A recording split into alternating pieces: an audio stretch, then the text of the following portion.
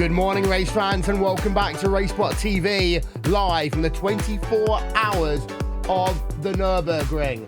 And just a few moments ago, we had ourselves a big incident. Let's ride on board then with the GT Ross SST Orange team.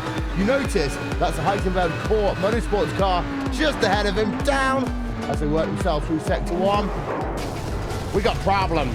We got problems very late on into the race that has put the GT Ross orange car out of the event for the time being. That is your breaking news from the last few hours here of the 24 hours of the Nürburgring.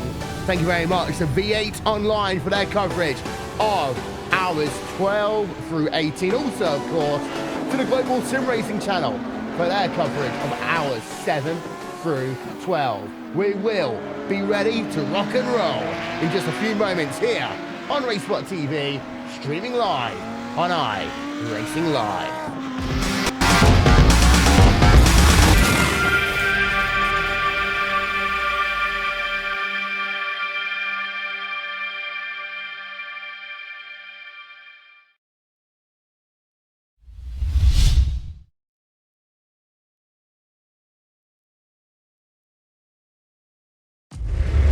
iRacing, you wanted the best, you got them for a breast. Often imitated, never duplicated. The greatest show on dirt, the World of Outlaws.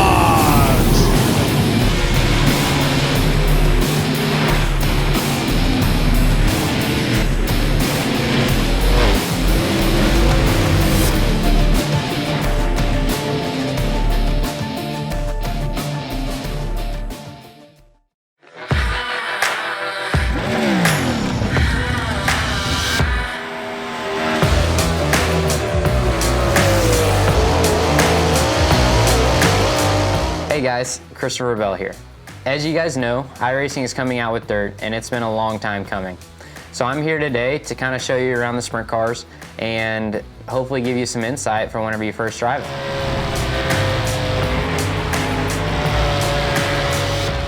So here we are at Williams Grove, gonna go out and make a couple laps in the 410 wing sprint car. I'm on default setup with a gear change to a 522. As we roll out of the pits, you guys might notice that the car wants to pull left and you have to hold the steering wheel right to go straight. That's normal for a sprint car because you have so much stagger, it's always trying to turn the car left. Once you get up to speed, that goes away.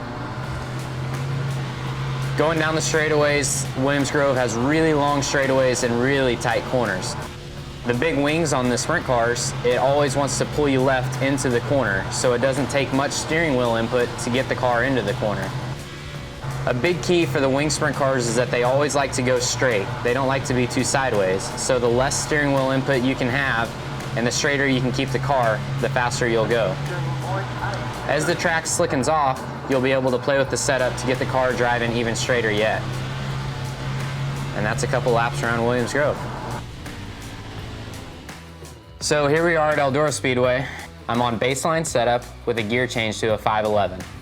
As we roll out at Eldora Speedway, one thing that you'll notice is that the corners are really sweeping and it's almost a circular shape. The big thing about Eldora is just keeping that steering wheel straight. The straighter you keep the wheel and the less steering input that you give the car, the faster you'll go. The fast line around Eldora will be right around the inside wall in the corners and then with a big arc towards the outside walls down the straightaways. Then once the track slicks off, you'll be able to follow the groove up towards the outside wall, where the famous Eldora High Line comes into play.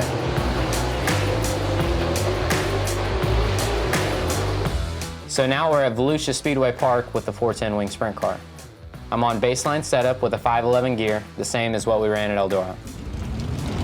Whenever you roll out on the racetrack, you'll notice that Volusia is similar to Eldora. They have long sweeping corners, and it's kind of circular in shape.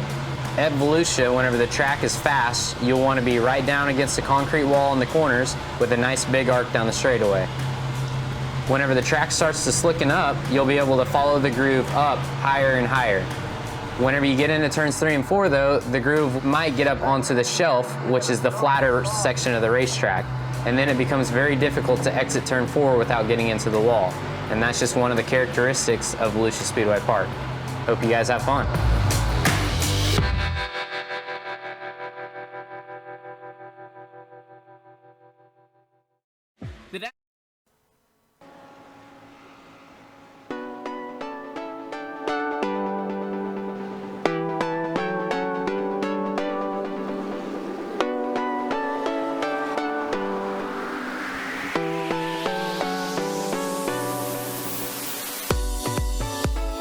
Good morning, ladies and gentlemen. Welcome then to the final 6 hours of the 24 hours at the Nürburgring here at Racespot TV, streaming live on iRacing Live. It's Will Vincent, it's Paul Smith, and it's Randy Cheneth here for the final 6 hour push to the end.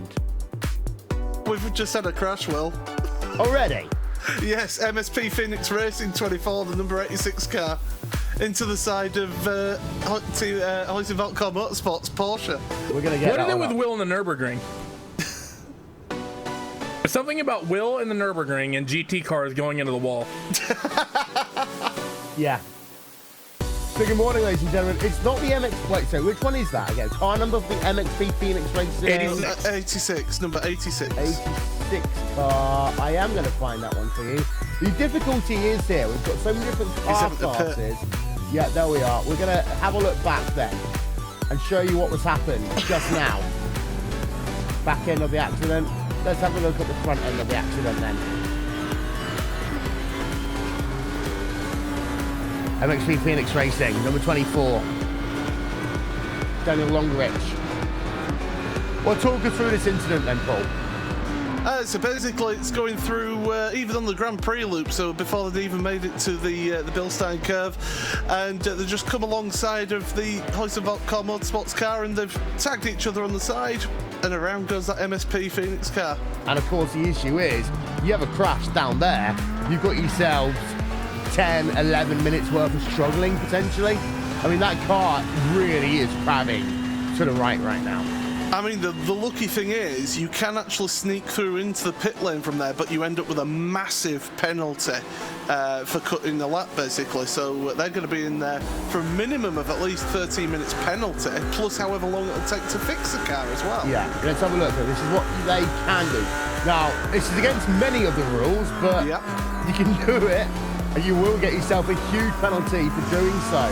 A black flag, but that's a way you save yourself a lot of drama. Daniel Longrich then does bring that car on towards pit road. Well, as we said, we are here at the Nürburgring Nordschleife. It is Will Vincent, Paul Smith, Randy Cheneth there, and you notice that the track temperature 78 degrees Fahrenheit, humidity 55%, wind speed of 2 miles an hour to the north, only 25 kilometers to do a lap here at the Nordschleife. I think we need to be honest very early on here in the last 6 hours. There's not a lot that's necessarily going to happen, we thought, but in the time that I've actually been getting ready, we've had ourselves that big crash and then one other one. So, Paul, we never know. We could have 4 cars finishing this, quite literally. Yeah, you could literally just end up with like one car from each class finishing this one. It's the nature of the Nürburgring, the Nordschleife. It's a very, once you get onto that Nordschleife section, it's a very tight and twisty bit, but a lot of high-speed corners with very little runoff. So you have an accident round there, and it's game-changing. And Randy, the honest thing is that we have had some high attrition rate, but you always expect that one at the Nordschleife because it is such a difficult track to try and deal with.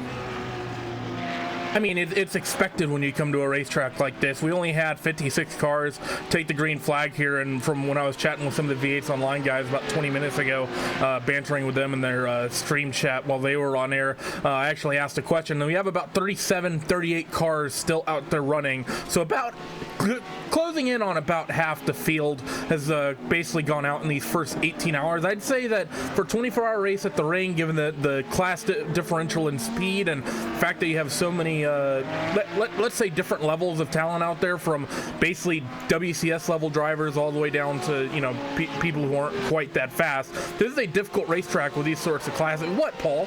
You were in the race. I'm telling the truth. Yeah, I know that basically you're basically saying that about me for that one, but no, you are right. There is such a wide variety, not just skill levels, but also the speed differential between the GT3 cars and the MX-5. So it always causes problems, and there has to be a level of patience around this track, especially around the Nordschleife, that you maybe wouldn't have at some other tracks which are a lot wider.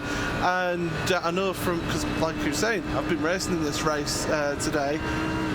there's been majority have been really good, really patient, working their way through. There's just been one or two drivers who have been a little bit impatient and just dive bombing the slower cars and expect them to just move out of the way, and that's where you get the accidents happen. Yeah, I think maybe the best way to explain it, sorry to cut in, Will, is that number 33 machine, that's a Porsche, and they're about to be on the podium depending how long that 88 car has to be in the pits. They're about about halfway around the lap right now. If that GTROS car is in the pit 5, 6, 7 more minutes, we're going to have a Porsche the one step down from the GT3 cars in terms of the classes on the podium. The sad thing is, the 777 machine isn't in the race anymore, Paul. I know you're heartbroken by that, aren't you? I am. I didn't actually even realise that. I don't normally check Twitter in between race broadcasts, but yeah, 777 machine. Shall we try and say the name of that car just to make it easier for all our fans? I'll do it. Go on. The Will Vincent Fan Club Team Yellow number 777. And there's more. No, you missed a bit. Oh, well, it's We like cut pizza and racing. Ah. Yeah. That bit's cut off for me, so I can't see that, so my bad. I won't lie to you. That is the second Will Vincent Fan Club effort I've heard of. The first one was going to be me and Josh Chinna walking the grid until I ended up in the hospital the night before. And I won't lie to you also, it's the pizza part of it kind of made me a little bit upset because I just remembered earlier on today, it's like, oh, I didn't order any takeout overnight, so I'd have enough food to eat throughout the course of the 6 hours. All I have, quite literally, is 2 little bits of salmon, which is going to be breakfast on bread, and then if it defrosting time, Paul, I might get myself a nice little kind of it wasn't frozen originally, but it's been frozen, one of those mini chicken roasts. All right, okay. That sounds. It's a very typical Will Vincent. We've got a long broadcast sort of meal. Is this like the roast chicken, isn't it? Yeah. And it works. It really does work. It's great to have something like that. You know, you could just dive in and just grab all your busy talking and doing camera work. But yeah, just a nice bit of salmon though, nice bit of healthy for you to start off your day. Yeah, it's not too bad. Have a look. I had a bowl of cornflakes and some orange juice. You know what? I had Jack in the Box. I have Cocoa Pops, but I don't have any milk. And the person that tries to mix Cocoa Pops with water doesn't deserve to live on this green earth. So, you know, I decided that I couldn't have that at all. Just having a look there at the American Racing Team down at the Dottinger Ho right now. They are 3rd place in their class, but they are not 3rd place overall, as you alluded to a little bit earlier on, Randy. They are at least a lap behind Heisenberg Core Motorsports with, 5 hours, 46 minutes to go. And that's not really too bad to be only a lap down this deep into the race compared to a team like Heinzenfeld Core Motorsports. I mean, that group has been so successful last year. Bit of a slow start this season, not a great run at Le Mans. Actually, I think they may have ran well at Le Mans. You know, I honestly forget. It's been such a busy streak of races and broadcasts for us. But overall, I mean, there's some big names at the top of all these, at least the top 2 classes and 3 of the slower ones as well. I mean, you got Vendaval, Pure, and Iberica, the top 3 in GT3. Heinzenfeld Pure and Team RSO, top 3 in the Porsches. Torque Freak Pure and Team Mad in the Kias, then Team Potato, Team RSO, and Sloth and Om Squad. There's a couple team names that might be somewhat interesting to see there, but for the most part, it's either well-known teams that always run well or people that run well in our VLN Endurance Championship. Yeah, of course, it's not Team Potato, it's Team Potato, isn't it, Paul? Potato! Yeah. Potato. As we go back on board then with Andrew Perry to that number 5 machine, and well, I just noticed how many teams are Heisenfeld Engineering sponsoring these days, Paul? I'll tell you what, they must have a bit of brass behind them, that's for sure. And if they are willing to sponsor individual commentators, then I'd be more than willing to try out, sample some of their products. Well, from the I will low unashamedly quality promo your products on a Blanc Pound and NASCAR broadcast, just putting that out there. Well, from the you've seen how low our advertising budget is, Paul. Yes. Having actually worked with me on one of these commercials. But so we could do with the money. So Heisenfeld Engineering, if you're listening, good morning.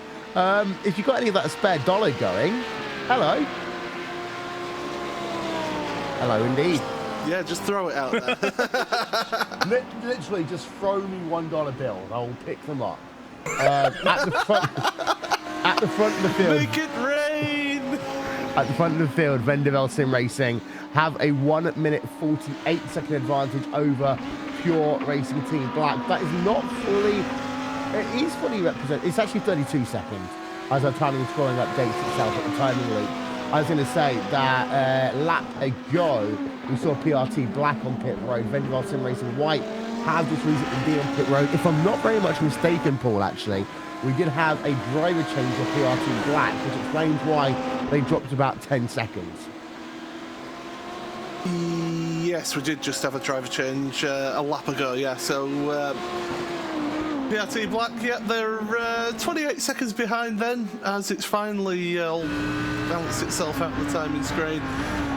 That's not really that big a gap when you consider the length of the track and how long a lap is around here. You're talking about just over 8 minutes, about 8 minutes 20 for a lap in the middle of the race. So yeah, it's actually a small gap, is that? But there you go. That's yeah, everything could happen with that one. There is Iberica have closed right up to the back of Pure Racing Team, and that is actually a battle for position in overall. Yeah, and that one is just say half a tenth of a second right now. Let's go and have a look on board with the Iberica Racing Team. This should, in theory, be easy. They work themselves past one of the Mazda MX-5 Cup cars, who comes to them in a few moments' time. But right on board with Iberica, this is the thing. We're talking about 28 seconds. If you get stuck up behind a slow car through this section of the racetrack, Randy, well, you're going to lose 2, 3, 4 seconds just like that. That's the odd or fourth section of the racetrack that Reese Gardner in the last 6-hour stretch quite correctly attributed and called the YouTube corner, because you see that corner in all sorts of shenaniganry online. Basically, if you look up a Nürburgring crash compilation, that corner is going to make up probably a good third to half of it. But you're absolutely right. You don't want to get caught up around. I mean, really, there's so many places around this racetrack to get caught up behind slower traffic. Fortunate thing, if you're Adria Perez and Iberica Racing Team, those cars ahead of you, it's almost a sure fact that they're going to catch traffic as well. Yeah. You go on board then the driver that's just been passed. That's Patrick Pitchler in the Pure Racing Team Cup car. The other thing I have to admit to the racing fans here today, Paul, is that I think I've only ever commentated in about 11 laps in the Nordschleife. I've only ever driven about 11 laps in the Nordschleife. The last time I actually did turn a lap in the Nordschleife, it was in a sprint car. Well, yeah, I mean, that goes to show how much experience you've had around the Nordschleife, whereas last season in the VLN Endurance Championship, it was myself and Randy, along with Cisco, Cam, and Alvin. Yeah, they don't matter. They don't matter, yeah, they're not here right now. But us two, me and Randy, we did the entire last season of the VLN Championship. Randy, you've been doing this season as well, haven't you? So...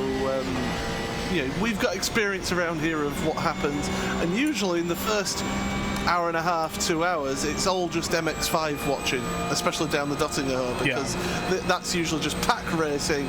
They're all getting slipstream off of each other, and they go 3, 4, 5 wide down there in the MX-5s. It's fantastic to watch at the start of the race. And then the GT3s come through and ruin it all. Yeah, they do, yeah. Yeah, so... at this stage of a race, I mean, we also did quite a lot of the Nürburgring 24 Hours last year as well, didn't we, Randy? So at this stage of the race, there's not really that much going on at the moment in the big scheme of things.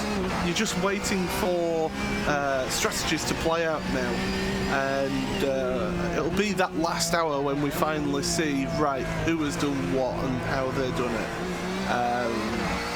Just looking down the timing screen, not really that many that close together on track. Yeah. Evolution Racing Team, they're actually closing up in the Porsche to the Wave Driving Revolution.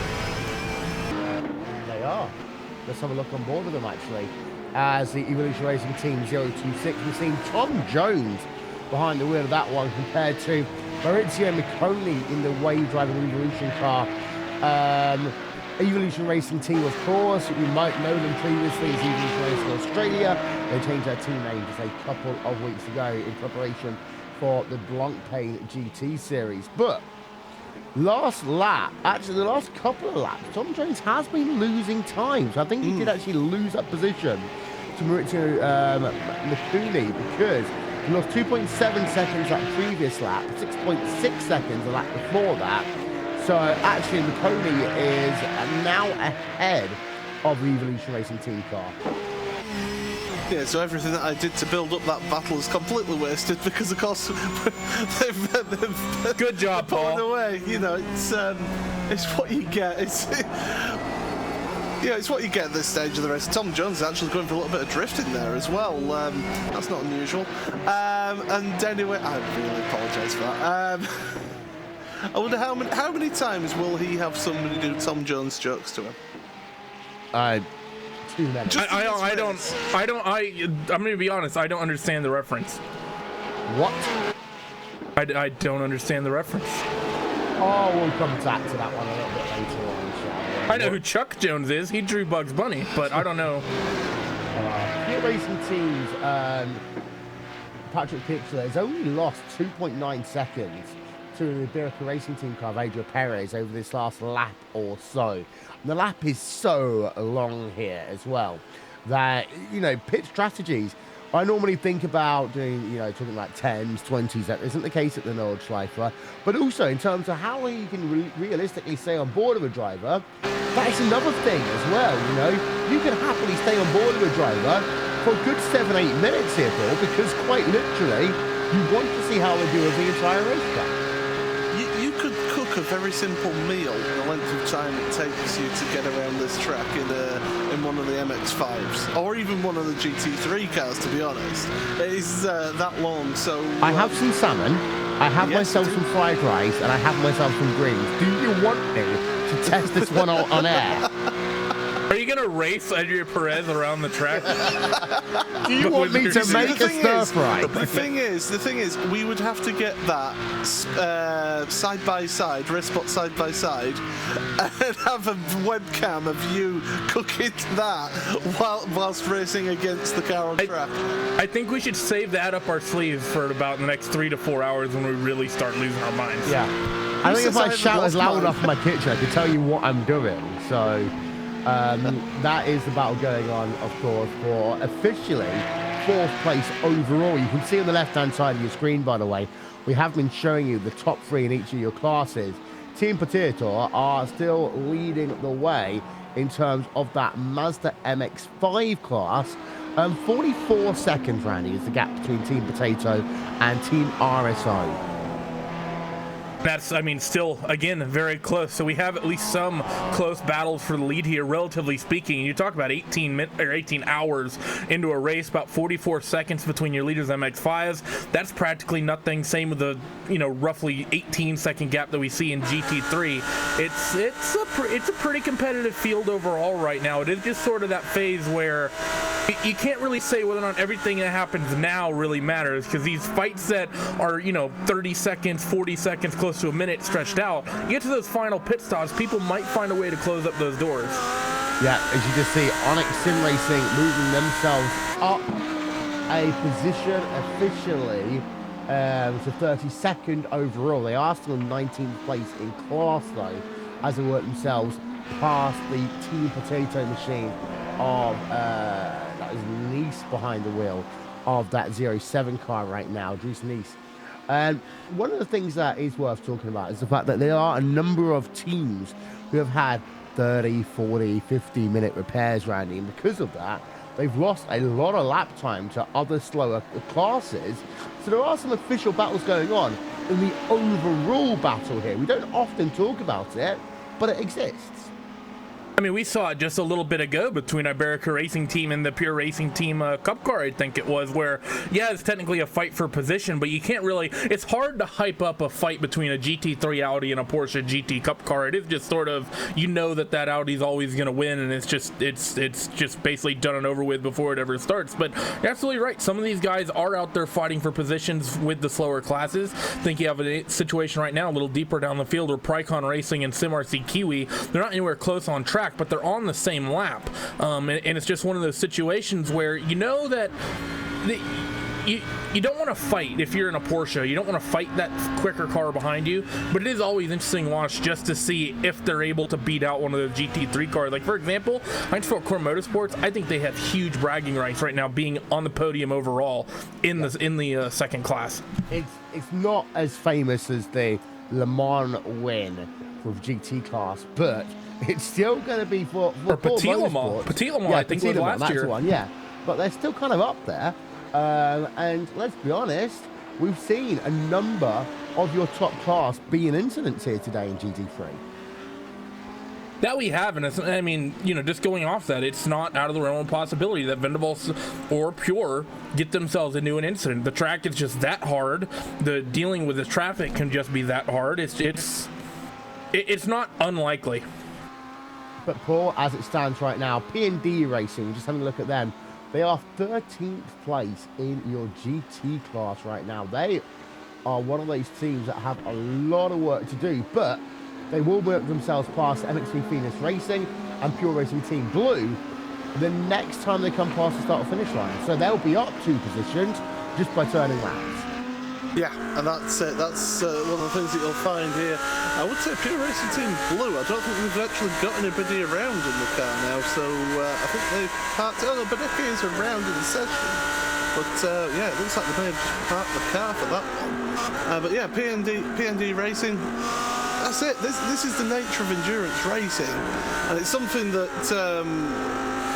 my team, we've kept on sort of having to say to each other is, just keep hitting your marks, keep doing what you're doing, keep to schedule, and you should naturally gain positions through other teams having misfortunes and dropping places, and that's certainly what's been happening with various teams in here.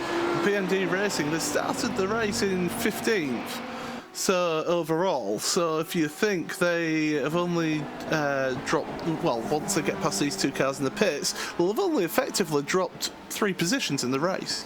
From one Pure Racing team to another, Pure Racing Team Kia, Michael Shellback behind the wheel of that one, and Mika Ishuis behind the wheel of the Torque Freak Racing number 82 machine. It is worth noting that this gap is a little bit superficial because Torque Freak Racing have just come on towards pit road as Shellback does a drift there in that number 6 machine even there, Randy.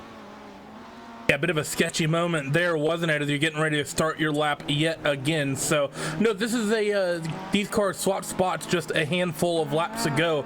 Torque Freak, I know, at that point re-inherited the lead. I know that Paul, though, very interestingly watching both of these cars as well as the number 36 machine out there on track. Well, I mean, I can tell you because I've been keeping an eye on this class for vested reasons. Pure Racing Team, they had a massive incident earlier on in the race, and that's why you see a lot of damage on the car. It was about 3 or 4 hours ago that they've had this incident. They've actually been dropping time. I mean, Michael Shellback is actually doing a really good job of hauling that car around, only 10 seconds off of his ultimate fastest pace. But they've been struggling with top speed for that car, so they're actually dropping back into the clutches of Torque Freak Racing. So that battle could be happening soon in about, what, an hour's time, an hour and a half? Yeah, and it's also worth noting that it is a good comparison. Last time by, Team Mad Red did a 9 minute 1.091. Pure Racing Team Kia out front, 9 minutes 8.1. So that is right there, 7 seconds taken away. And yes, there's 2 minutes 14 to go between P number 3 and P number 1, but we've got 5.5 hours worth of racing to go. Yeah, and you might hear me getting a little bit giddy later on in the race if this carries on like this. So, yeah, it's an interesting battle. And again, this is something that you get with endurance racing. You've got that. You know, people can have an instance, they can pull out a massive lead, have a big instant, and then have to be on damage control to try and keep hold of that position, and then the other teams will then come through who have maybe not quite got the pace of that top team of Pure Racing Team, but they're able to come through because they've managed to keep the car relatively clean. I'm putting you under pressure right now. We're on board with Team Mad Red, Daniel Kraft. Front wheel drive car, Nordschleifer, talk us through what a lap would be like at the Nordschleife, Paul. Are you really wanting me to talk the entire lap? Yes, go. He could barely drive the lap. Let's talk us through one. So basically, they're just actually headed on to the Nordschleife now, and Daniel Kraft there taking a little bit of a tighter line than some of the others who take a wider entrance to that. The key thing with this car, with this Kia, you've got the throttle management. You've really got to be careful applying the throttle because it's so easy to spin up those front tyres because it is a front wheel drive car. It's got 375 brake horsepower. So actually, it's so easy to just burn up those front tyres and you end up with no grip for the last 2 laps or so. These drivers having to do a bit of a fuel saving as well in the Kia class. It's a small fuel tank, only 18 gallons. They can only do 5 laps if they do some fuel saving as well. So it's a lot of pit stops in the race for that class. And now you're heading up over the crest. It goes a little bit light over that crest there and then into floodplats and just a little dab of brakes through the right-hander, then you're onto the full throttle again. And it's really, a lot of people have been surprised by how much top speed this car has because it has so little aerodynamic drag compared to, say, like the GT3 cars, and it actually is just as fast as the Audis going down the Dottingerhoe as well, so it catches a lot of people out, this Kia, the so-called lesser class that really nobody cares about. Carrying on through Hamburg, they go now down towards compression, and again, it's all about getting your line right, making sure that you're hitting all the your spots and your marks. And when you go through compression, it'll be doing a little bit of fuel saving, so it'll be lifting off and then hitting the brakes for Adenauer Forest to, of course, this difficult section of track. And Randy, we saw it last year, and we've seen it in many races. You mentioned about the incidents that happen around this part of the track. It's so easy to get your braking wrong going into Adenauer Forest, isn't it? Oh, it is, because it's you think you can go faster than you can because it's uphill, and that will sometimes get you into trouble. The other problem is that if you go, it's also easy to just lose a bunch of time there by being just way too cautious. I'm not gonna lie, I've actually been somewhat surprised the lack of incidents that we've seen at that section of the racetrack. I've always found, at least for me personally, that's probably the most difficult corner and braking zone on the entire circuit. It certainly is a tricky part of the track as we're heading now downhill once again through the Dreifachstrecks. I apologise for my German pronunciation 10 out of 10. There. It says we're heading down, and this is a tricky corner. It's very tight. It's downhill braking and you're turning as well. So it's so easy to just lose control, go straight on there. But now carrying on through towards the left-hander at Breitscheid. And we'll be heading up towards Exmoor, the right-hander. Click the apex there, get on the power nice and early because it's uphill once again. And it's through this section where actually Niki Lauda had his massive accident back in 1976. Right here. Yeah, right there. So, it's a very difficult and dangerous part of the track, but he's got through there now and through Bergwerk, the right-hander, and now it's full speed, flat out, all the way through up here towards Steelstreck. So it's so easy to get your line wrong through here because you think, oh, it's full throttle, Randy. You can just relax now, but you've got to, it's curving all the time. You've got to make sure you hit those apexes. Especially in some of these cars that don't have a whole bunch of aero, like this Kia. This is a very tricky section of the racetrack, especially this left-hander they're coming up to in just a moment. Not that little kink right here. You have to brake for this left-hander. It's like a tighter version of the kink that you have at Road America or at Sonoma, in fact.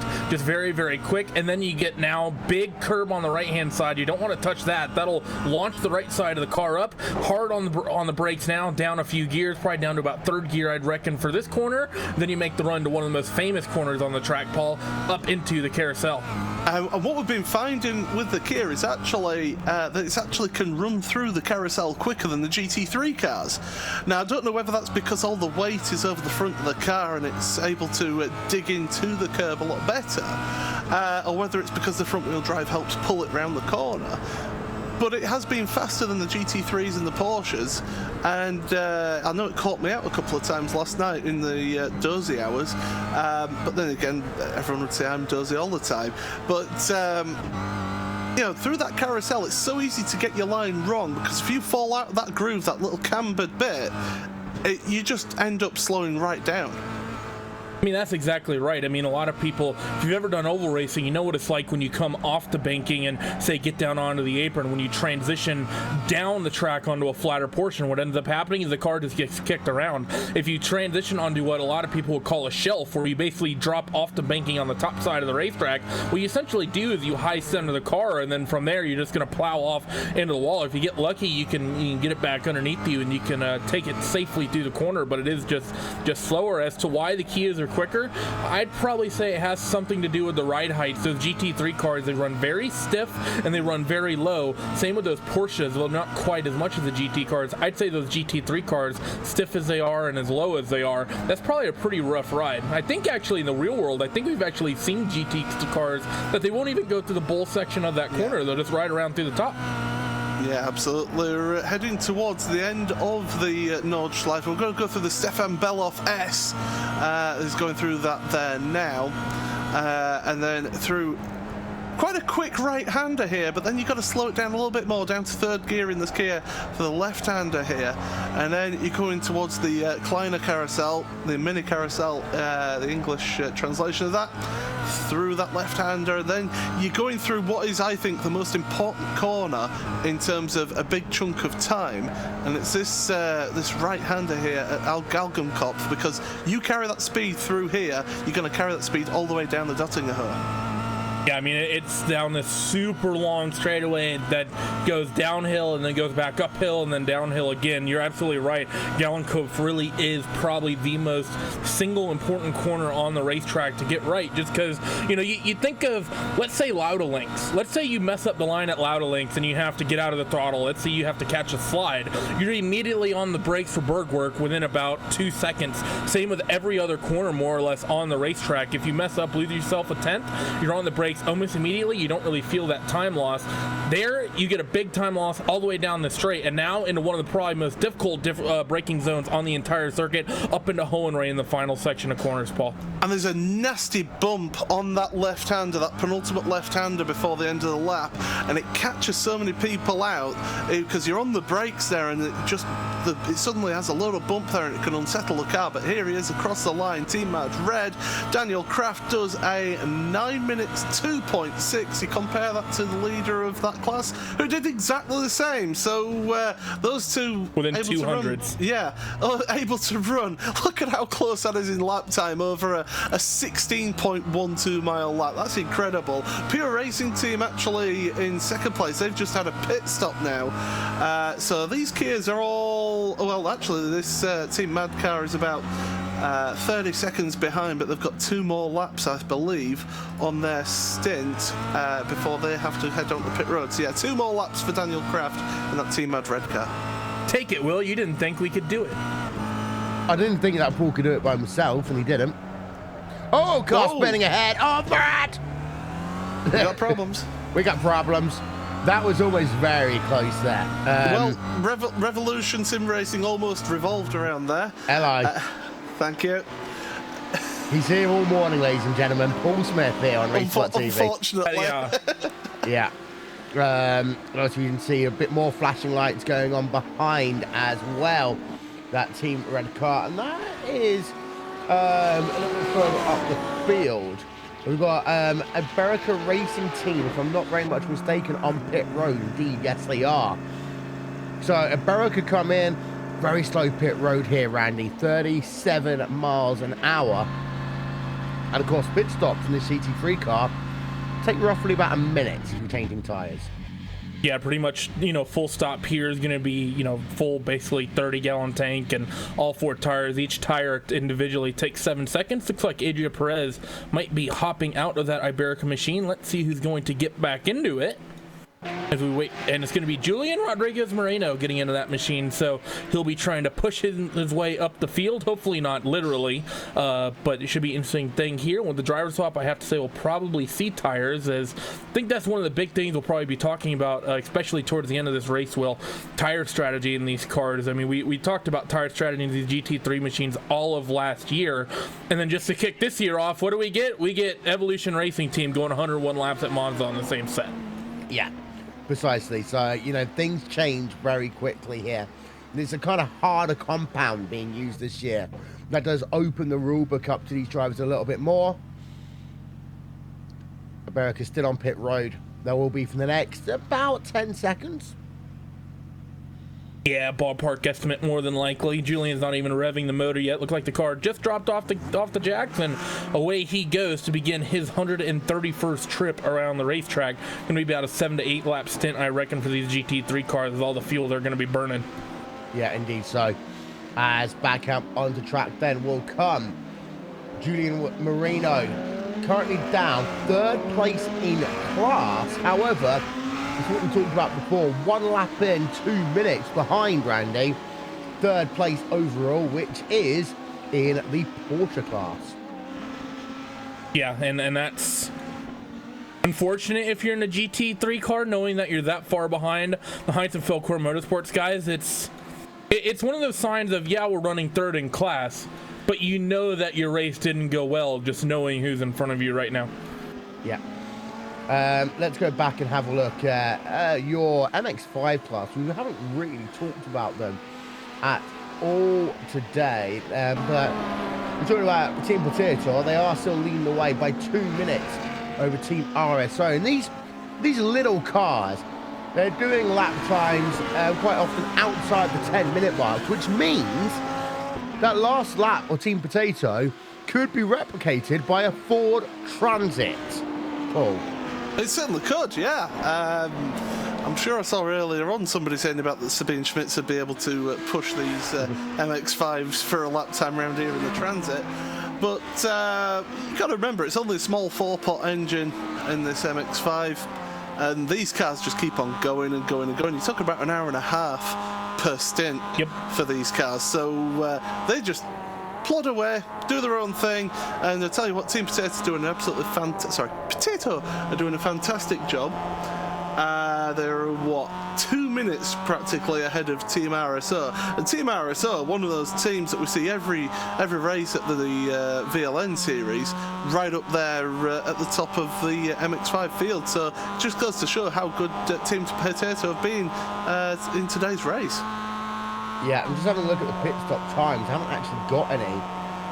Yeah, it's about 1 minute 1 minute 5 on pit road. So it's ironic that they even fuel up quicker than some of your GT3 cars there, Paul. Well, it's only a 12-gallon tank. Yeah. So it's a third of the fuel, so not that surprising. What's really surprising, the fact that they only burn a gallon a lap around this place. Yeah. I think what we do need to do is start the hashtag Sabine iRacing Nürburgring. I'd be up for that. In the MX-5. Yeah. Yeah, I think we could all deal with that one. Yeah. Go on board then with the Team Potato machine of Dries Nies once again even. He's not done 109 laps in that car. It's just the way our timing scoring graphic works, unfortunately, there.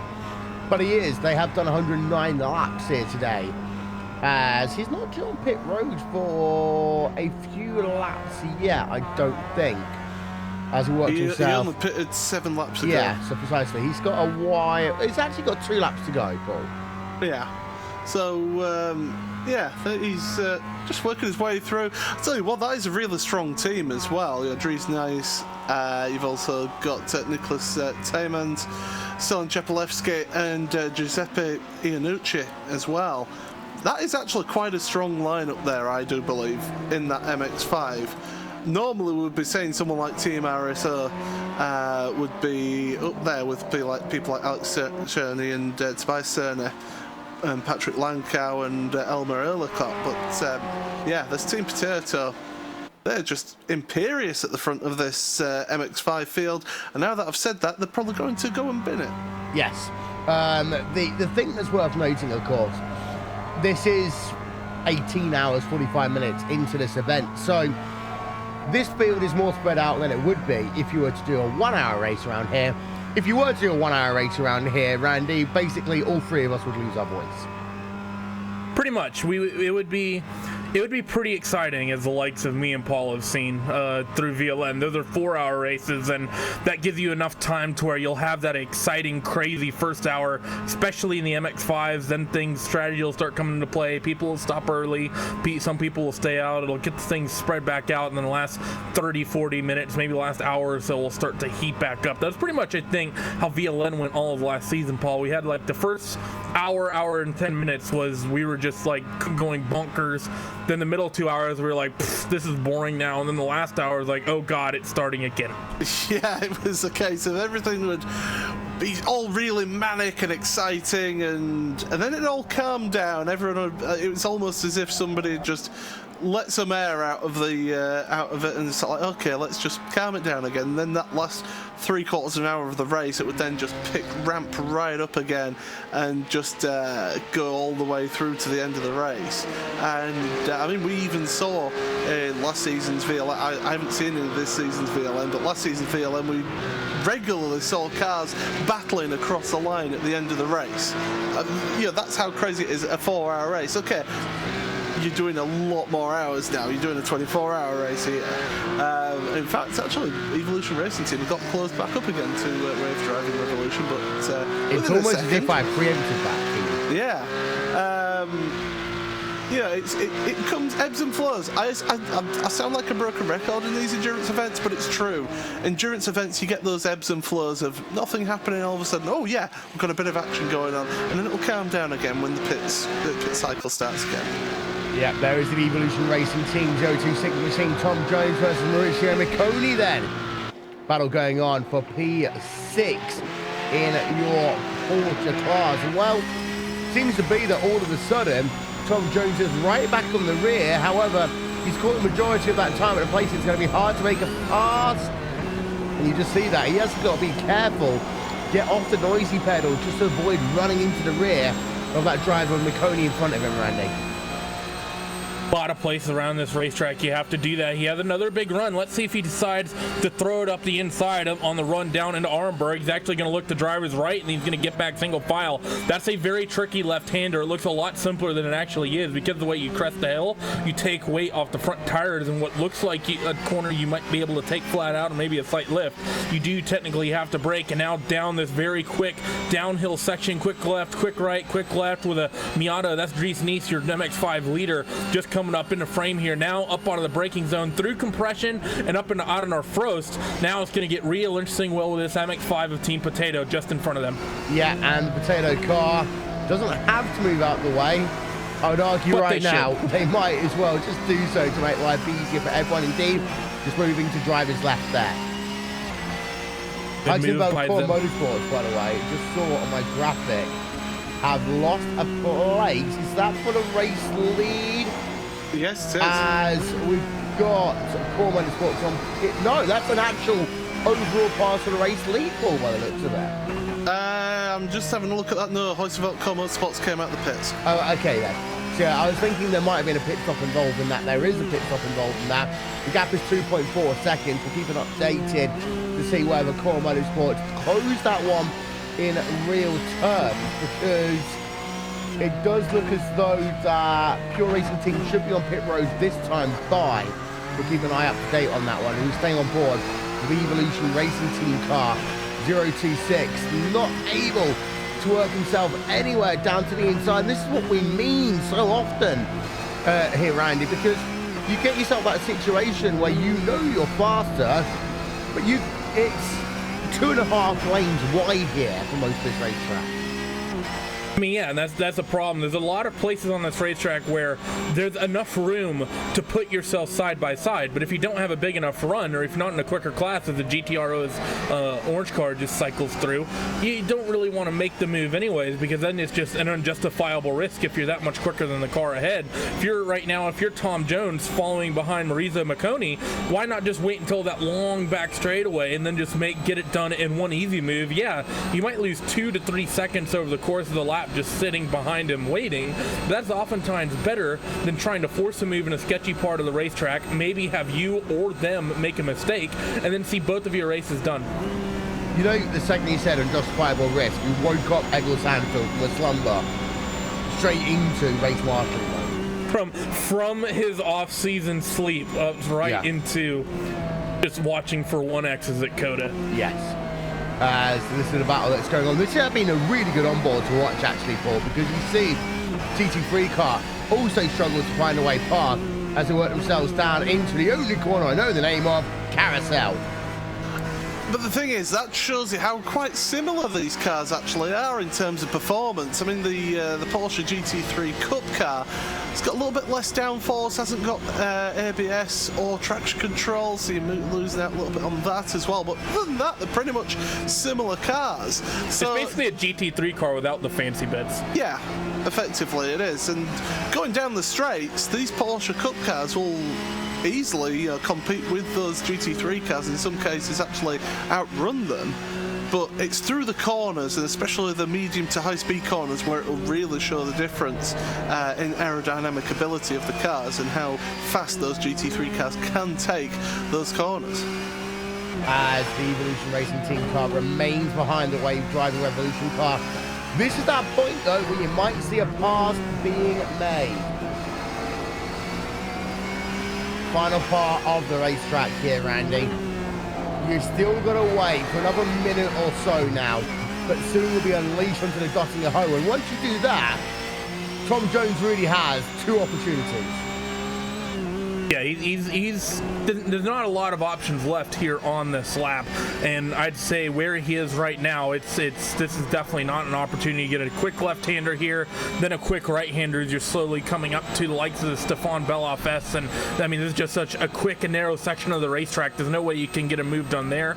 Nowhere near close enough at this section of the racetrack to make a move. It's actually locking up as the car in front. The car in front gets into the wall, and Tom Jones very wisely just slows up there and basically lets McConey get that thing back in order. I think very wise there, Will, as patient and he's been. No point trying to slip around on driver's right and maybe risk having McConey spin back onto the racetrack and collecting you.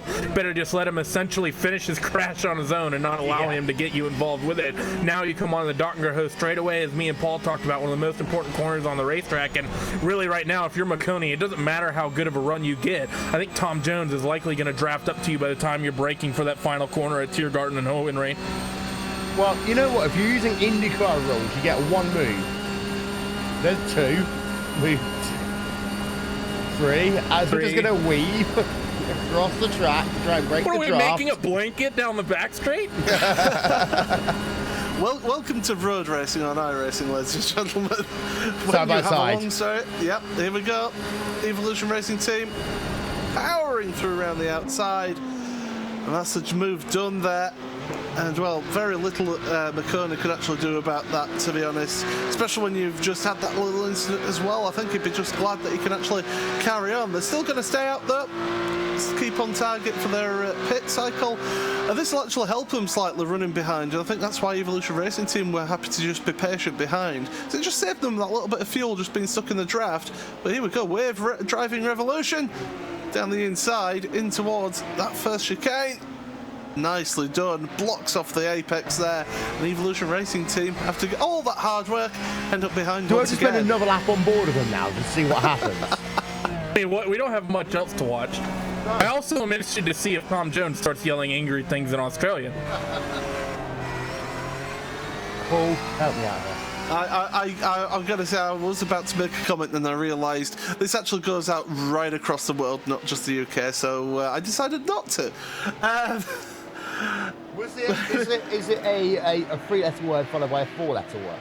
No, it wasn't. It wasn't anything sweary. It was just a stereotype that I didn't want to carry on. I didn't want to persist that stereotype. Okay. By the way, song track there. Okay. Housing.co Motorsports sticking with that bit about 2 seconds behind at the moment behind Pure Racing Team Cup for that lead of the GT3 class there, and third place overall as well in the race. So those guys, they just look to be happy. Alexander Voss just looks to be happy to just do his thing, sit about there, because they know that car in front will maybe have to pit, not this time by, maybe next time by. Indeed so. Let's ride a couple of corners on board then, with some angles, with the Wave driving the Revolution car as the Evolution Racing Team car tries to find a way past. This is Race Spot TV, fan immersion.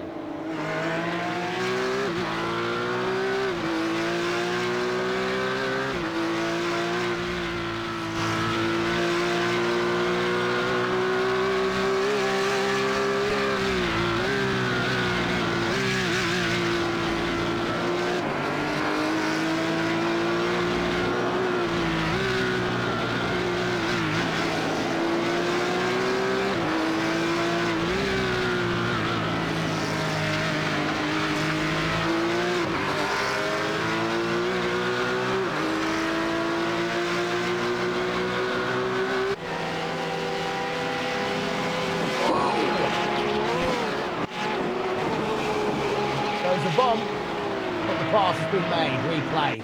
On board then with the Evolution Racing Team car.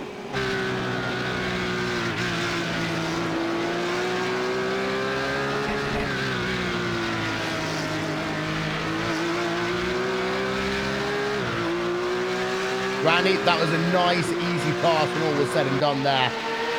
Just got himself the line, buried that car side by side, got the pass made.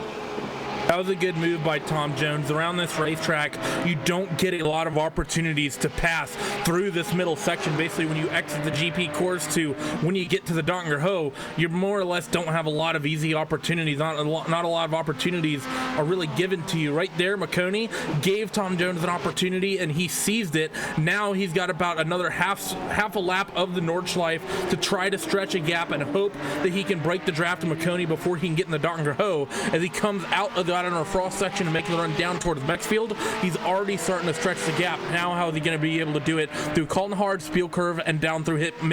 Yep, so that was a pass that's been made. You can see already a gap been made of 0.4 of a second. That's nothing, however, in terms of these two. Give me one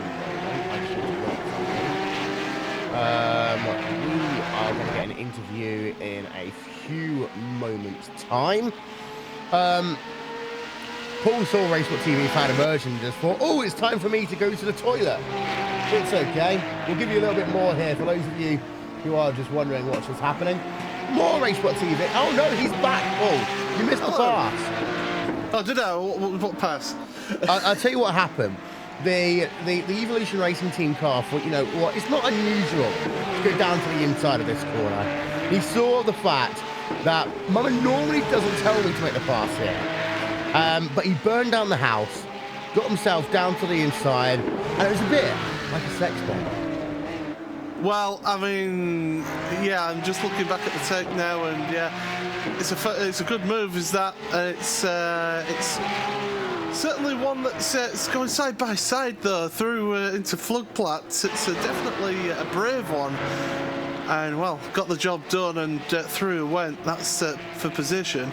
I was just thinking, just whilst I stepped aside for a minute there, and it's the London Marathon today, isn't it? What, were you thinking of running? No, I wasn't thinking of running, because that would be my idea of hell, would that? Anyone who's seen photos of me would realise that 26.2 miles would not be good on my knees. But yeah, London Marathon today, and NBC Sports colleague Will Buxton is racing this year for in the London Marathon, running for St Michael's Hospice.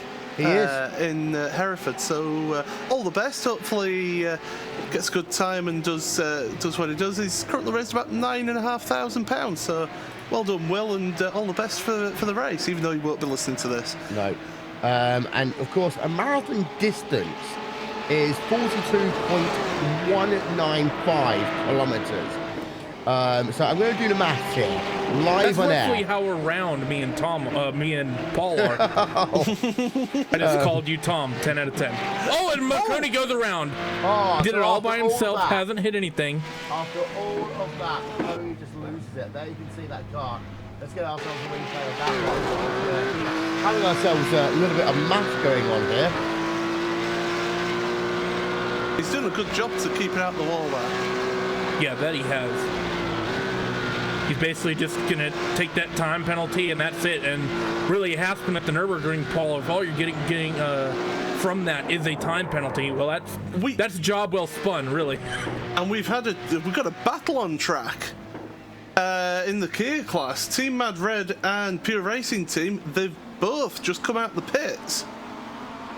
And Mad's ahead, yeah. So a long pit stop, 2 minutes 17.9 for Pure Racing Team. So obviously maybe a speeding penalty or something along those lines for them, or maybe a little bit of optional repairs going on there. But yeah, change of position there. Talk Creek Racing, they should be coming in at the end of this lap. They're 4 minutes 23 ahead of these two battling away. So if yeah, Paul's team leads laps in this race, I will be I'm going to explode. There you can see Team Mad come out just ahead though. Having a look at the replay. Magic Sakaric there coming out with the number 36 machine ahead of Michael Shellback, and the pit stop times, we'll put them up on your screen for you now. It was 1:52 there for the number 36 machine. Compare that one to, get that, 2 minutes 16. That does reek there of either damage or a speeding penalty bill. It does, yeah. It looks along those lines. I would possibly think damage, looking at that, just a little bit of optional repairs. And to be honest, in a race like this, you take the optional repairs because it will not affect you as much in the long run if you take them rather than just trying to drag a broken car around. So those two are battling away. We've also got Hoist.com. Motorsports have closed up as well in your battle for P1 in your Cup class, your Porsche Cup class. They're about a second and a half behind, just sitting there calmly at the moment. But yeah, Pure Racing Team with the Kias, they've got an Audi behind of MSP Phoenix Racing.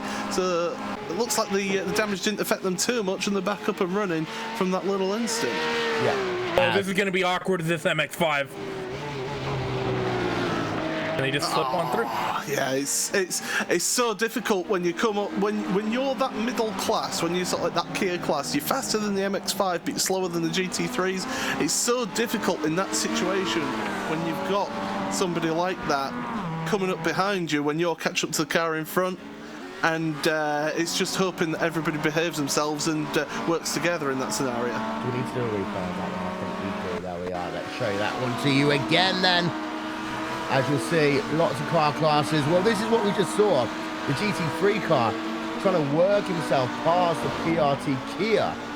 We'll just have a look there as they work themselves through this tricky section of track. But then we need to go and pay our attention over to that MX-5. And it's that worst case situation for that middle class. They are being passed by the fastest car on track. But at the same time, they've also got to both try and find a way past the slowest car on track. But the MX-5 there acted perfectly, just went to driver's left, didn't cause any commotion. Everyone fed through on the right-hand side. And that really does show how sometimes, it's really, really good work in multi-class because everyone just understands what everyone else is supposed to do and when. We've got less than 5 hours to go now, by the way, here in this broadcast. We were going to start on a little point a moment ago, but then action happened. We're going to do it one more time. A marathon is only 1.675 times around the Nordschleife football. There you go, Mr. Will Vincent, mathematician. Should get you on countdown. I am no. You're not going to put me in a dress. Got a calculator out. And You're not going to put me in a dress. Oh, I don't know. You could be Rachel Riley. That'd be. I would never look anywhere near as good as Rachel Riley. Or Carol Vorderman. I couldn't look as good as Carol Vorderman. Yeah. God knows how old. I wouldn't know how old she is either, but yeah, look at that. Yeah. I'm just looking at that Porsche Cup battle they're sticking at about the same gap at the moment, and to be honest, I think Pure Racing Team should be coming into the pits. The team that did pit as well was the Wave Driving Revolution that we saw battling with Evolution Racing Team, so they've been in the pits now, I think just to maybe have to change a driver overalls or something after that half spin. So they're back up and running now. It was a 1 minute 43 pit stop though, so a long pit stop for them in that car. So obviously fixing some damage on that car, but then again, that rear wing does look a bit second hand on that Wave Driving Revolution car. Yeah, just having a look. And Pixley doesn't come into a pit road this time, right? So he'll do himself one more lap at the very least then. 1 hour 5 done in our part of this telecast. Got ourselves 4 hours 54 minutes to go. We're going to step aside for a few. We'll be back with more after these messages. You're watching RaceBot TV on iRacing Live. Don't go anywhere. We'll be back in just a few moments' time.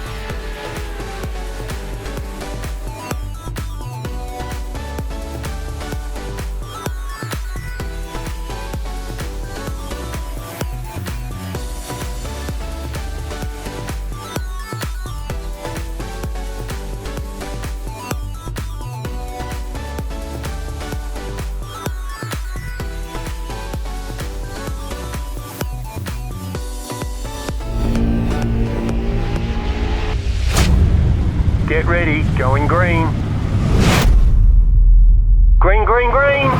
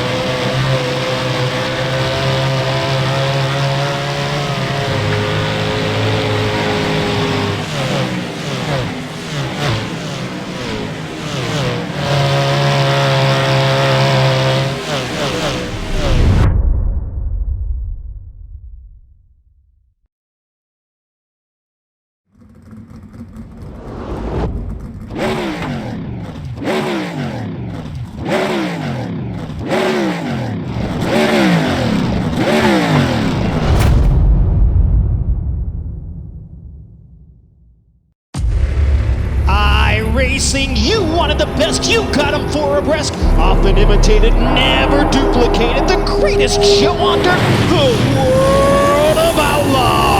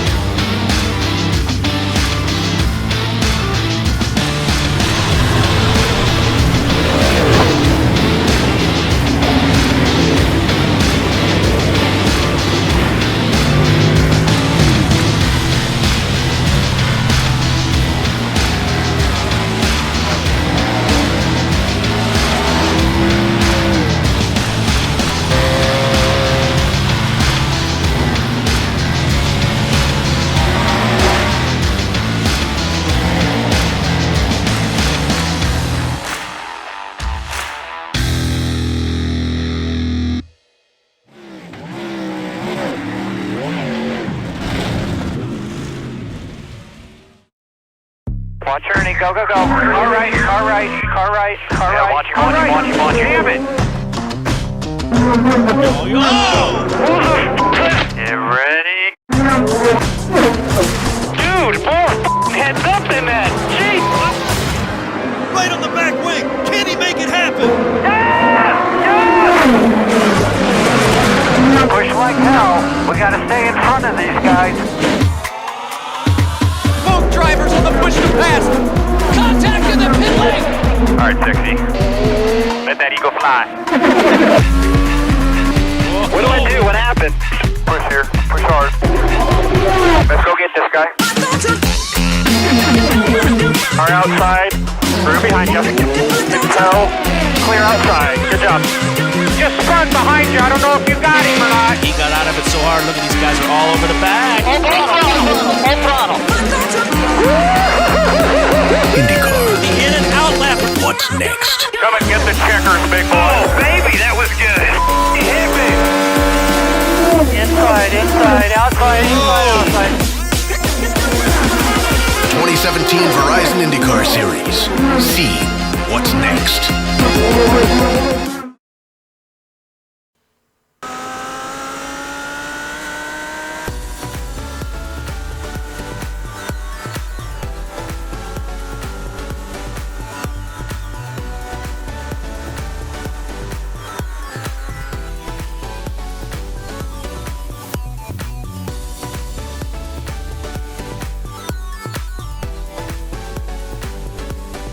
They call it the Green Hell for good reason. But we're back here at the Nürburgring for the iRacing 24 hours of the Nürburgring. Will Vincent, Randy Chenoweth, and Paul Smith are still here. We stood by actually with two drivers from the Fitzy Motorsports N24 machine currently running themselves sixth place in class. They are stood by with Randy Chenoweth. I'm stood by with Mr. Sam Fitzpatrick as well as Jack Styles. First question is for Jack, actually. Jack, with a name like Jack Styles, shouldn't you be the vague rhythm guitarist for some punk band somewhere? I can't sing, so no. No. That's why you're a guitarist. Rhythm, yeah, that's why you're the rhythm guitarist. I doubt it. I don't even know who you're on about, to be honest. Oh, basically every punk band ever. But regardless, you guys are running currently 6th in class, 9th overall, currently 3 laps down on your class leader of Vendaval Sim Racing White. How's your run gone overall? Not too bad. We had a couple of problems over the night. During the night, a couple of spins and a bit of a lag from Phil's internet, meaning that we now have engine damage. So it's just a case of nursing the car through the last few hours of the race to get it home. Speaking of Phil, he's currently the one in the car right now working your guys' 133rd lap, rather, if I could speak the English language correctly. Who's getting in next? I'll be going in next, and then it'll be Christian to take it to the line. Phil's doing a really good job, actually. Really consistent times. We think we got a bit of damage, so his times right now are, yeah, really solid. And how long is that final stint going to be to get you guys yourselves to the checker? It's difficult to say right now because we're kind of on the edge of 7 or 8 laps per stint, so probably going to be 50-minute final stint. Well, thanks for joining us, gentlemen. Always good to get some company besides the likes of Will and Paul up here in the booth. They can be abrasive at times. But before we let you go, who would you like to promo? Jack, you can do this bit. Okay. Yeah, I just want to say thank you to all the guys who put the effort in for this weekend. It was a proper last-minute effort. The livery was finished at about 11 o'clock yesterday, and the setup was finished in warm-up. So it was definitely one of these, we've got to get everything finished for the start of the race. And also to Justin Davis, who gave us a hand with delivery. Seems as Phil was so busy trying to get everything ready, he couldn't actually make delivery until yesterday morning. So kudos to him for giving us access to one of his Photoshop files to get it ready, so we have that awesome livery for this weekend. Well, job well done, guys. Good luck on surviving the next 5 or so hours of the race. Thank you very much. Back to you. Patrick Pitcher on pit road there, Paul. Yep, we were expecting that pit stop, and it's happened now. It's Alexander Voss for Huisveld Car Motorsports back into the lead of your Porsche field, your GT3 Cup field, should we say. Also, Pure Racing Team Black on pit road as well. Florian Voith, they're taking their latest pit stop from second place overall in the race. So we appear to be sort of like a little bit of a mini pit window for Pure Racing Team. Yep. And of course, being at the Nürburgring, Paul, I always wonder the iRacing official, how many Jack Daniels and Cokes has he had over the course of the last few hours? We're going down this route again. We're going down this route again. Look at him. He's right there. Stop doing the JD and Cokes.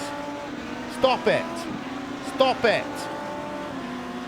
He literally looks like he's trying to swaggle back to the pit lane, but it's like, there's a car. There's a car. I can't do it. There's a car. There's another car. Let's be honest. If you were inundated with protests to review, you would probably have a few G&Ds Team as well. Engineering's had a spin. Okay, which is car number 4. The 4 machine.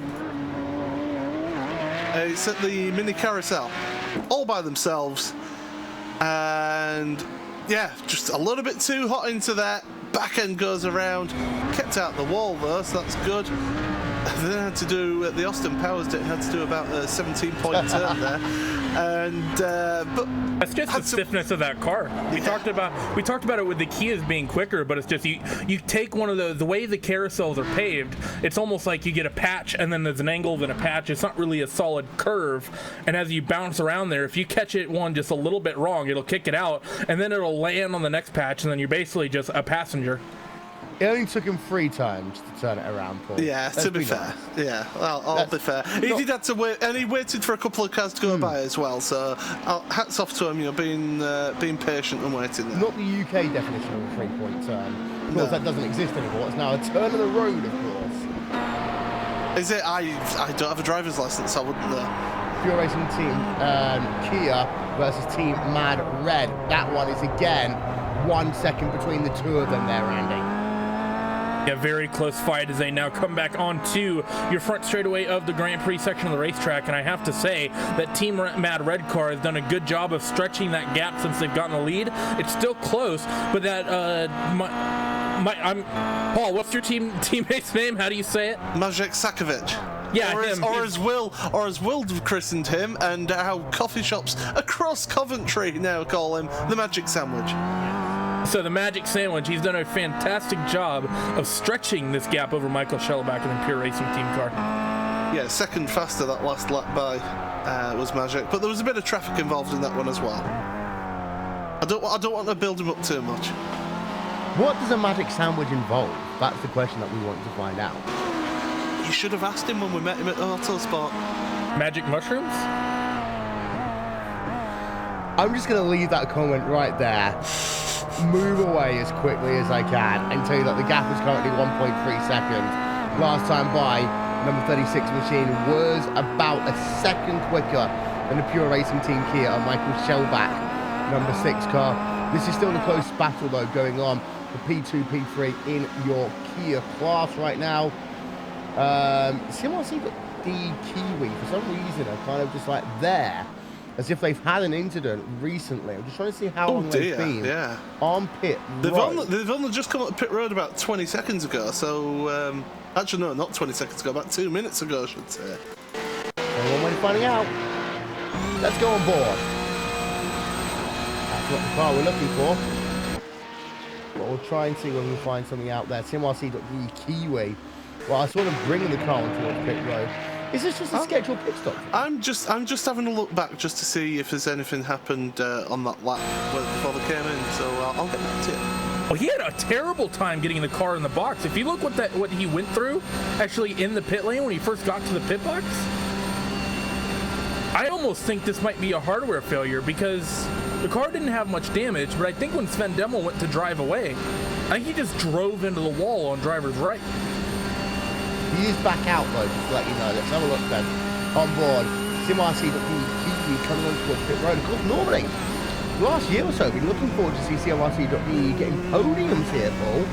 Bit off pace here today, that shot. Yeah, they're a bit out of sorts today. I don't know what's happening there with them. And yeah, that was really bizarre, Andy. I've just seen that now. Yeah, it was what happened in the pits. I've never seen something like that before, apart from, say, as you say, a hardware failure.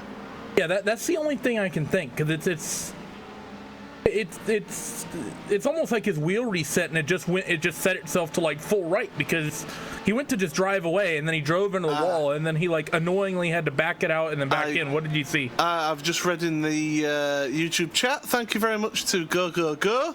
CMRC has a meatball that can't get repaired. Ooh.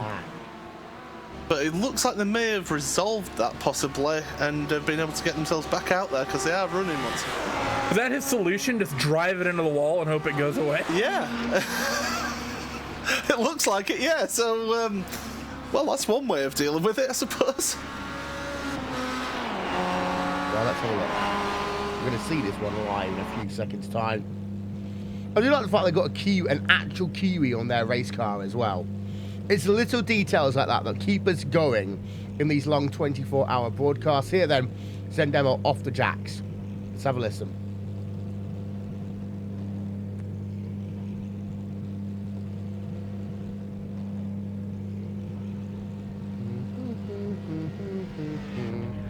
These cars take a long while to... There we are, into gear. Okay.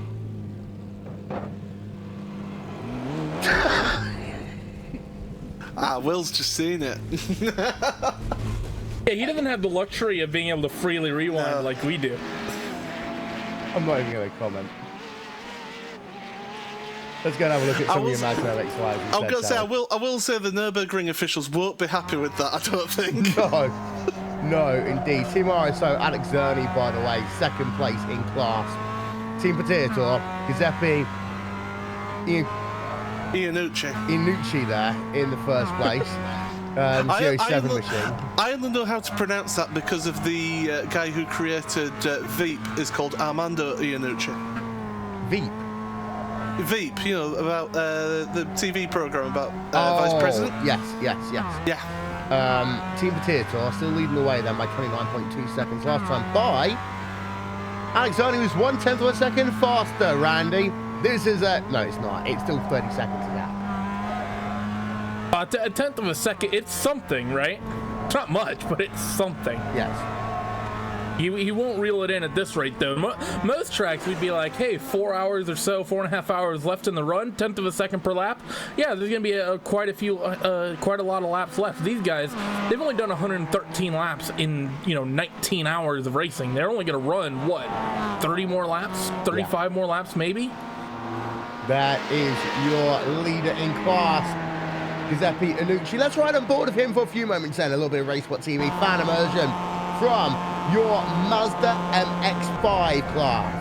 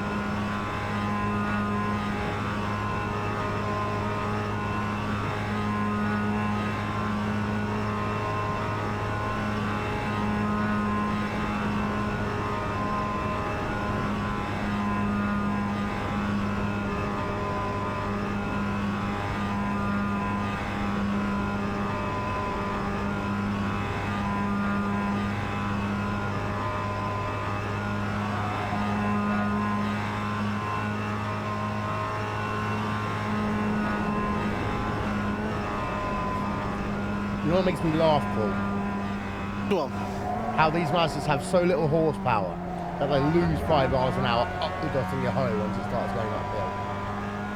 Yeah, you don't realise how much undulation there is up that straight there, up the Dottinger Hoe. So as you head towards the bridge there, so yeah, it definitely does affect them going up there. It is, as we say, it's only a small capacity engine, is that, but they still do a fantastic job being able to run at about 125 miles an hour up that straight. So it's fast for them guys because it's not a big car, it's a small car, is that, but compared to your GT3 field and the like, it's really just a case of just see ya and wave as you go past.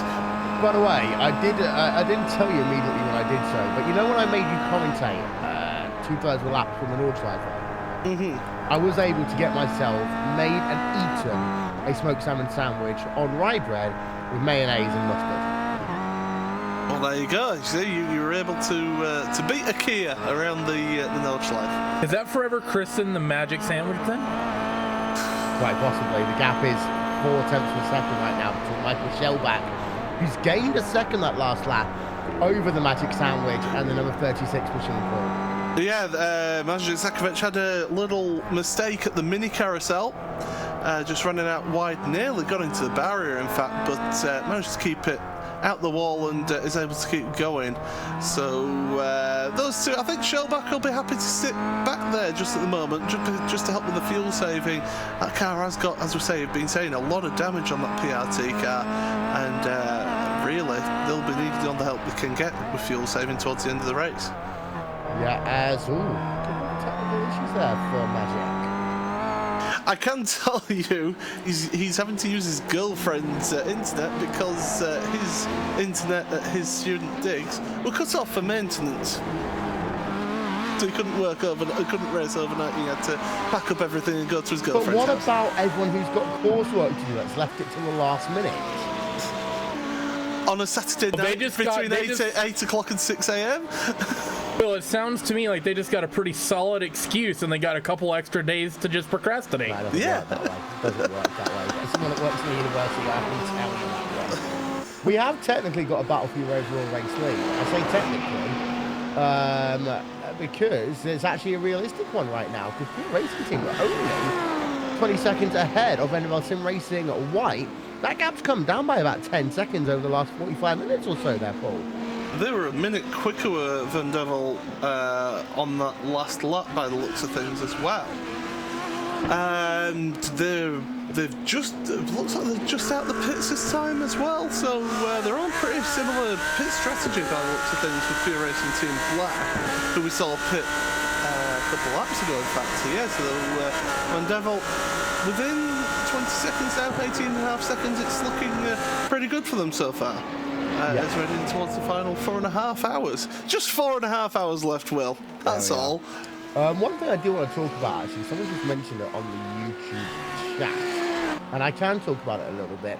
The Mazda MX-5s, of course, we used the car that's using the global MX-5 championship presented by. I'm going to do the official title.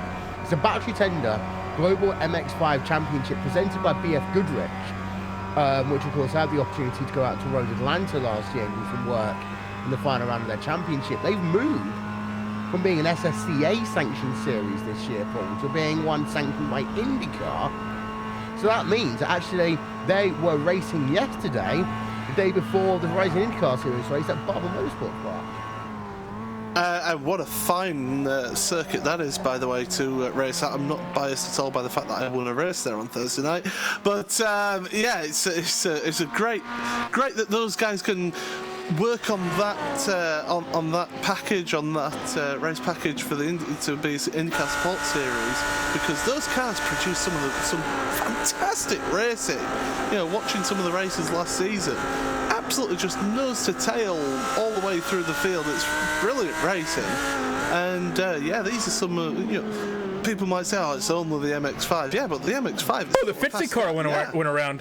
Yeah, I was just about to say that. Yeah, I just noticed that at the corner of my eye. Yeah, Philip Morton in the 77 car had a spin at the mini carousel. I'll get that one up for a replay, see if I can find it. There we are. then let's get ourselves a look at that one for you. Same thing, we saw another Audi, yep. Except he actually hit something. That's not good. But Paul, talking about your win at Barber, let's be real here. Did you just benefit off the field inversion and block the entire duration of the race? I actually pulled out a 7-second lead within 3 laps at the start of the race. because of others' blockings for me, so it's like, thank you, see ya, and then just managed it. So yeah, that's how I win races. I have a reverse grid, and then away we go. See ya. Well, there we can see that was the Fitzy Motorsports guy down in P number 6 in class right now. Just keeping half an eye out, as we say, on that overall race lead, and well, we'll get an interesting opportunity to have a look at comparable lap times. Well, where at now, actually? No, because Van Devel were just out the pits last lap, so it'll be next lap that we'll see that. So in about another 8.5 minutes time, we'll be able to sort of compare the two, see how they're getting on with that. Van Devel 19 seconds, so it's sort of sticking similar at the moment between those two. Going on to the through the Grand Prix circuit of the portion of the circuit. Will, do you have the fancy sector times that you used at Monza? Could base off that over the course of this next lap. We could do in the next lap. Yeah, we'll have a look at that in a moment's time or so. I was going to say, will that break our graphics though? Because there are so many sectors to this lap. No, we only show 3 main sectors. Okay, that's good. There's only 3 main sectors that we show. Actually, that's how we'll show you this graphic from the Kia perspective. First of all, having a look at the lap times, you'll notice, for example, that Shellback gained a second lost a second to Team Mad Red on lap number 120 there, Randy. Gained almost identically the same amount on lap number 121. So, I mean, that just, if anything, shows you how evenly these guys are matched, doesn't it? The fact that they're trading seconds, they'll trade a second here, trade a second there, is actually very flamboyantly over the curb was Makik that last time through. And having a look at the actual live gap between them, it still remains at 6 tenths of a second. Well, this is the one that, of course, you've got the vested interest in, Paul. But Maciek is holding his own right now in that number 36 machine. He is, and he's doing a good job there of keeping it ahead. But we've seen how good that Pure Racing team is with Michael Shellback and the rest of his team. I mean, it's just like a who's who of racing in that one. Michael Shellback, Mark Altman, and Christian Koch. So absolutely top quality drivers there. And we saw in the last season of VLN, unfortunately this season VLN, the Kia isn't in it, but last season in the VLN, they absolutely dominated around this track. Completely dominated the Kia field, so they know their way around this track, and for Sakovic to stay ahead, as he is, okay, there's a little bit more damage on that Pure Racing team car. It's struggling for top speed down the Dottinger, but he's doing a good job, and I appreciate his hard work at this time. Paul, I have a question. When you heard the news that VLN wasn't using the Kia, what did you and the other 9 Kia drivers do about that? Boom! That's a mic drop right there. Wow. I'll have to get some water for that sick burn. I'll be honest, because I commentated on it last season. I wanted to racing it this season, and then they dropped the Kia. It's like, never mind. That's my plan gone. Correct. So it would have been a 10th Kia. Did we lose Will? I'm not going to entertain myself into this conversation. I don't think it's fair on either party right now. I know we can see the lap gaps we were just talking about there. Of course, it's a bit out of place because of the fact that Van der Velde did a pit stop and Pure Racing Team's done a pit stop, etc. But we have still got a battle going on for your overall race lead, Paul. We are going to be serious for a moment. Yeah. That one extra lap that Van der Velde have over PRT could well be... Well, that's it. Going towards the end of the race, that last pit stop, they'll be able to have a little. If they keep it up like this, they'll be able to have a little bit less time on pit road and get out. So it's important for them to keep to that target and keep to that fuel mileage to be able to get it to the end, that final pit stop, and gain the advantage from taking that fuel saving earlier on through the race. Well, the other thing is that you talk. A lap is significant in most racetracks. You think of what we saw on that Blancpain opener, Will. How important was being able to go an extra lap at a track like Monza? Going extra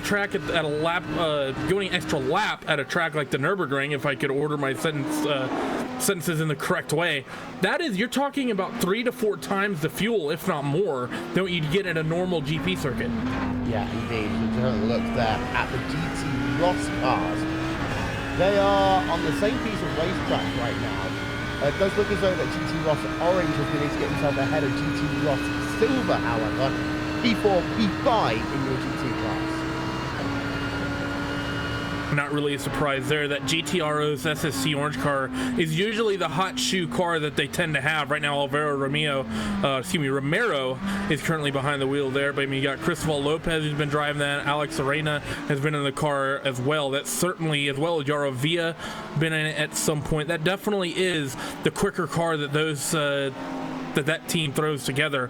Fortunately for them, almost like what seems to happen to this GTRO's organization, Will, they tend to be quick, they tend to be qualify well, they put this car third on the grid, and then they get themselves into trouble. Thinking back to last year at the 24 Hours of Spa, saw them put this Audi on the pole and then wrecked it coming out of Blanchimont in the first hour.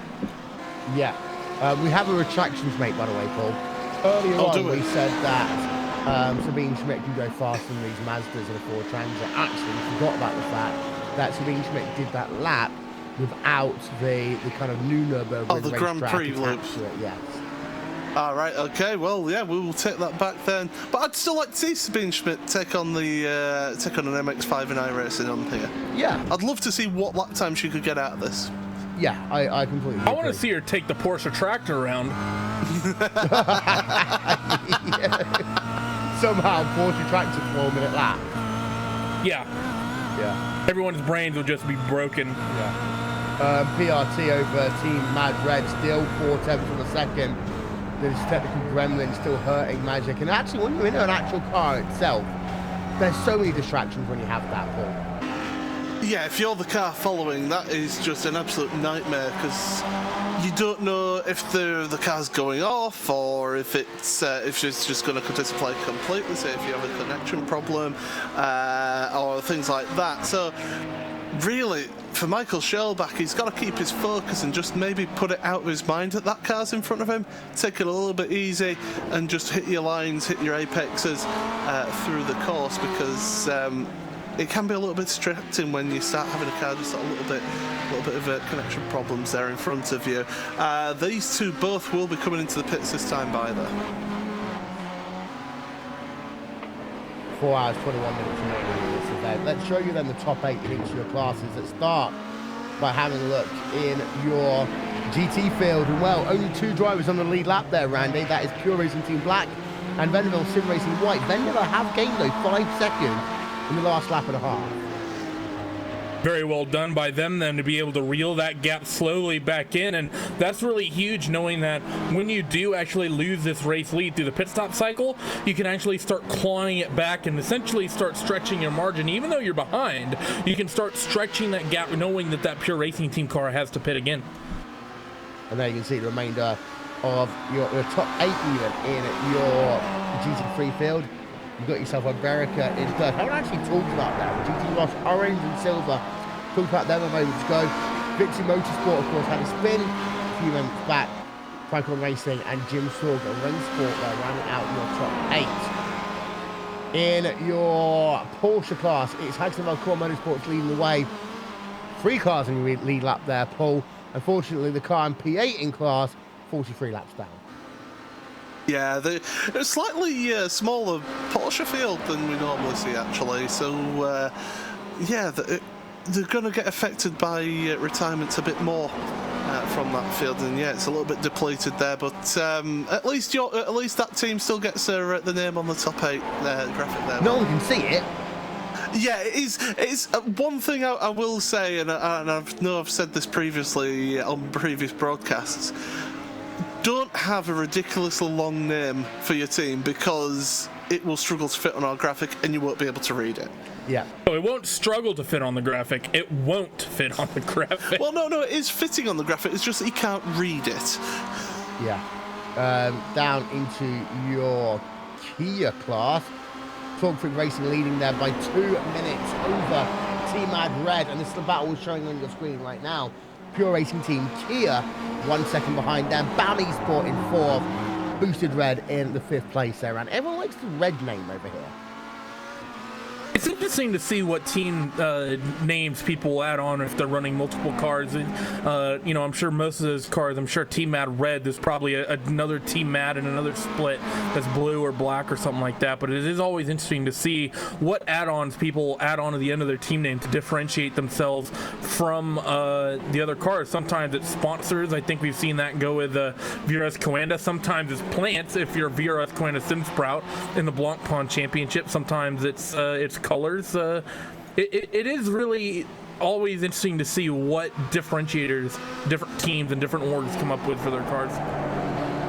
And then finally over to your Mazda MX-5 class. And well, they have got 2 drivers in the lead lap. That is Team Potato and Team RSO. That gap remains static in that battle right now, Paul, between those 2. Yeah, and it's a little bit unfortunate with this MX-5 field as well that you're, again, there's not that many actually running left in this race. And there's only, 5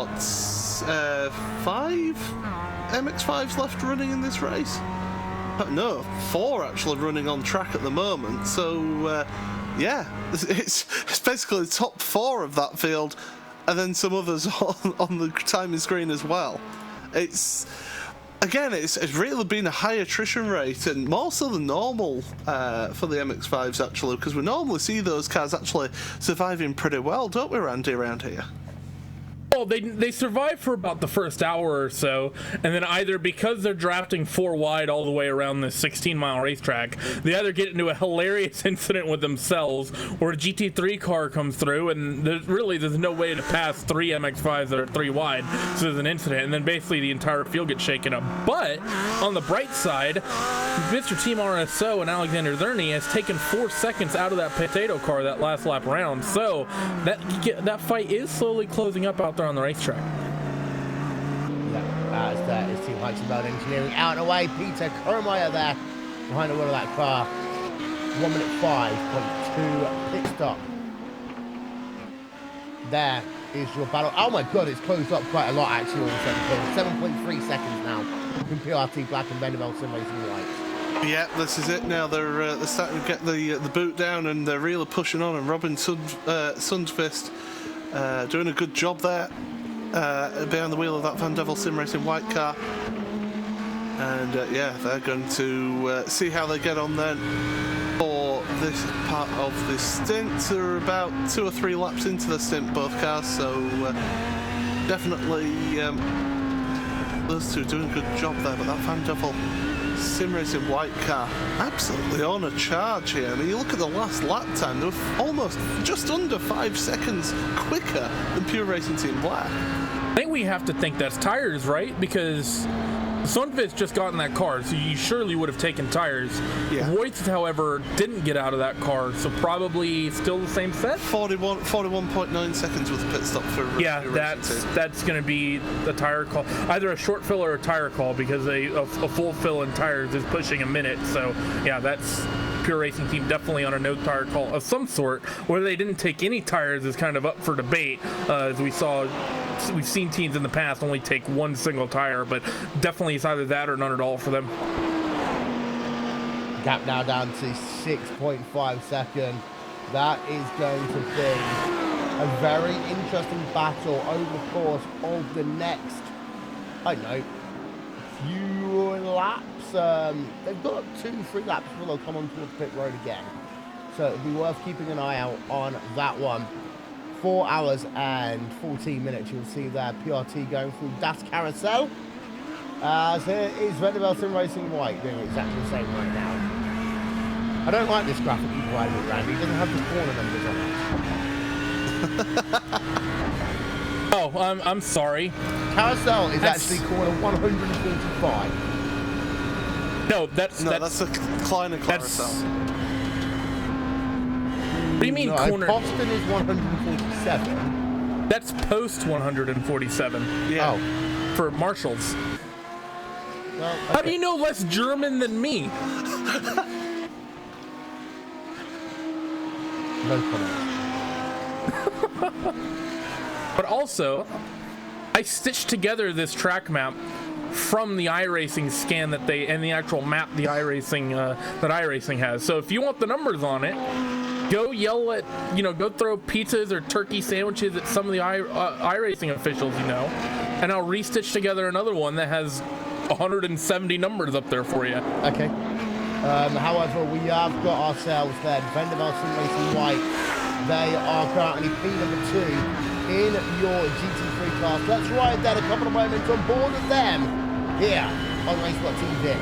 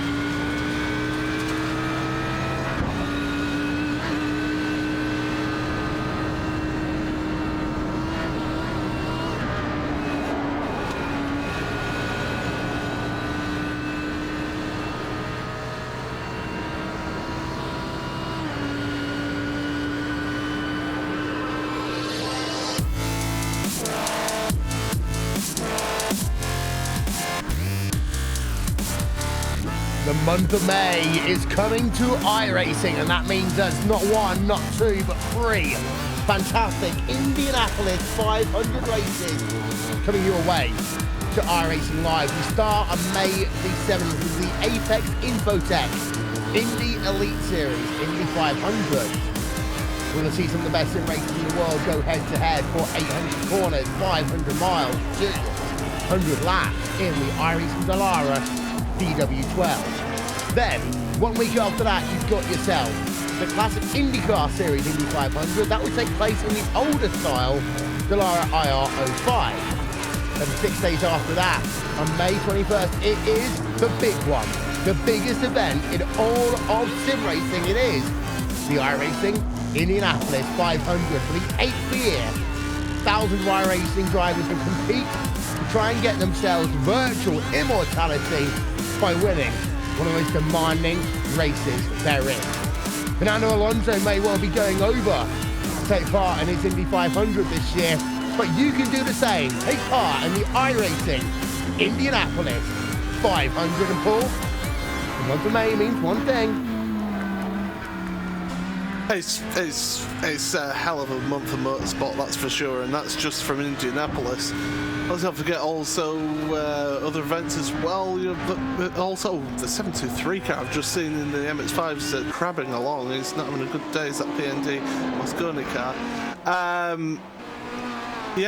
It's a fantastic month of sim racing and motorsport, and I'm looking forward to it. I have to say though, I struggle with Indianapolis. I've always struggled around there. Turn one. No, it's called every turn. Yeah, there's only 4 of them. Exactly. That's the problem. It's the corners. You said there was 3 Indy 500s that were. Is that going to be enough Indy for you this month? No. Or do we need to throw in a Lotus 79 or a Lotus 49 race as well? Yeah, why not? And we also need like a little quarter-mile, third-mile racetrack so we can host a little 500 in the sprint cars, right? Yep. Sounds good to me. And then Indianapolis Grand Prix. And we might as well do ourselves an Indy Light Star race as well. You know, all of it. We have some good news, by the way, Paul. Yes, good news, Will. And I know you're absolutely delighted by this news. The Will Vincent Fan Club Team Yellow 777 We Like Pizza and Racing team is up and running again. Fabrice Cornelis behind the wheel of that one. And it's actually going not too bad here at the moment. It doesn't look too banged up. And yeah, it was Fabrice Cornelis, Cohen Klopman and Bart Delat, all from the Benelux club. I've been racing that car, and yeah, they're back up and running for you. Oh, they've even got my face on it. Yes, it's a fantastic livery, I will say that. My face is on the side of a race car. What's going on? And if you look on the side, underneath your face on the side of the car, it says race car. That is amazing. That is actually amazing. I can't actually find a good angle to try and find this one from. There we are. You might just see it here. There we are, race car. Will, I have a question for you. Yes. I may have the idea as your Will Vincent Fan Club car hits the pit lane. You know people at IndyCar, right? Yeah. Do you have enough pull to get yourself a ride along with Mario? And if the answer is yes, could you then do a race car video from the back seat of the DW12 two-seater? That could be absolutely amazing if I had myself the opportunity to do so. I'm not actually going to Indianapolis this year, though. That's a shame. Otherwise, I would do. That is a shame. That would have worked. Well, you can get me tickets. I could go. No, but it just give me a press pass. It wouldn't be the same. You're right. I couldn't fit in the back seat of the DW12 probably, but regardless. But yeah, the Will Vincent Fan Club Team Yellow 777 We Like Pizza and Racing car is on pit road as we speak right now. Battle for your race lead. It's gotten itself a bit more stagnant right now. It is at 6 seconds now to Beneville Sim Racing White and Pure Racing Team Black. We expect both these cars onto pit road in the next 2 laps or so. So what we're going to do, ladies and gentlemen, we're going to step aside for a few moments here on RaceSpot TV and on iRacing Live. We'll be back with more after these messages. You're watching RaceSpot TV, streaming live and iRacing Live.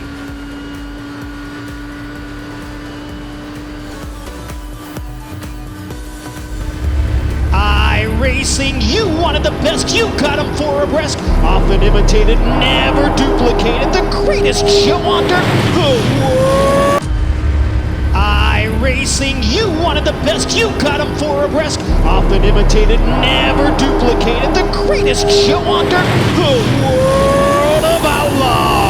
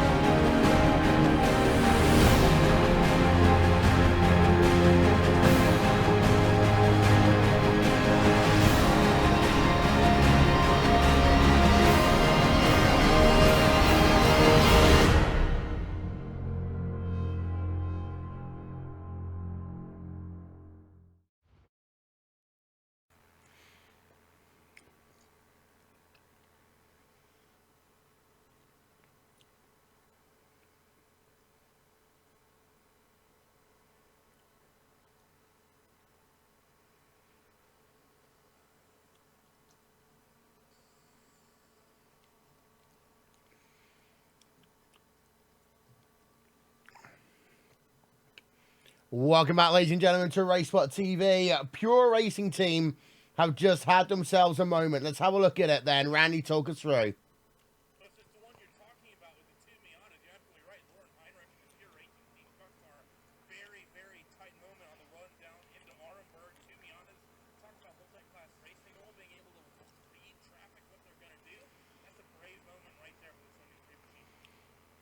Here we are. threading the needle at pretty high speeds at that point in the racetrack, Paul.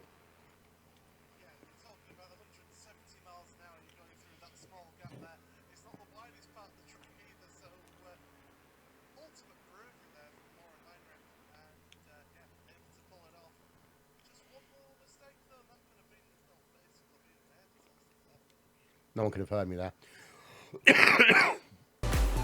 Apologies for that, ladies and gentlemen. We hit the wrong button. So there was things that happened, but yeah, that was crazy. Lauren Harmonic threading the needle. We've actually now got ourselves 3 hours, 58 minutes remaining in this event. You can hear us once again. We're fine. The director's back. There we are. But the gap out front, it's not 1 minute 58 actually. It's actually as close as 2 seconds right now. Our graphic is lying to us. It needs to be deleted as it's 2 seconds between Pure Racing Team Black and Vendavel Sim Racing White right now, Paul. This is really now a good battle. Yeah, this is it. The gloves are going to be coming off shortly. To be honest, Pure Racing Team Black, I wouldn't be surprised if they just try and hold them up a little bit and maybe let Vendavel go past just to then sit in their slipstream to save a little bit of fuel to help them out later on in the race to have an even shorter fuel stop for that last pit stop, because of course they are running, it's Vendavel that are running a lap later than Pure Racing Team Black, so Pure Racing Team, yeah, they might want to sit behind and try and claw themselves back onto the same lap of pit stops as Vendavel. We've got a car on pit road right now that looks like he might actually be out of this event. That's P7 in your GT class. Oh no, there's someone in there. It's Martin Hanman in the Pricon Racing Team car there, Paul. Yes it is. They're having themselves a pit stop. Yeah, so nice little pit stop and driver change there. Yeah, had a little bit of an issue for a while there. Yeah, I can see why you thought they were out of the race, but yeah, they've got a driver in the car, and they're going to be back up and running very shortly. Actually, no, they've got a big issue then because they're having to change driver again. Yeah, but the battle out front is down to 1.6 seconds. Randy, if you're Vendavel, you now smell blood. You've been smelling blood for a while. I think if you're Vendavel, you've been watching that gap slowly and consistently come down by at times multiple seconds every single lap. Last time around was 1.8 seconds when Robin Soonfist and Vendavel Sim Racing White was able to reel in over that Pure Racing Team car. See Robin taking a very early exit through that little mini carousel and now through this, what is almost in some ways considered the final corner of the Nordschleife, maybe except for that final section, but a lot of people, this is sort of where you get your first break of the entire lap, and really you just come screaming down. He's not close enough to have any draft just yet, but the fact that he's reeling in 1.5 to 2 seconds every single time around, not to mention their current fuel situation where they're going further than that Pure Racing Team car will, I don't think if you're Robin Soonfist you're feeling really stressed or feeling the need to push whatsoever, knowing that by the looks of things you have a pretty darn big advantage at the moment. Yeah, someone's asked you, can you drive a NASCAR around the Nürburgring? Yes, of course you can. But can you drive a sprint car? Yes, of course you can. There you go. That's the answer. Okay. Thanks, Will. That's okay. I'm here all weekend. As it's down to 1.6 seconds. Let's have a look then at the last couple of lap times between these two. They work themselves past the track. You just see that one. 7.8 seconds, 2 seconds, 2.7 seconds therefore. Yeah, Vendavel absolutely on a mission. Almost here. 3 seconds last lap. Yeah, absolutely on a mission. 2.7 seconds is there, Randy. No. Anyway, as I was saying, yeah, they're absolutely on a mission here to try and catch up and take that lead overall. And you think we've got, what, 3 hours 54 minutes, 3 hours 55 minutes remaining? It's still plenty of time for anything to happen here, and this could be strategy at play, and they're thinking maybe spend a little to accumulate a little bit later on, possibly Vendavel, but they're absolutely on it, and they're trying their best to get onto the back of that Pure Racing Team Black car. I tell you what, they're now under a second between them. Yeah, and the interesting lap is that one, lap number 140. where Vendetta was 7.8 seconds faster, the 8 minute 24 lap, where Paul, you did kind of notice the fact that he had a bit of an incident, blowing the roof from that car. That's where the majority of the time went, but you know, sometimes it's not just concentration, it's confidence that becomes the thing when you have a half moment. Yeah, it can always knock you back, say, a few laps until you get back into the rhythm. Because the thing is, with this track, if you can get yourself into a rhythm really early on, you are in a good place. And anything that knocks that rhythm, so say like a little incident or getting caught up behind like traffic, things like that, it can just throw you, and you then takes you a little while to get back into that comfort zone, that little pocket that you really feel comfortable in. And at the moment, it's looking pretty close between them, but Florian Voith, he's really under pressure now. Look at that Van der Velde sim racing car right behind now. They're almost sitting under the engine there. That's how close they're getting. Yeah. Half a second between these two. Let's ride on board then for moments more with Van der Velde sim racing white. Catching is one thing, passing is another.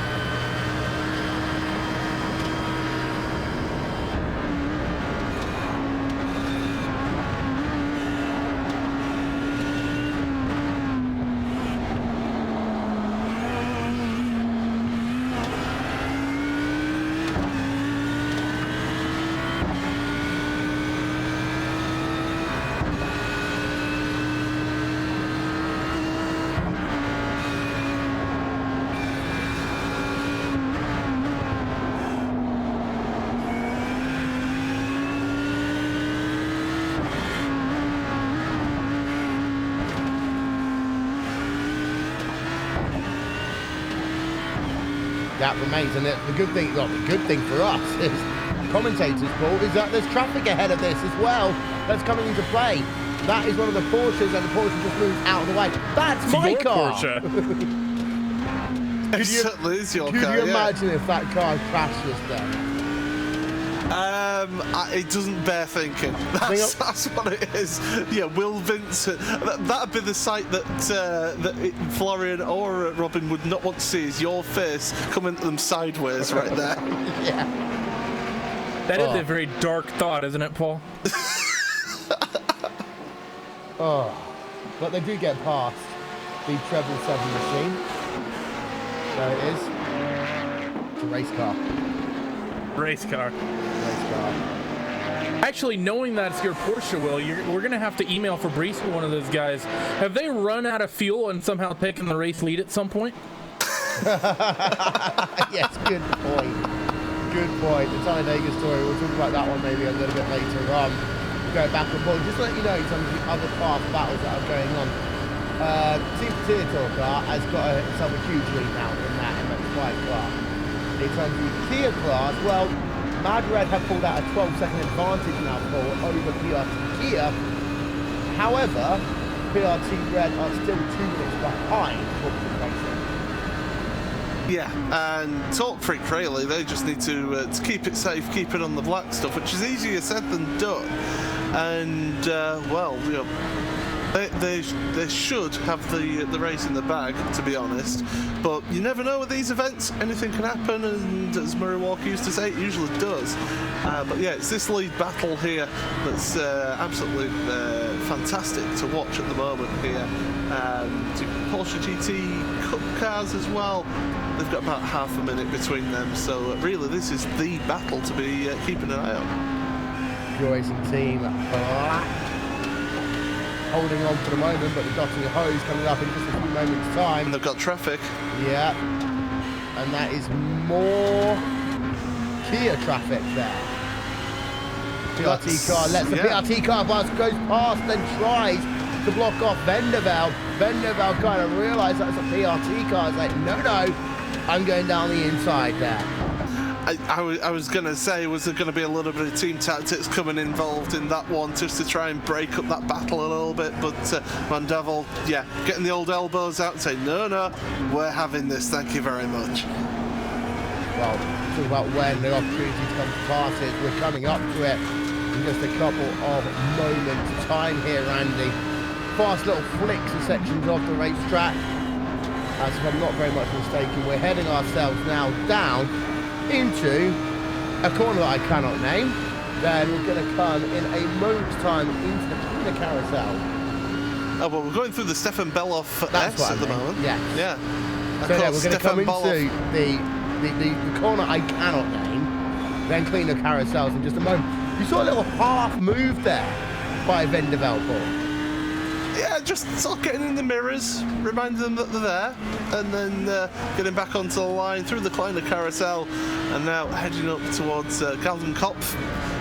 This long sweeping right-hander carry the speed through here, and look at how close they are, mid-corner. They're on the exit there. This is where the draft will count. This is where the speed will build up now to about 170, maybe 175 miles an hour down the straight here, using the slipstream of that Porsche in front though. PRT, so not able to get past Vendevel at the moment, but they're going to try now maybe. Oh, a little bit of blocky tactics going on.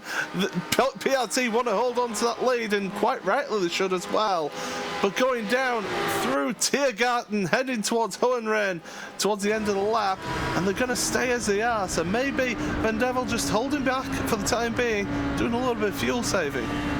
Yeah, because they are getting to the point of pit stops. Having a look there.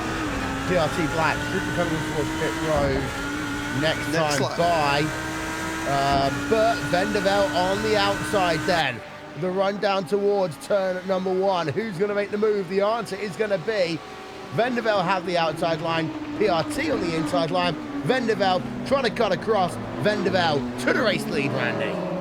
Excellent move there by Robin Sundqvist around the outside of Florian Voigt going into corner number 1. Very aggressive braking. I actually didn't think he was going to make it to the apex. I thought his entire goal was to get to the apex of that second part of the corner through the cutback on the left-hander, but he just simply outbroke Florian Voigt, outdrove him into the corner, got it to the apex at turn 1, kept it to the apex at turn 2. Now he goes to put a Kia a lap down. That's actually Paul's car, so I kind of hope he hits that Kia, to be honest, but he does not. But clean move done by Robin to get that move done over Florian. Yeah, and he's got himself an 8/10 second advantage immediately, because that Kia, wouldn't say held up, took the racing line away there from Florian Woodfall just a moment, Paul.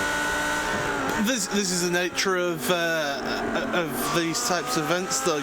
You would rather, if you're the faster car, you would rather the slower car run their racing lines so they're predictable, so you know where they're going to be. The last thing you want is a car just suddenly going, oh, we're going to go that way, and slow right down, and it causes accidents as that. So being predictable is actually, as much as it just slowed down Florian just slightly, he would have preferred that to happen than, say, them just coming to a complete stop mid-corner. People's wondering whether Jimmy B's coming back there, Andy. They don't like us at all. Yeah, I don't get it. Everyone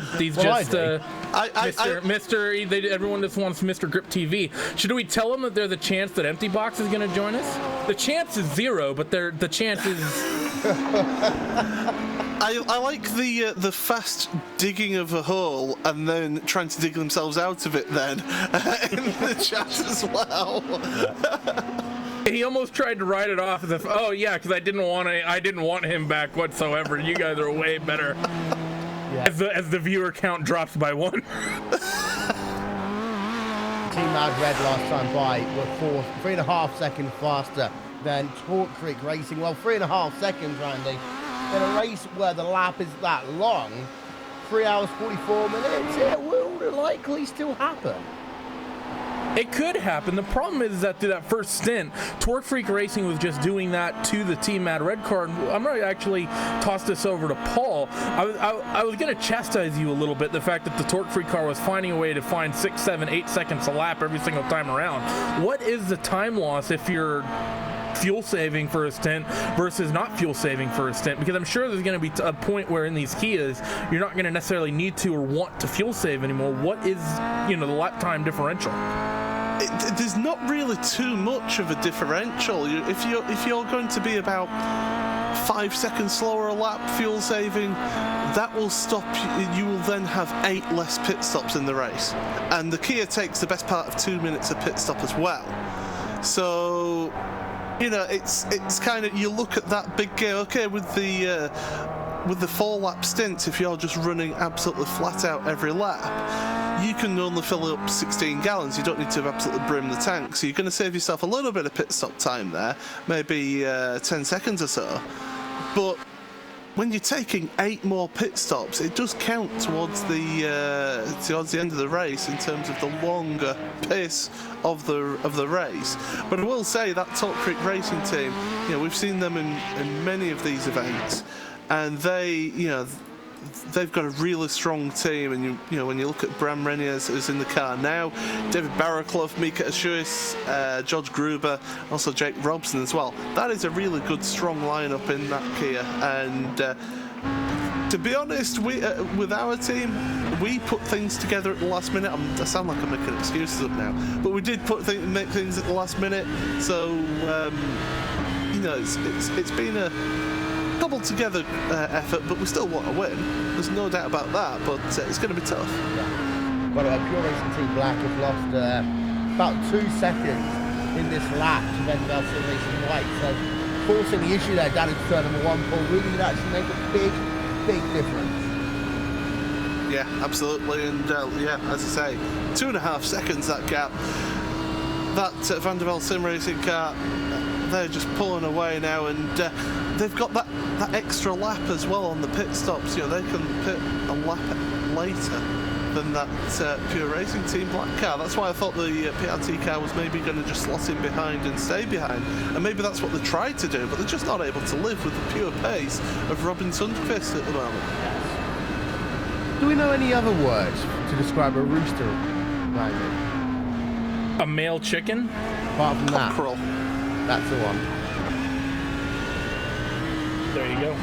I've got. Do you remember the DX promos in 2006? Yes. Paul? They just flash back into my head every time someone says the word rooster. Yes. We can't really expand on that, but No, yes, I remember those promos. Yes. Just having a look at the battle for 3rd place, which was also P1 in your Porsche class, and Pure Racing Team Cup line Heinrich. They are continuing to close a little bit of time over Alexander Voss. Just thought it'd be really nice to ride on board for a few minutes then with the Porsche 73 machine Pure Racing Team Cup.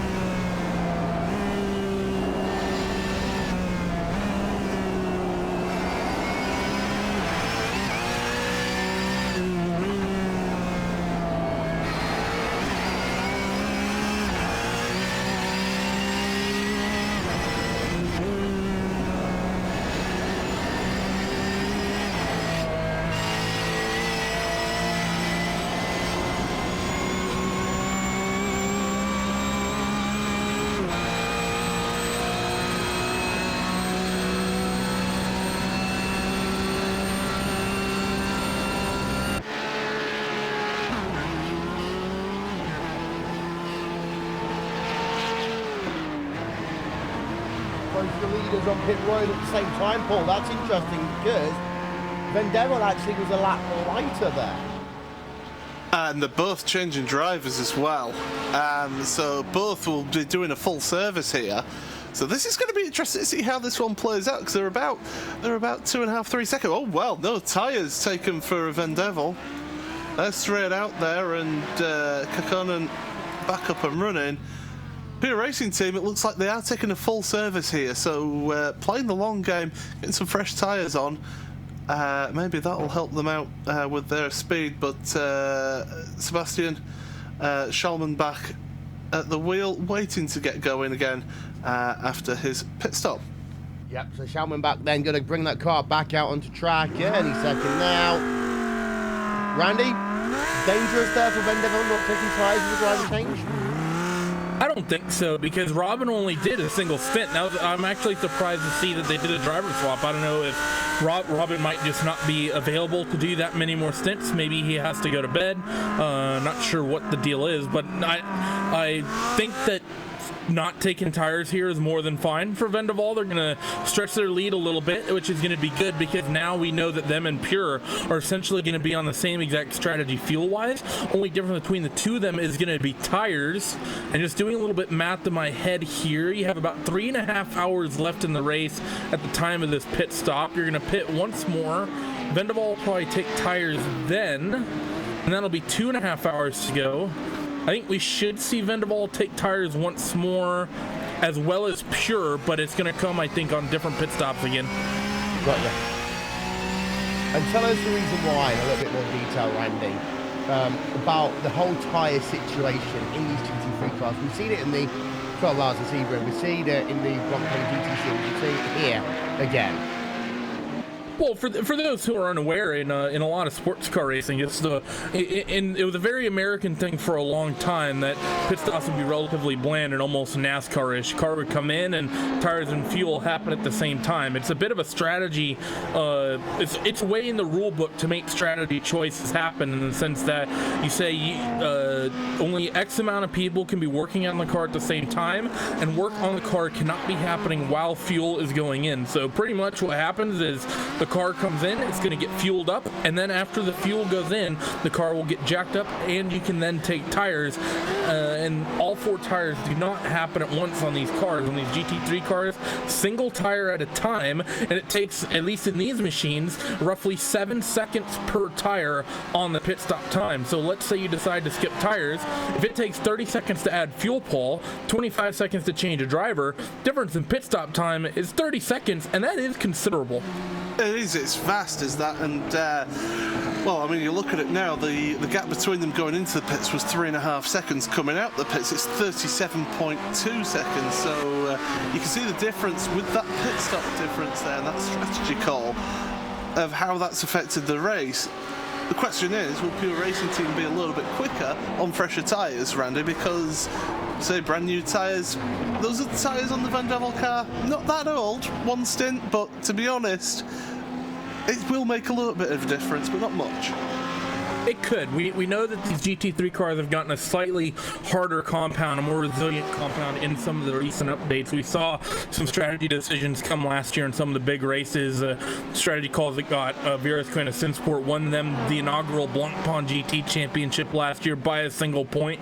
Really the team to innovate there with the tire strategy. They did it once at Silverstone, managed to steal a win. A lot of people said they wouldn't be able to pull it off again. Then they pulled it off at Brands Hatch, and they managed to pull a second place finish out of thin air.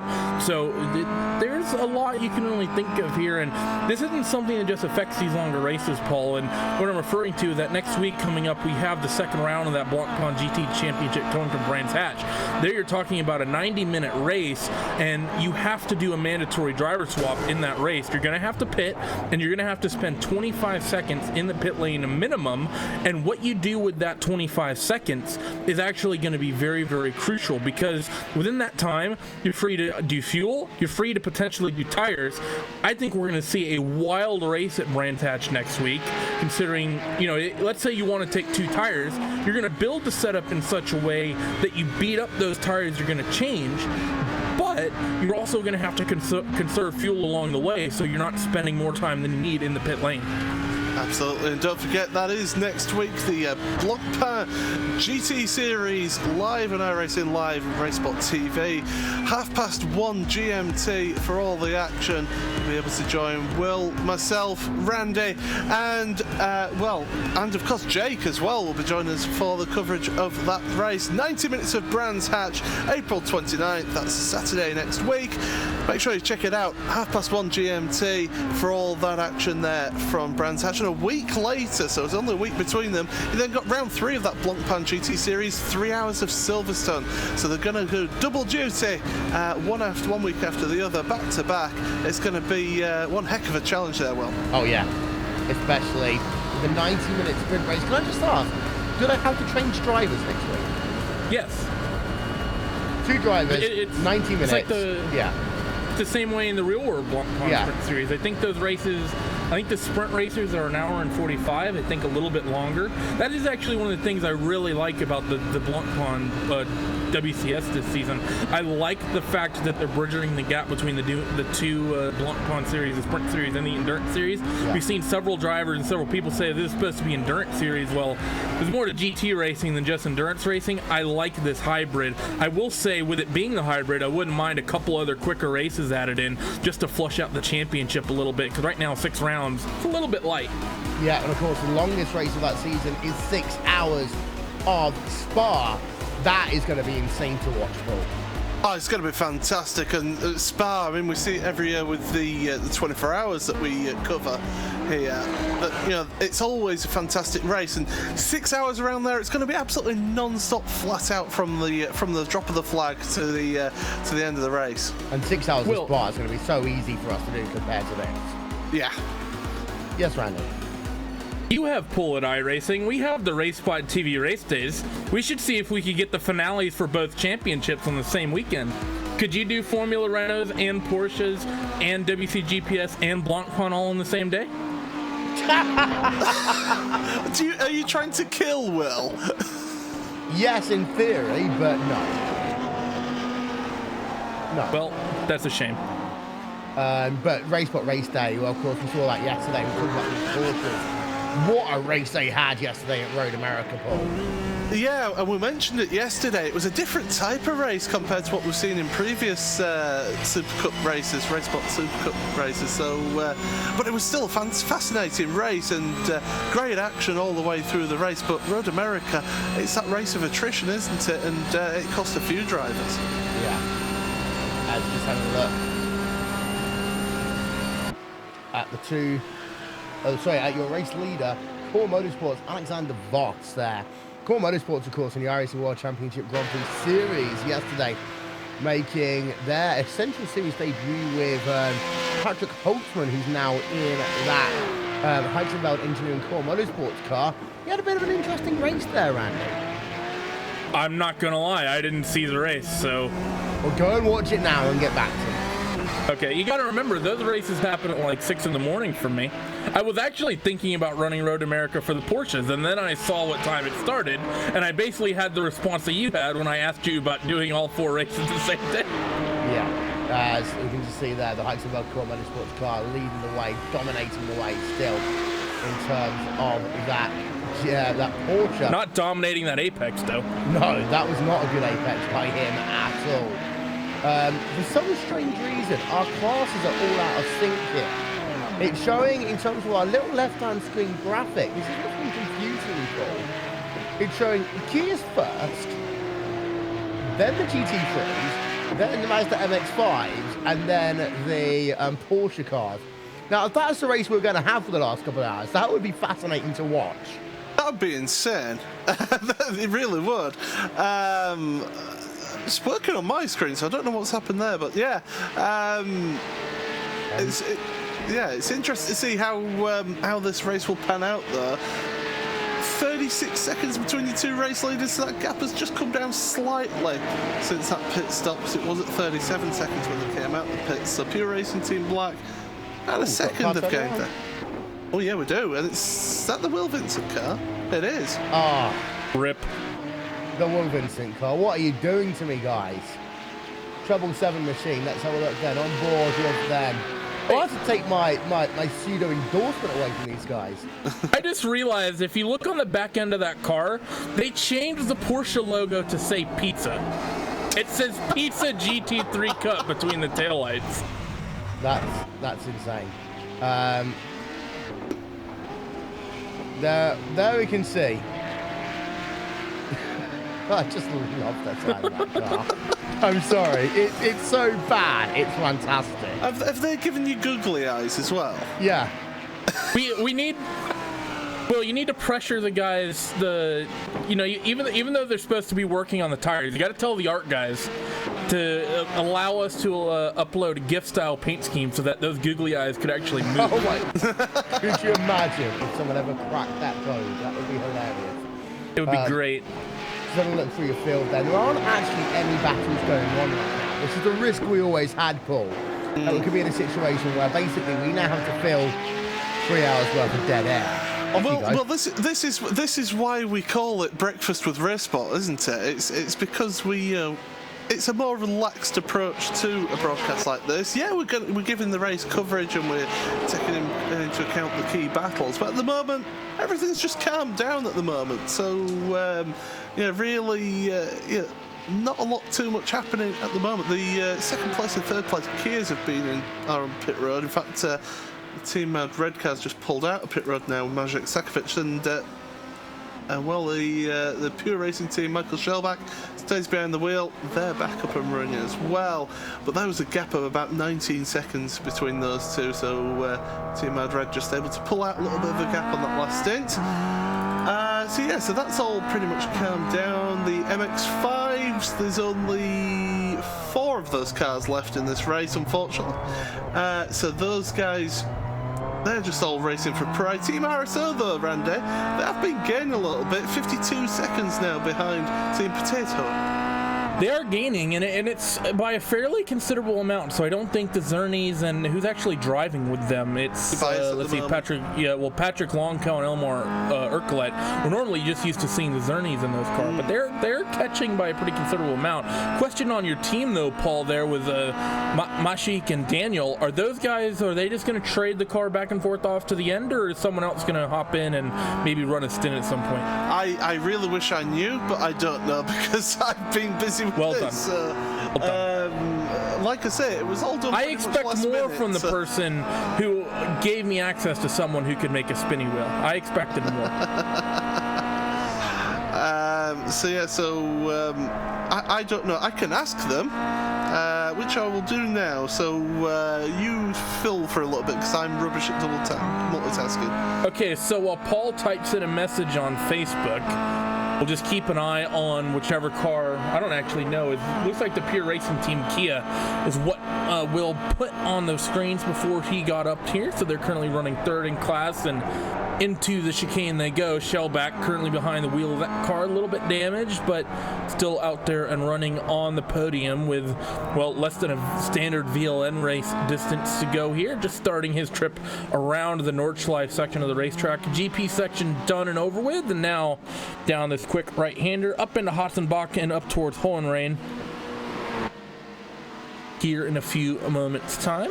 I can tell you there is going to be a change of driver. Dennis Melcher is going to be getting into the car. There it is. And the next split. Thank you, sir. Yeah.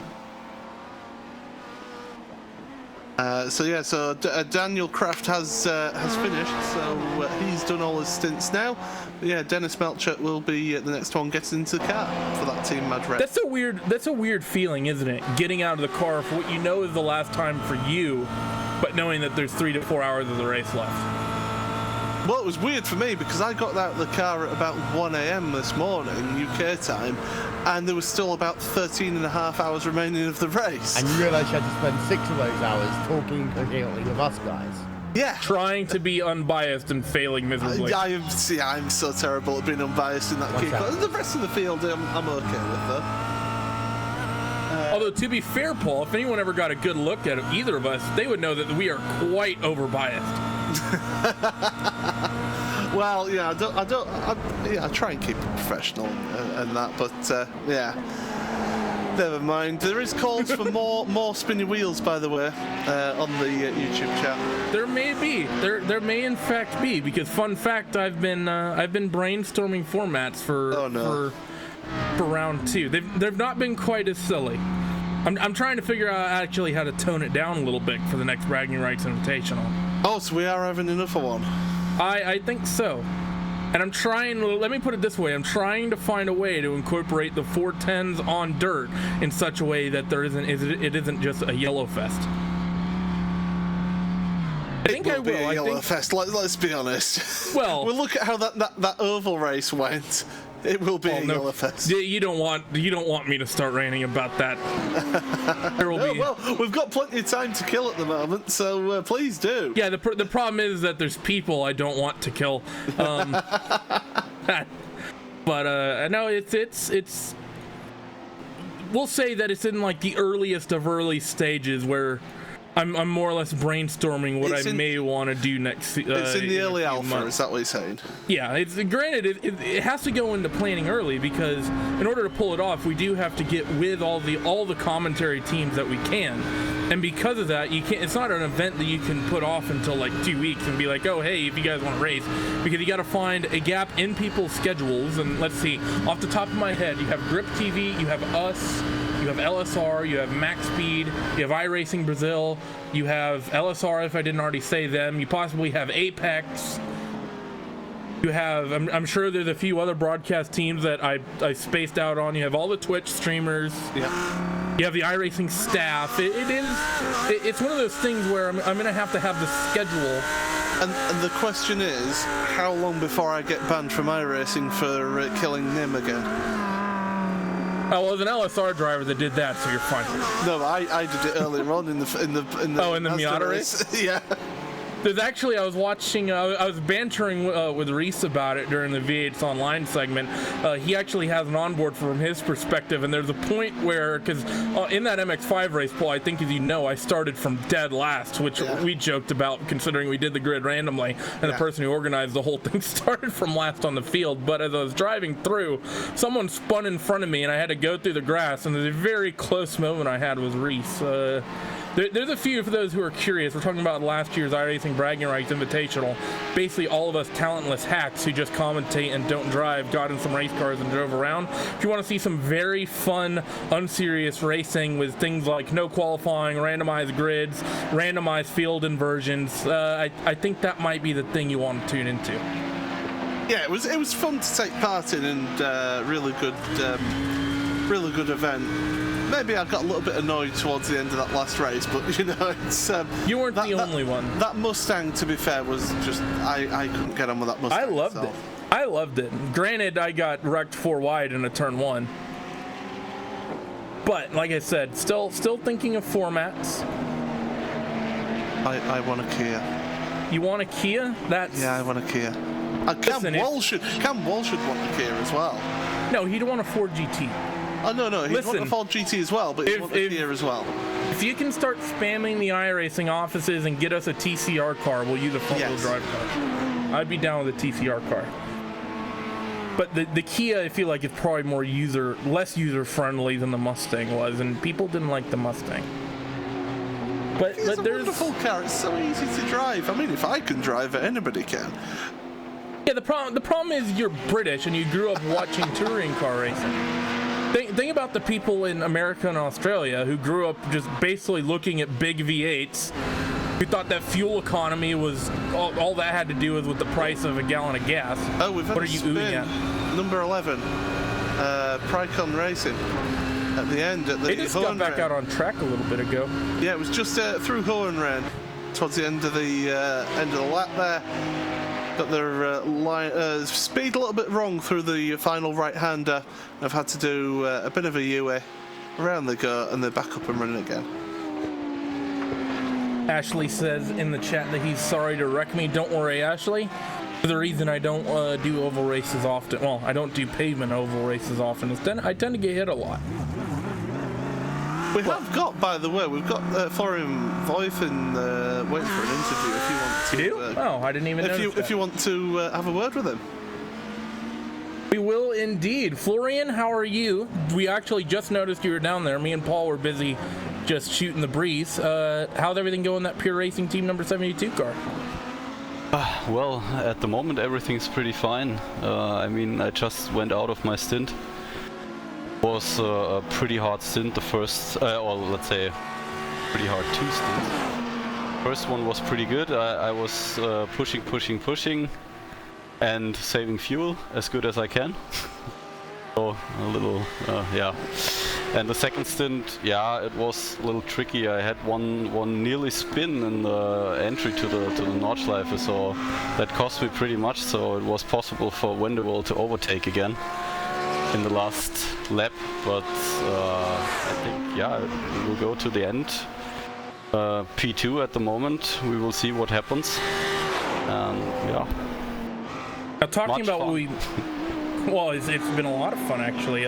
Talking about getting to the end and seeing what might happen.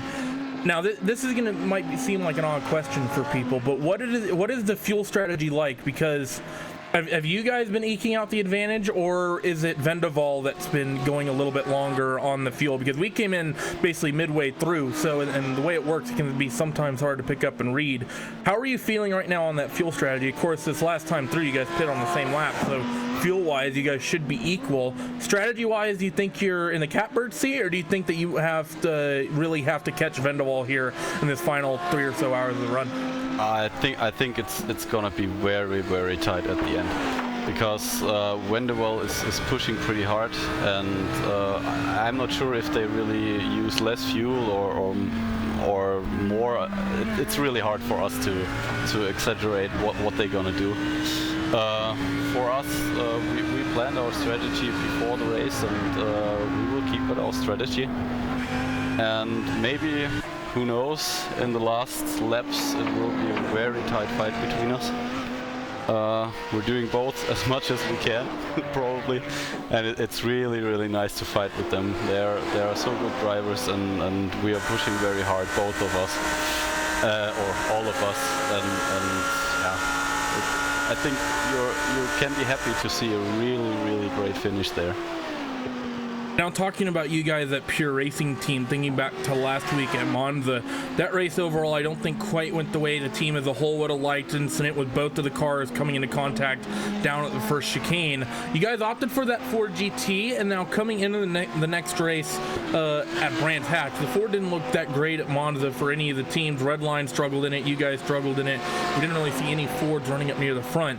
How is that car, you think, going to do at Brands Hatch in the 90-minute format of the race compared to, say, the BMWs and Mercedes that most people are probably expecting to be the strong car at that circuit?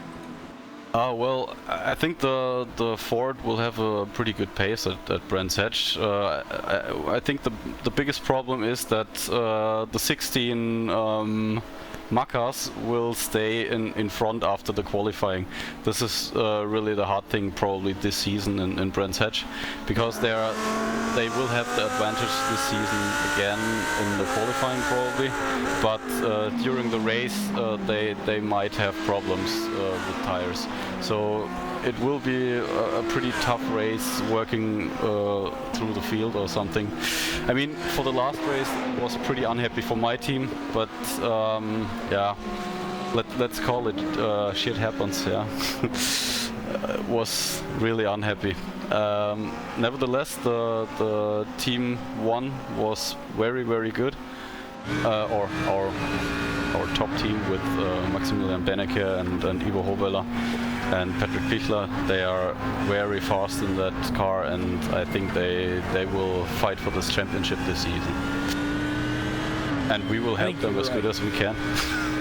I think you're right. It's going to be an entertaining championship there to the end. But Florian, before we let you go, because we won't just hook you off the air after dropping an F-bomb on our broadcast, any shout-outs? Anyone you'd like to thank? Go through your spiel.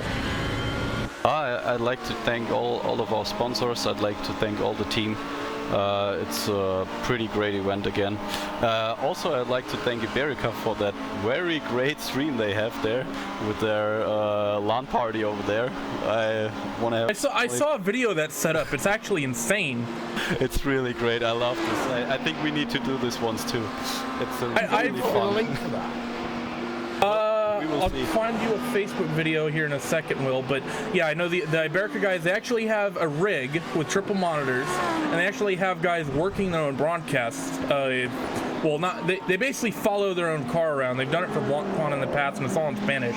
For you guys who want to tune in for that, if you understand Spanish, I'll find a link for it. I'll send it to Will, and he'll put it in the chat, because it is really cool. I've said for a while that iRacing really does need to get a big LAN event going with one of these endurance races. I know that in the sim racing community, there's some that happens on other sims, but I'd love to see a big 24 with teams, say, at the iRacing offices, or, maybe you get a gymnasium or something rented. How many pizzas?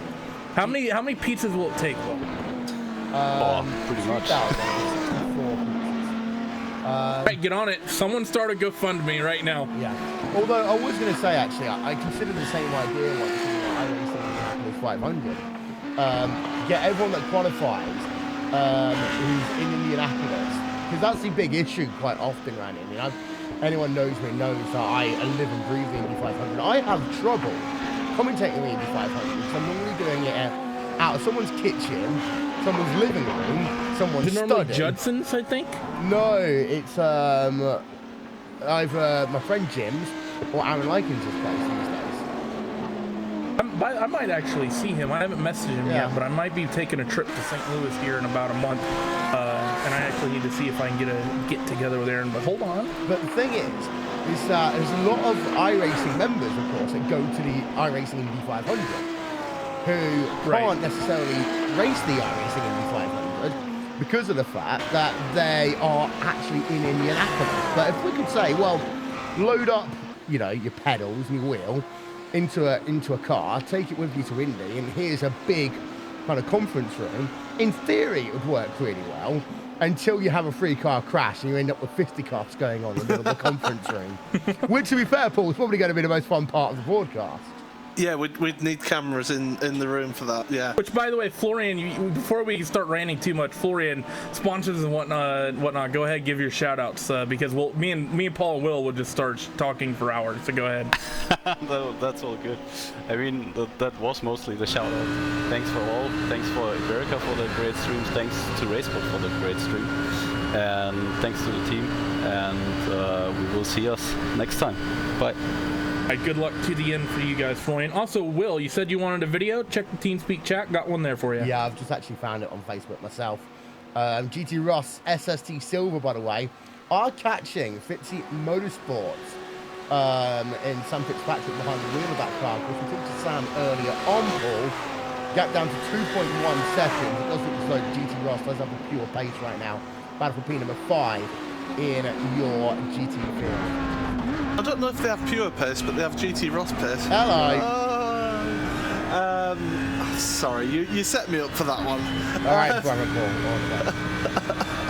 But yeah, I mean, you look at this across the line now, and this GT Ross car comes across the line. Does actually show a valid lap time on my screen there. So maybe a few sort of connection issues for them, but yeah, 1.6 seconds between them now, and Sam Fitzpatrick, as I say, spoke to him earlier, he's at the wheel and he's just pushing on. He's trying to move on there to try and get towards the end of this race in a decent position, and 5th place at the moment is a very good position in your class, and overall 8th place in the 24-hour race. You would take it after. By the end of a race, you'd be happy with whatever you finish if you qualified 18th, which is what they did. Just looking at the gap now, Ivan Soul behind the wheel of the GT Ross SST Silver car, Sam Fitzpatrick behind the wheel of the Fitzy Motorsport N24 car. And same gap is 1 second between the two of them. Johnny Simone just walked into our kind of broadcast booth area, trying to work out what time it is in Australia, because I've got a feeling he may be a little intoxicated. Well, I'm just having a look at my world clock. In Sydney it's 8 o'clock, so Melbourne is what, an hour earlier than that? It was about 9 p.m. 8 p.m., 9 p.m. Yeah, something like that. Yeah. So he shouldn't be too intoxicated, to be honest. But if he is, then bad Johnny. Bad Johnny. I'm surprised he hasn't been sending us messages, Will. Yes. Yeah, indeed. So we will have a chat with him at the moment in time. We're just sticking it on board. Those of you just joining us, by the way, saying, why have you been on board with the driver for 3.5 more minutes? Well, because this is the closest battle we've got going on track. And actually, this is the best way to experience a Nürburgring, Randy, looking at onboards with drivers. And what else would you really want to do? I mean, you know, one of the big parts about this race is you know, getting everyone with the different classes, the different cars, seeing how the classes interact. In my opinion, the best way to watch how the drivers work the track, how they work the traffic, how they work their own cars, how they work slower cars, faster cars, is riding on board. Some of the best motorsport videos you can find online are videos from these VLN races, from watching Porsches that got end of line start penalties and basically flying through touring cars and the like. I mean, this is the best part of motor racing, is Ivan Soul all over the back of that Fitzy Motorsports N24 car driven by Sam Fitzpatrick. Yeah, you always wondered whether he's going to try and do a little bump or a little squeeze there. Didn't do so. 3 hours, 7 minutes remaining in this event.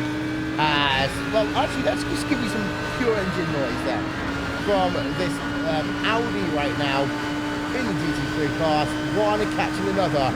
GT Ross versus Fitzy.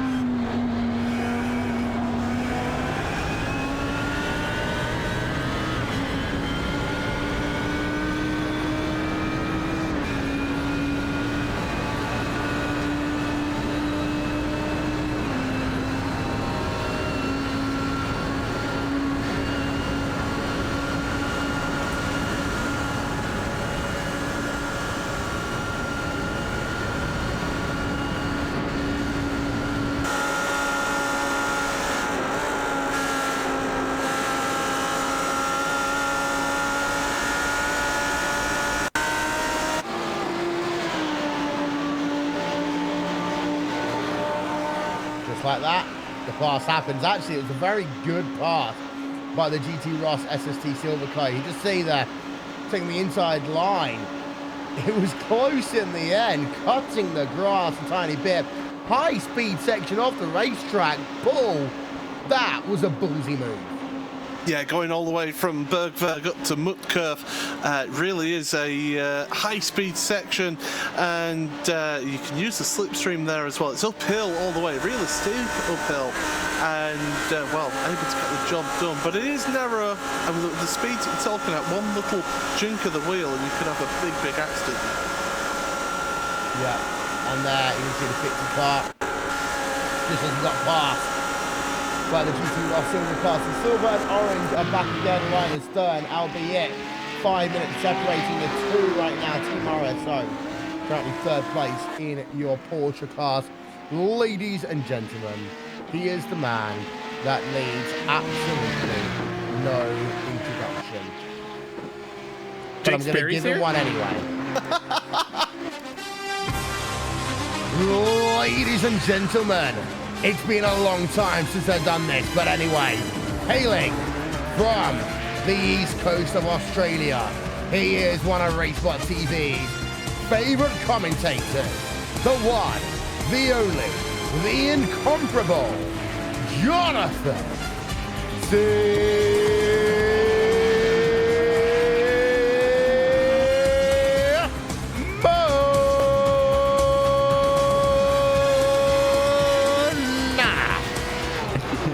I'm here. You know, every time you do that intro, you always use that Fox music, and you're going to get in trouble for copyright, you know, or whatever goes on over there with copyright laws.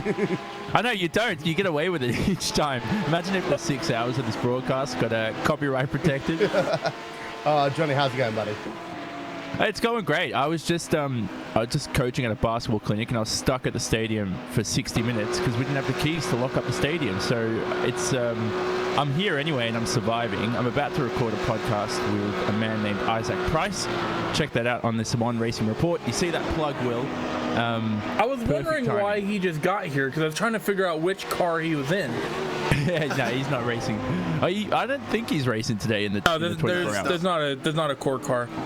At least not in this sim racing. Core sim racing, yeah. Whilst I got you here, though, Johnny, let's talk about yesterday. Yes. Fourth round iRacing World Championship Grand Prix Series. Martin Kroenke, 4 for 4 here now in the championship. I mean, this is a level of domination we've not seen in 7 years. Yeah, it's amazing, and it's he keeps getting better and better, race by race, season after season. So it's just sublime by the German. I mean, he's so.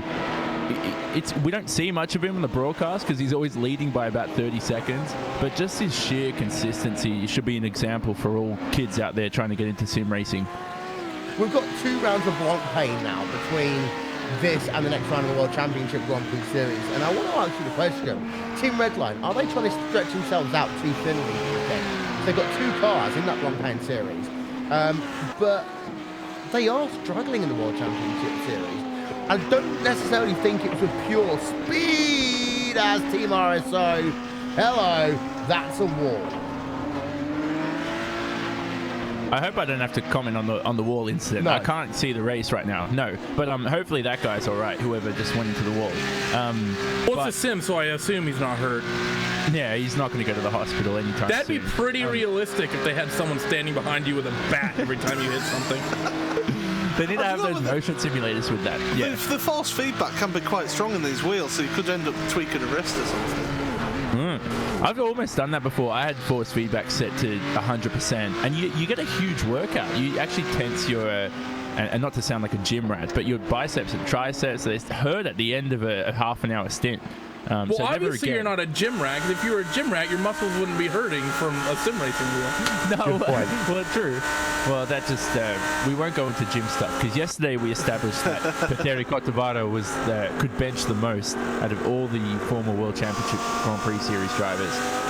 Or maybe we should make that a challenge for them all to post themselves bench pressing like 100 pounds or something and see who can do the most reps. No, because Petteri would be there for the next 2 weeks doing it. 100 pounds. Someone just feeds him food going, oh, yeah, this is like a bar right now. Surely Rocco Barone would be a contender, though, being a professional athlete.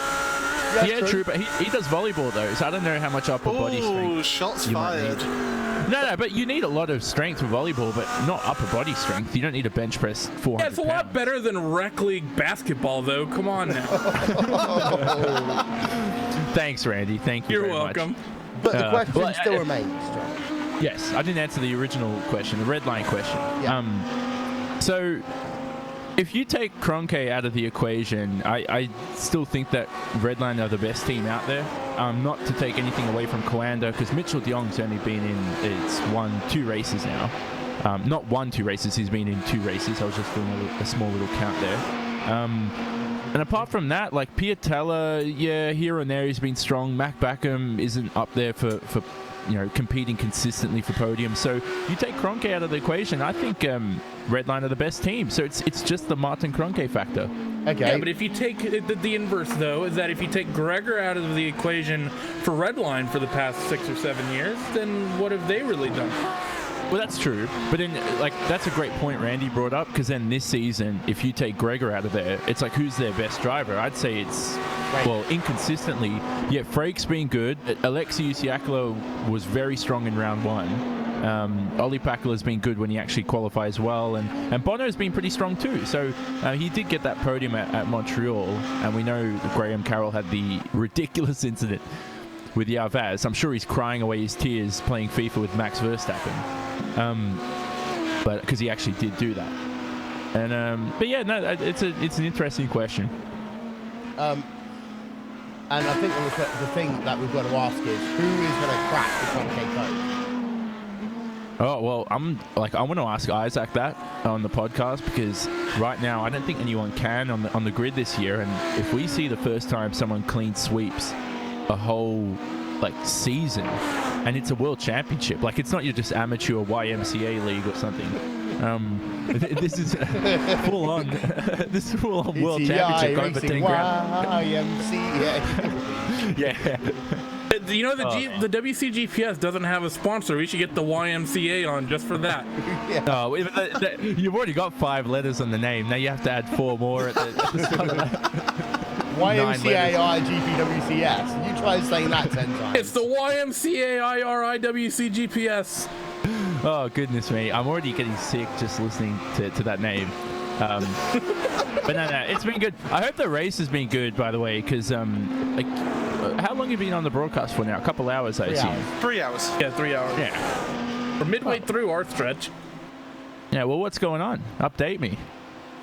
Just some wrecks. We came in super late, so the attrition had already pretty much hit. Yeah. Do you want to actually hear a recap?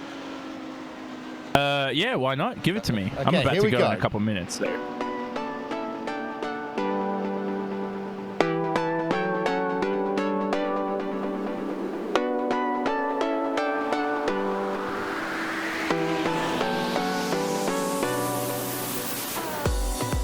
Hours remain then in the 2017 24 Hours of the Nürburgring here on Racesport TV, streaming live and iRacing Live as well.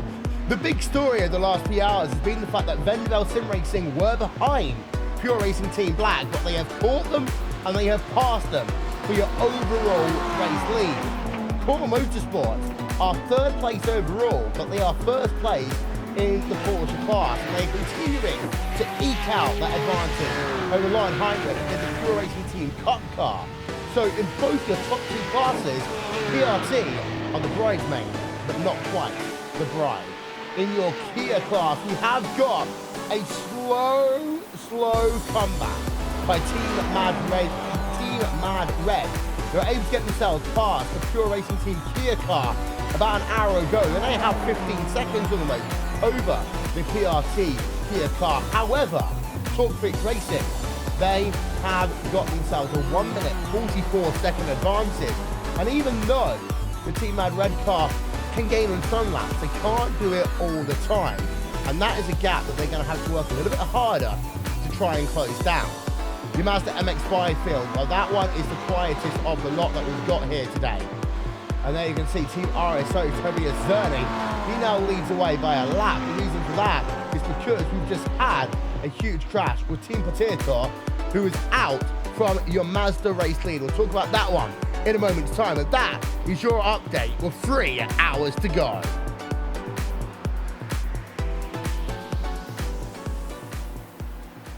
There you are, Johnny. That's good. That's good stuff. I've got to head off, but shameless self-promotion. I hate promoting stuff, but definitely check out the podcast with myself and Isaac Price on the SimonRacingReport.com. That's spelled Simon, which is a French way to pronounce my surname. It'll be good. Check it out on the website. It'll be out in a couple of days. It was good talking to you all. I mean, I haven't spoken to you all in a group in quite some time. Enjoy the rest of the event. Yeah. Cheers, Johnny. Bye. See you later. Bye-bye. Right, we're having a look now at Team Potato. They're out from the race lead. We didn't see this one because we've been paying so little attention, Paul, to the Mazda field because they were separated by a good mile or so. But Team Potato have crashed out from your race lead. And I'm trying to figure out what part of the track that is. That's towards the end of the lap of the Nordschleife. And they basically just understeered off into the wall there. And it was Giuseppe Iannucci behind the wheel of that car. And yeah, just ended up sliding off into the wall, and that was it. That's a lot of damage on that car. We've only got 4 cars in that MX-5 field. We've just lost another one. We're down to 3. We are going to get a word with John O'Connor in a moment's time from the Iberica Racing team. Hopefully, we might be able to do this a kind of simulcast live stream thingy. Who knows? But we're having a look for the moment then with Team Potato. It is worth noting then that until very recently, Paul, PRT were P2 in your top 3 classes. Yeah, it's interesting how that's figuring out for them. Well, they still have a car on the podium in all 3. Yeah. Well, in 3. They're not on the podium in your... Yeah, they are still in the podium. In 3, yeah. I was going to say, they didn't enter a car into the Mazda MX-5 division car. We are going to stick it on board then and keep an eye out on what happens to the Team Potato machine. We're not quite sure exactly when it is. Our time in scoring just cries when you ask them to find a spot at the Nordschleife, but they did fall off the racetrack and they are out the race as a consequence. In the meanwhile, we're going to say hello, in a moment's time, to John O'Connor from the Iberica Racing Team car. And again, Randy, we were talking about this earlier. Doing a great job having that little LAN party going on here today. Oh, it's fantastic. I think it's always a great way to get some team morale up and going. And, you know, it's one of the great things for these sort of localized teams that, you know, especially over in Europe, you think of teams that are mostly Spanish, teams that are, you know, maybe British, maybe German. You know, those countries are small enough. It's relatively easy to get your drivers together and get them at a, you know, in the same place for a bit of a LAN event for these big endurance races. Not quite as easy, say, in the United States, where we're basically, what, 2.5 times the size of your continent? Yeah, but actually, you know, it's probably easier because you get cheap flights. You might just get dragged off with them. This is true. I mean, to American be fair, Airlines have been in the news recently. United Airlines have been in the news recently. Basically, fly Delta or Southwest. It doesn't speak well for the air travel industry when you're telling people your best option is to fly Southwest. Yeah. Just having a look then, still as I say at this replay, it will take us a couple of minutes to get to that. So, Iberica Racing Team, John O'Connor, hello, welcome to RaceBot TV. Hello from your LAN party. Hello guys, hello Will, hello the rest of the people live streaming the race. Yes, we are here, as you know, gather all the drivers in Madrid, in a very famous newspaper of Madrid, named Marca. Yes, we are here competing with the other drivers in the iRacing Nürburgring 24 hours. First of all, where is my invite? Secondly, can we get a cheer from the people who are still awake? I don't know. Sorry, I don't get the second question. Can we get a big loud noise from everyone who's still there? A woohoo! Well, wait a minute.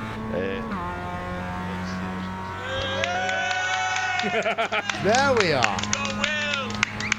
Let's go, Will.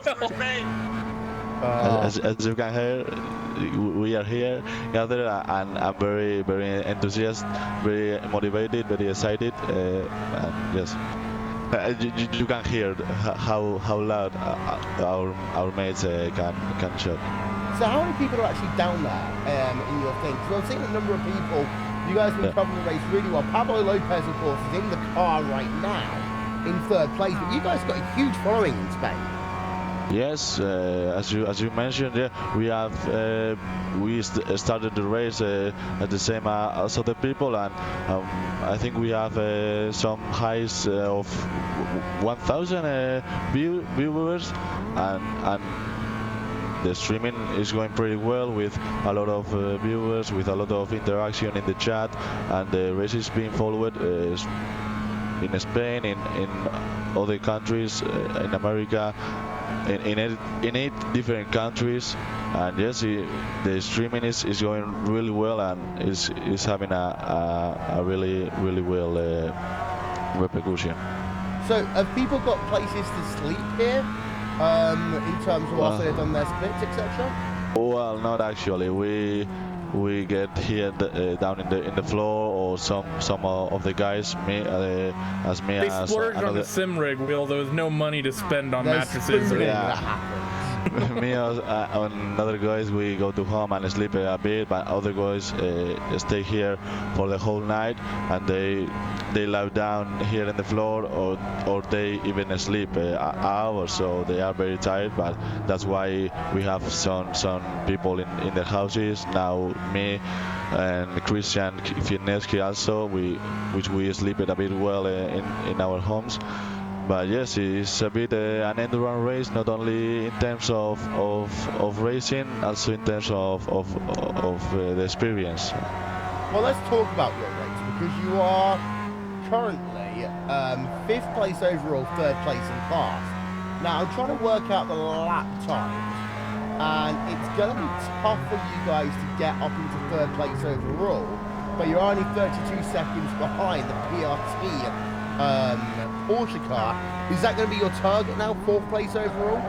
Well, our target since the beginning of the race is to finish the race in the best way possible, because we are in a very special event here in Madrid, and our main target is that, to finish. Now we are 3rd, which in our category, which is a very nice position, very nice result, and we are trying to keep it safe, to go until the end this place, and we haven't any special target like catching the Porsche of Pure Racing Team. We are trying to get it to the end, and that's it, and keep it the gap with Heteros. Is another Spanish team which is running in 4th place. They are running so strong, and we are trying to maintain the gap. Yeah, Spain P3, 4, 5 actually in that GT class right now. But in terms of who's driving the car, you've got Pablo Lopez right now. Who's going to finish off your race? Well, I don't think we can say now which driver is gonna finish the race. We want to keep it secret. Yeah, we want to keep it secret, so it will be a circuit until the last hour. So you guys will see which in comes Jos Verstappen. Yeah. So you can bet, you can say, you can think which driver will race the last hour, and then you will see if the guess is well or not. Well, thank you so much for talking to us. You want to give a couple of words out to your Spanish fans watching here today on RaceSpot TV, and also tell everyone where you can watch your live stream going on right now. Yeah, we want to say thanks to all our fans, not only in Spain, worldwide. We want to make a shout out also to you guys, to RaceSpot iRacing, for making this kind of event possible, for making sim racing bigger than in the past. So all my words are for you guys, for all the guys involved in this type of racing, motorsport fanatics in general. So that's my words go to that people, and I have really nothing to say. Congratulate you and say thanks for this, guys. Well, thank you very much for being a part of our coverage. We just had that weird moment when we tried showing a replay of a Team Potato car. We showed it for 5 minutes, and we can't find the crash. Yeah, it's not happening, is it? Well, you come this far. The soldering on, though, a Team Potato, and they are still going. And Stelian Chepolevsky is behind the wheel of the car. Very competent driver, Stelian, by the way. So we'll see how he gets on. But yeah, that car is looking very second-hand now. Guys, one moment. Can I say one last thing? Yeah, of course. Hey, Will. I'm Alex. Iberica Racing. It's a pleasure you remember us and want to talk on your official streaming. Thank you very much. And I just want to say one thing, because I have a lot of people here who I have to talk and close something for the future. I only want to say you thank you and race. It's going to start right now. Thank you very much.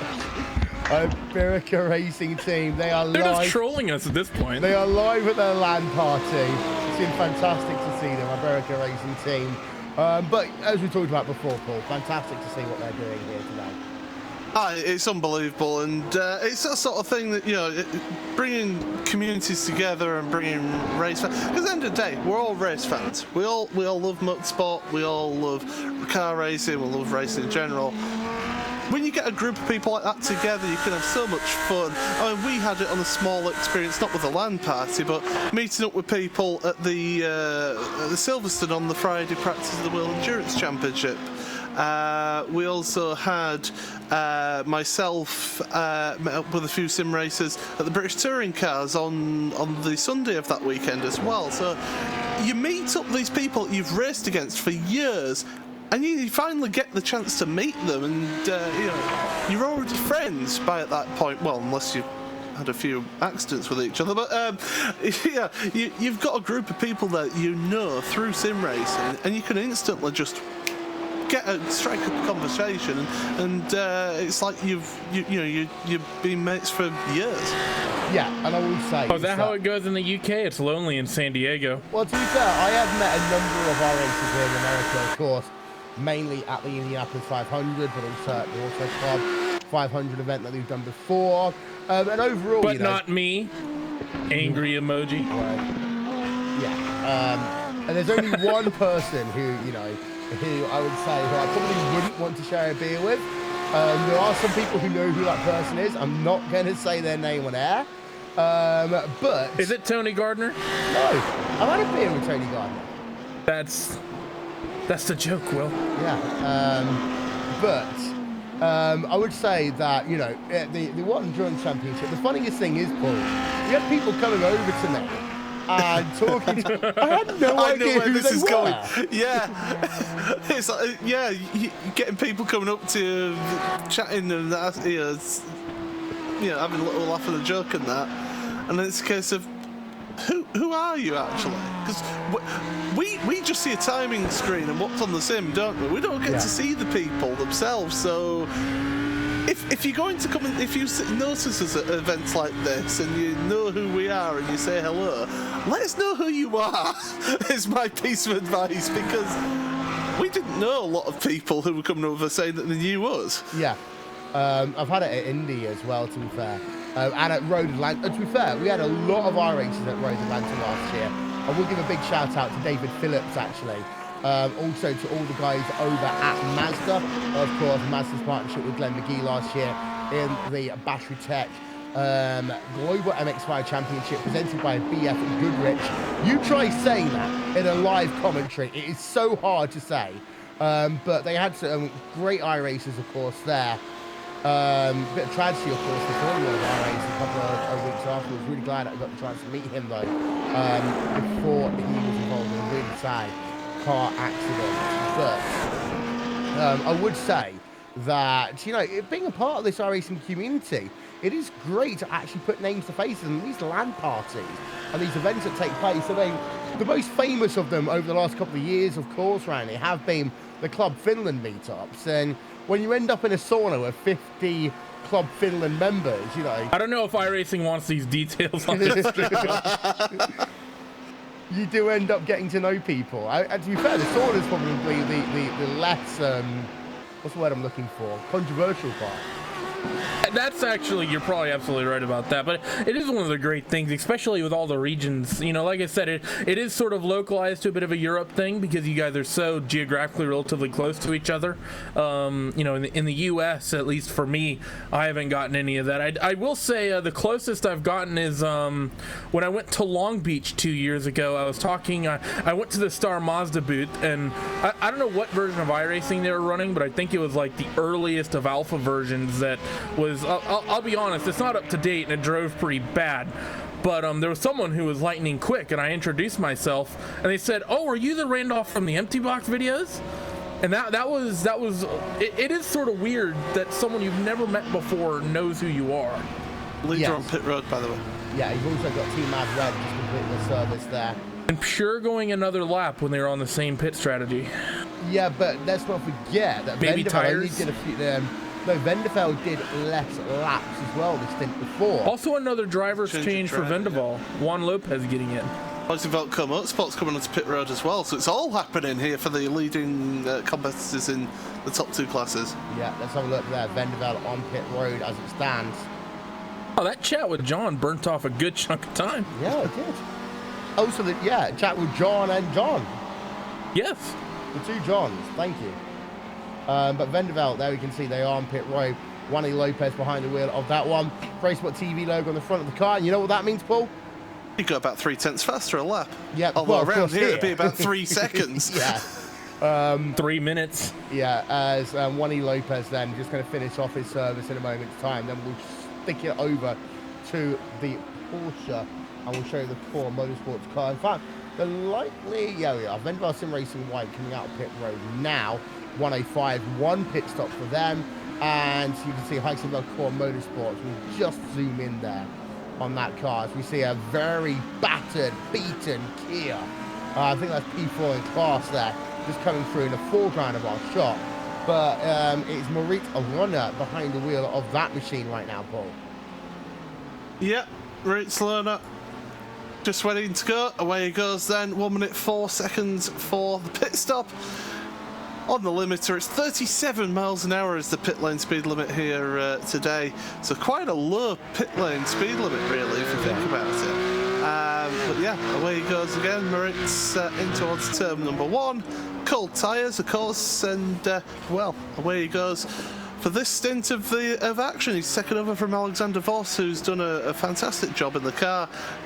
Did a double stint, so you would think that Maritz is going to be double stint in this one, you would imagine. Yeah, and I was about to try and get that aerial camera over the stadium section, then I forgot, wait a minute, there is no stadium section here. We're running the older Nürburgring GP layout. My biggest memory of that was actually the 1999 European Grand Prix.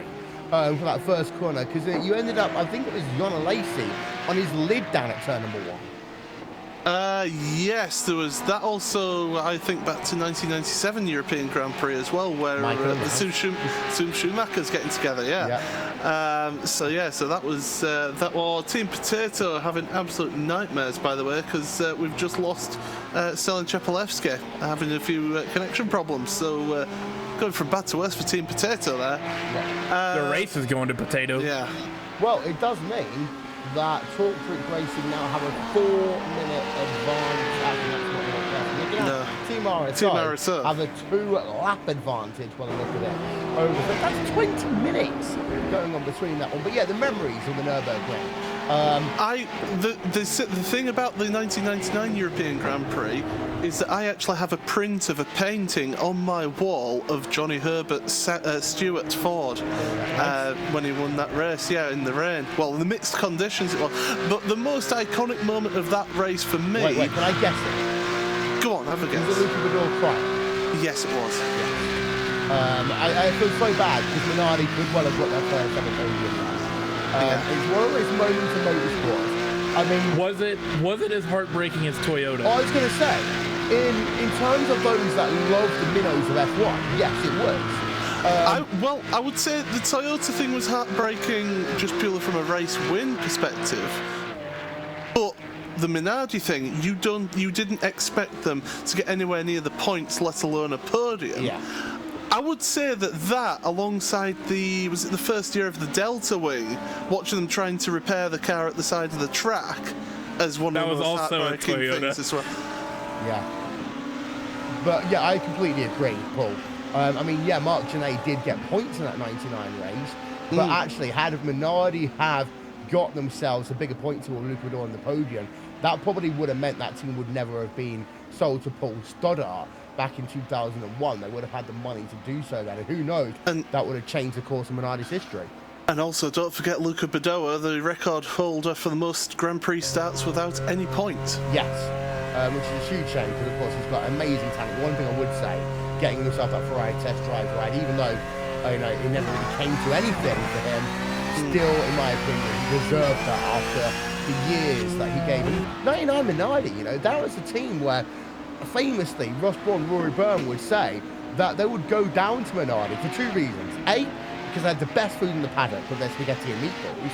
Yep. But B, because they wanted to see what Minardi were doing. They had a £40 million budget, but they were the guys that came up with the innovations like titanium gearboxes. Yep. Absolutely, and they would check that out. They even let Michael Schumacher drive one of them around Fiorano as well, didn't they? Michael Schumacher, I think it was something like 3 seconds a lap faster than the Minardi drivers in that car. It just showed the level of talent and that he had compared to some of those drivers that were having to pay their way into that team. But also that qualifying session in the 99 Grand Prix as well. The last person past the line, Heinz-Harald Frentzen, the driver who actually, people forget that Heinz-Harald Frentzen and Johnny Herbert were both actually very close to winning that 99 championship, especially if you remember the Malaysian Grand Prix, the first time Kimi came back after his leg incident, and the pass towards the end of the event. Now, had the bargeboard situation have gone the other way, you could have ended up with it being Nick Hakkinen versus Heinz-Harald Frentzen versus Johnny Herbert for the championship. Any of that was for the championship in 99. No, it was in the end. But had the bargeboard situation gone the other way, and had Hakkinen not gone back up, would have been a very different championship three-way between actually. You could have had yourself Jordan in the mix of the championship then at the end with Heinz-Harald Frentzen. And also, as the Milton Keynes boy living at the time, anyone ever seen Milton Keynes Shopping Centre will know it for one of two things. For once in a while, it was the longest shopping centre in Europe, and also Cliff Richard once did a music video there. They also had a... I'm sorry, can I just interrupt you there? Every country or whatever has the bragging rights of the biggest. Milton Keynes, it's the longest shopping centre in the world. It is. It was for a while. But you actually had Johnny Herbert drive that car into Middleton Hall. And as what was I at the time? 11-year-old seeing an F1 car for the first time. That was pretty fantastic. Yeah. God, you were 11 in 99. Man, I feel old. Yeah. I was 7. I was 15. As PRT, 50? Wait a minute. PRT, I think, has just had a crash. Oh, really? Yeah. Which one? I saw their speed at 0 miles an hour, so I just want to have a look at them. Race leader? In your Porsche. Oh, Porsche. I'm not sure. I'm just keeping an eye out.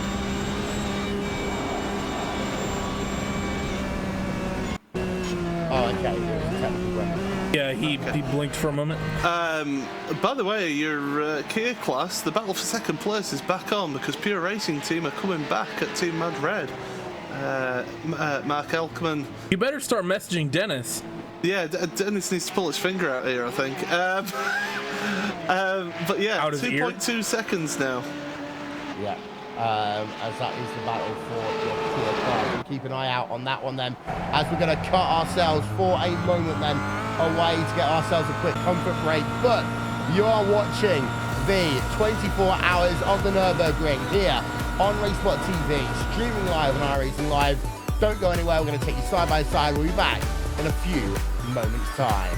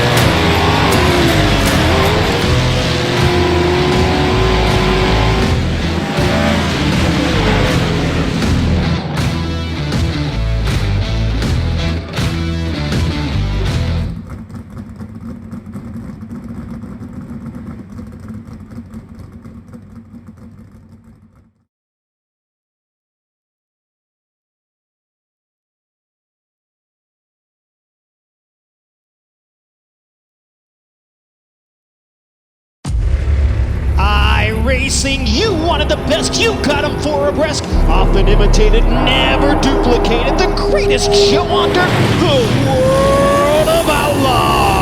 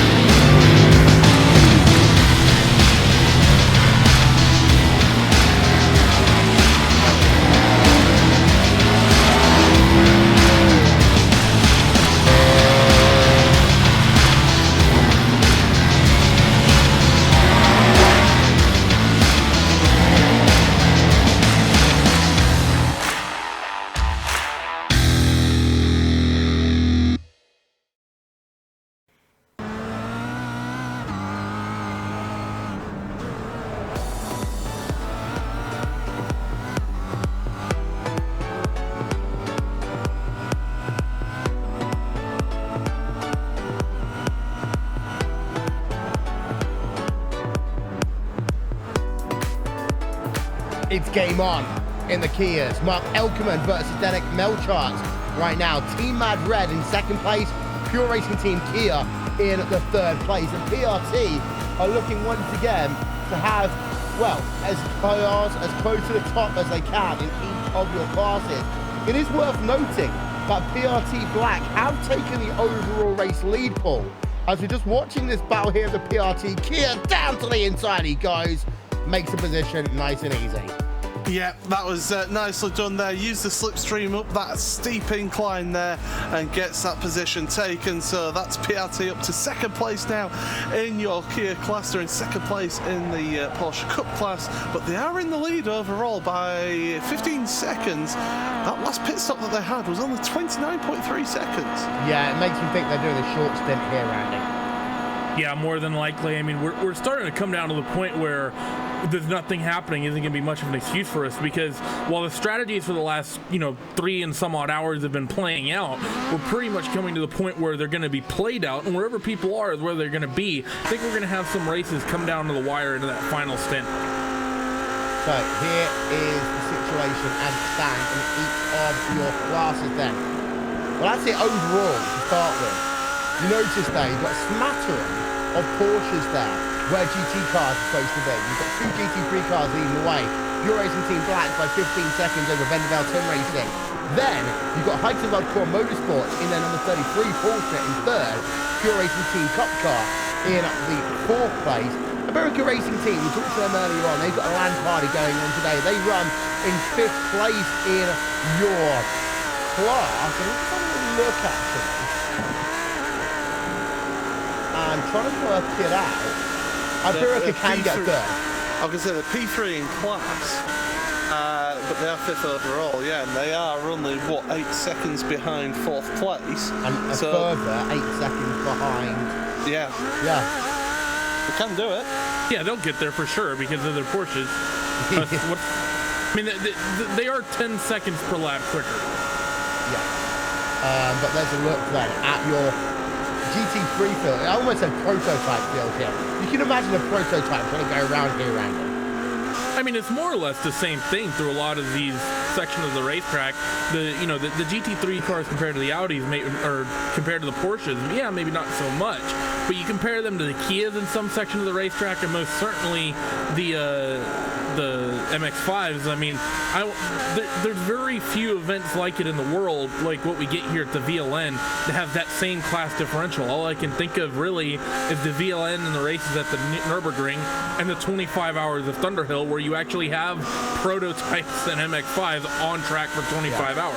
I'll tell you what though, one thing I will say, Paul, having seen an LMP1 car at Silverstone going through Club Corner, and then of course also through Luffield, you just sit there looking at Luffield coming up behind an LMP2 car, they accelerate and it's boom, goodbye. That is the thing that I will take away from my experience of the World Endurance Championship, is the sheer acceleration out of Luffield Corner that those LMP1 cars had. It was just it just blew my mind as to how much more they had over those LMP2 cars, which are quite similar, really, if you think about it. It's just the drivetrain that's differential, really. And then you talk about the GTE cars as well. They look like they were standing still coming out of that corner compared to those LMP1 cars. Yeah, I can just have a look there. That is your Kia battle going on right now. Finally, your nice MX-5 battle. Well, Team Potato, they have come back out on track, Randy, but they are way back. Yeah, it's really unfortunate for them. Granted, they're still in second. They're not in it for a win, but at least they're still second on the podium. Slothdom squad number 40 is still a little bit further back. Can I just ask, why do you guys say potato like that? Started off as a thing. It's kind of northern way, I think. Well, I'm sorry, if we're going to say it northern way, it's potato. Potato. You don't say the. You don't say your the accent, your entire accent changes for an entire word. It's like you have to listen to it. Would you like me to commentate in Yorkshire, because I can do that? Now I tell you what, I'm looking at the Team Mad Race red car. It's going round bottom hairpin, and he's giving it some right boot there. He's getting it down Axminster. He's doing a good job there. As the PRC Cup car is on pit road. San Diego. Those references. Yeah, PRT Cup car on pit road now. That rear end looking a little bit bent as well with the rear wing there. So definitely not looking well. It's seen better days. The front left as well. A little bit of damage to that, but yeah, Lauren Heinrich at the wheel. Wait, it got changed into first gear, ready to go for another stint, and there he goes, 35.9 second pit stop. Yeah, out and away he comes.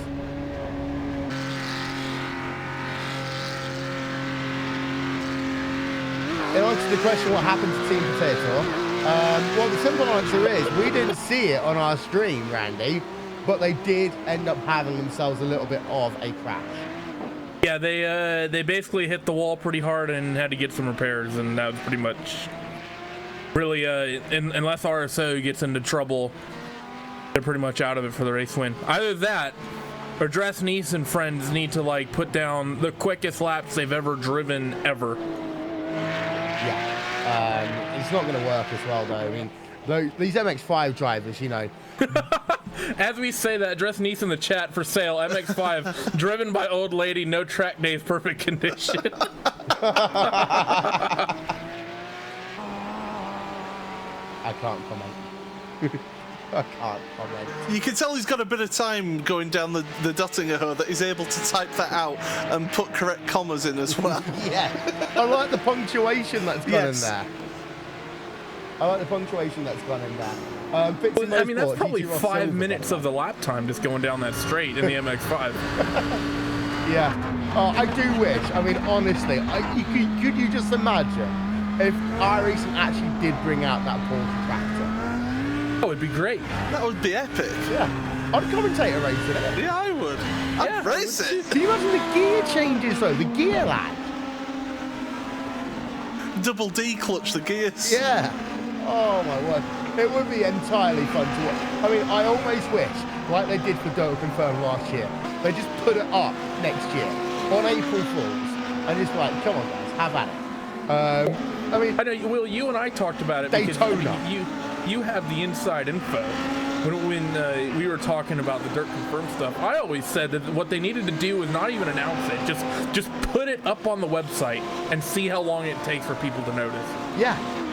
Yeah. And just be there. They've done that in the past. Didn't they release the roof and Fontana like that? Like everyone just woke up on like a random Thursday and there was just a new big NASCAR track and a wannabe Porsche. Hi guys, how's it like, going? Wait, what? Yeah, I mean, like for example, the USAC stuff. Actually, I mean, I'm not slamming Jack and iRacing's marketing when I said this, but for me, USAC May, I would have just May the 1st, just been like, no announcement, see what happens.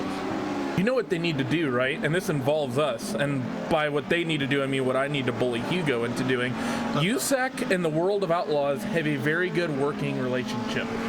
World of Outlaws and USAC Amsoil 410 Sprint Cars, the two big series, share multiple race weekends. Our Monday World of Outlaw broadcasts need to involve that USAC 410 wait. I might have an email about this. Carry on talking for a minute. Okay. So for those who are curious what we're talking about, Sprint Cars and USAC, there's, you know, Paul, I'm actually going to bring you into this.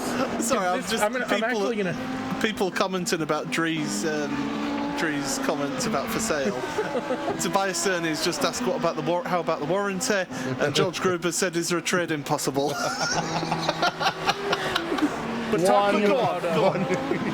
talking about the World of Outlaws and USAC, and I'm going to extend this to other championships out there in the world, a lot of series, both in the United States and internationally, and Will can definitely attest to this, very, very political. For example, 365 days ago, there's no way that Ecclestone would have let Fernando Alonso race in the Indianapolis 500s. He said so himself. Other reasons, you know, other things, you'll never see IndyCar and NASCAR run the same weekend. They're basically too proud with one another. As much as I like both series, it's one of those things that it'd be fantastic to see. They'd rather lose money by having a half-empty track twice than they would do by having one huge race weekend. Yes, and also IndyCar is very bad in the sense that they won't run good tracks that are in their market simply because Formula One races there, aka COTA. That might change though, the new owners, because again, it might Ecclestone change. was a big part of that. He said that IndyCar basically wouldn't be allowed to run an event in the same place that and that's the thing, is like, what did Formula One have to lose there? Because exactly, Formula One always win on who's the faster car.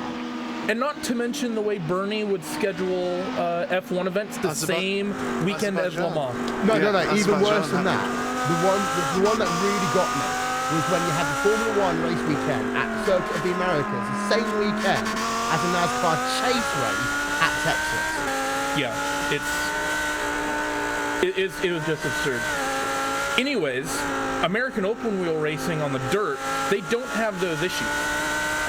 USAC and the World of Outlaws, they work together multiple times. When I went to Long Beach 2 years ago in 2015. On Saturday night, I went to the World of Outlaws race. I didn't actually realize it at the time, but that show was the World of Outlaws Sprint Cars, which is the biggest winged sprint car series in the United States.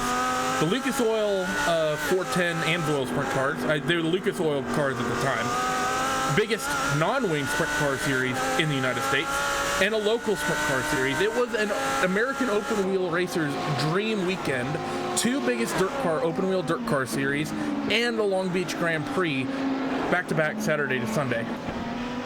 I would love, absolutely love, Will, if you can tell us about this email. Hopefully this is good news, because I would love to do USAC World of Outlaw doubleheaders on Monday nights. What we started off with was we got asked whether or not we could do a World of Outlaws late model broadcast and the same time as the sprint car broadcast.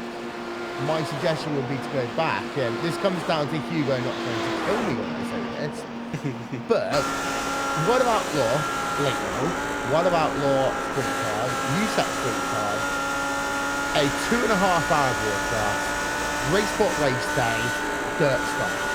I'm game. Me and Cam would love this, because actually we had this conversation. Tyler Hudson actually suggested this to us, because the problem with our World of Outlaw broadcast, as fun as the show was that 30-lap race at Volusia had 2 cautions in it, and the time from green to checkered was 9 minutes. Yeah. Very, very short. I will say this somewhat in rebuttal. You'll have to, in order to make this work, our official start times for the USAC 410s is going to have to line up with everything. So you have one at like 15 minutes past the hour, one at 45 minutes past the hour, and then one at 15 minutes past the next hour. Yes, because one of the reasons we talked about this, one of the reasons it wouldn't work with the late models is that the late models go green, I think, about 45 minutes to an hour after the 410s. So even after the 410 race is done, those races are so fast, that's essentially 20 to 30 minutes of dead air. If we could squeeze in a USAC race, or if we could squeeze in, now my actual suggestion to Hugo at the time was the 305 sprint cars, because before this, we didn't realize USAC was coming on. This was on last Monday. That was announced, I think, on Thursday. The 305s start 30 minutes before the 410 race, and that's what I suggested to Hugo at the time. If we could somehow squeeze in a late model race, a 410 race for both the USAC cars, and then either a legend, well, it's not an official legend series, so we can't do that, but me and Cam are chomping at the bit. But if you merge as many of that as possible, I mean, I think that a kind of element of race day could work for me. I mean, I'm kind of thinking this in my head as we speak. But I think it definitely could work. And I think actually that's one of the things, Paul, that we found. People love the concept of Racebot Race Day because it's a weekend's worth of racing now. You know, the Formula Renault Sim Cup, yes, it's not necessarily the numbers I would have hoped it to have, but the Porsche Super Cup, you know, it's got good numbers.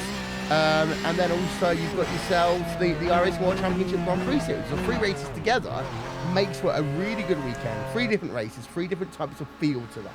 As the Evolution Racing team, by the way, also on pit road for a very long time, and I can't quite understand why. I don't know why that is. Well, they're leaving now. Yeah. Split neck at the wheel, so he's swerving in the pit lane, checking the steering. So they've obviously taken a knock on one of the front corners. Oh yeah, the front of that car is all bent up. He's still checking it now. We'll get a good idea of what that car is doing right about now in the cut back to the left-hander. It's whether it goes straight is the question as well. Because you can live with a little bit of steering damage. You can live with it, but it's when you're in the braking zones that's really when it will hit you the most with that steering damage, because it can just suddenly send the car shooting off one way or the other. So that's the most concerning part of that, is if you have that damage that affects your braking. But Blake seems to be going okay at the moment. Just seem to be a little bit cautious into that hairpin, but to be honest, if you've got a damaged car and you're brand new into the car after that damage, you take it a little bit easy, don't you? Yeah. Just to let you know, by the way, America Racing Team, they have got themselves already past Pure Racing Team Cup. Now, they're right in the rear of Pikes and Motorsports Motorsports car. This is for 3rd place overall, so this is pride coming back then for your GT3 division, as they are about to put The Heightenberg Core Motorsports car behind them, but Core Motorsports doesn't want this to happen just yet. They've been proud there in that third place. Heightenberg Engineering on the rear of that car, diving it down to the outside. Goes America, and it forces your race leader there of Core Motorsports off the track for a moment. You've got to be careful. You're 22 hours into one of these events, and I just want to have a look there at Core Motorsports again. And I'm going to have a look at this from behind.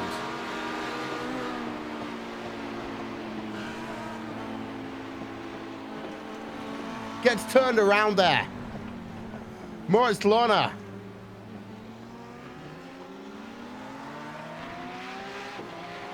One more look.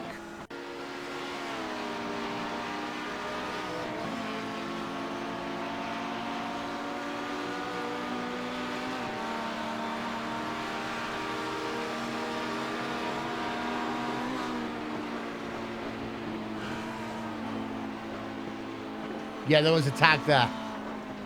I mean, for Core Motorsports, they're lucky that they were able to kind of like slam on the brakes there. Didn't get any damage at all. As a consequence of that, they are still where they were. And Core Motorsports now, they are still leading the way. They have lost third place overall. We've lost connection with our co-commentators here on Racespot TV. We're just working on re-establishing that connection. So whilst we do so, after what was just a big, big moment here, battle for P3 overall in your field, as GT Ross Silver versus Fitzy Motorsports is still going on as well. We're going to ride on board then for a few minutes. Back with more after these messages. Actually, we're not going to go to commercial. We're going to give you Racespot TV fan immersion.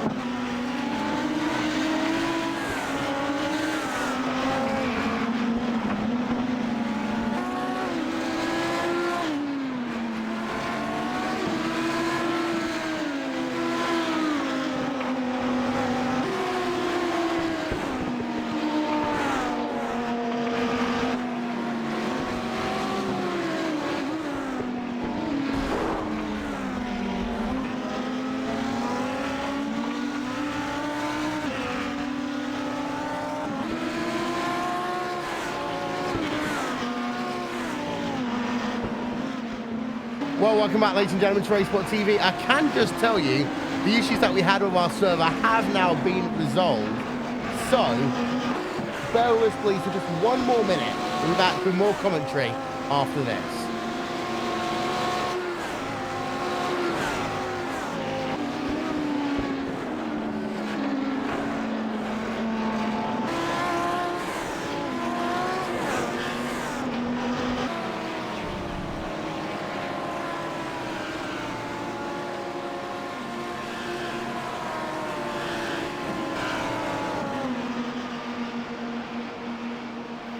Apologies for that, ladies and gentlemen. You can always imagine just how complicated these race broadcasts are from our point of view as well as anyone else's.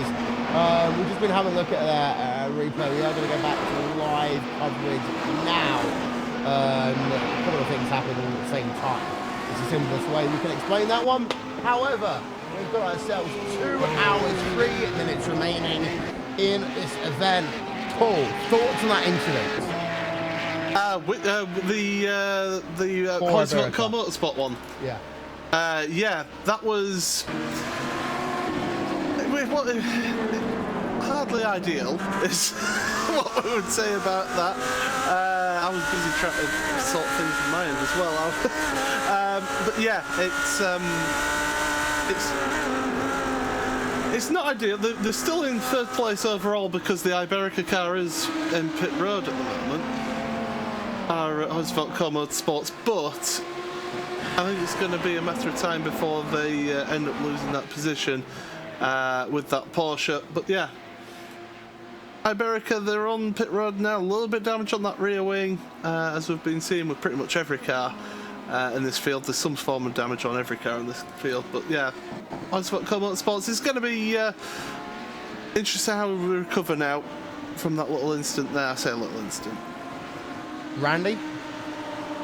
Well, I mean, it was a little bit of an overeager move there by Mr. GoPro Lopez, I think. But at the same point, I have to say, what we've had in our stretch here on air, we've been on air for 4 hours. We really haven't seen any major issues. Couple self spins.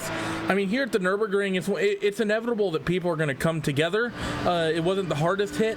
Mortis Lohner and Heinzville Crow Motorsport seemed to be out there circulating with relatively low damage. Yeah, it was probably a bit of an unjustifiable risk there by Pablo, but at the same point, everyone seems to still be running. No one's really lost any positions. Fair game. Forget about it. Just try to finish out these last 2 hours strong if you're that number 33 machine. If Egil Sandfield was here, I'm sure he'd be bringing up the unjustifiable risk moment there. As Pixie Motorsport, Sam Fitzpatrick just moves himself past GT Ross SST Silver, Paul. Yeah, that was building, was that battle between those two, and Sam Fitzpatrick had been gaining on that GT Ross SST Silver car, and now they've finally made that move stick. Go across the line in 5th place in class, 8th overall, and while that GT Ross SST Silver car, we've seen that being involved in a few incidents. You can see how it's all banged up. But they're not giving this up yet. That position, they're still fighting on. But you just think that Sam Fitzpatrick at the moment has got the pace over them. Yeah, we've also got the Amadi Racing team on pit road. Talking about beaten up race cars, Paul. I mean, we were joking earlier on about the fact that someone trying to sell themselves a Mazda MX-5 with one careful owner. Don't think you could even try and claim that with this one. Yeah, it's not going back on the forecourt, is it? That's for sure. But yeah, credit to them though, Amadi Racing team. They're still in the race. You know, there's a lot of teams, and there is a lot of teams that are out of this race. And so yeah, they're still going. They're down in 37th overall, 7th in class. There is actually one other Kia that's even lower down than them. That's Triple R Racing, this number 16 car. That car, I think, is they're just basically trying to crawl that round to the end now. 2 hours to go in this race, and yeah, that's in a right state. That car has been bent up and changed around so much. There's actually the aerodynamic footprint for the next Kia that's going to come out.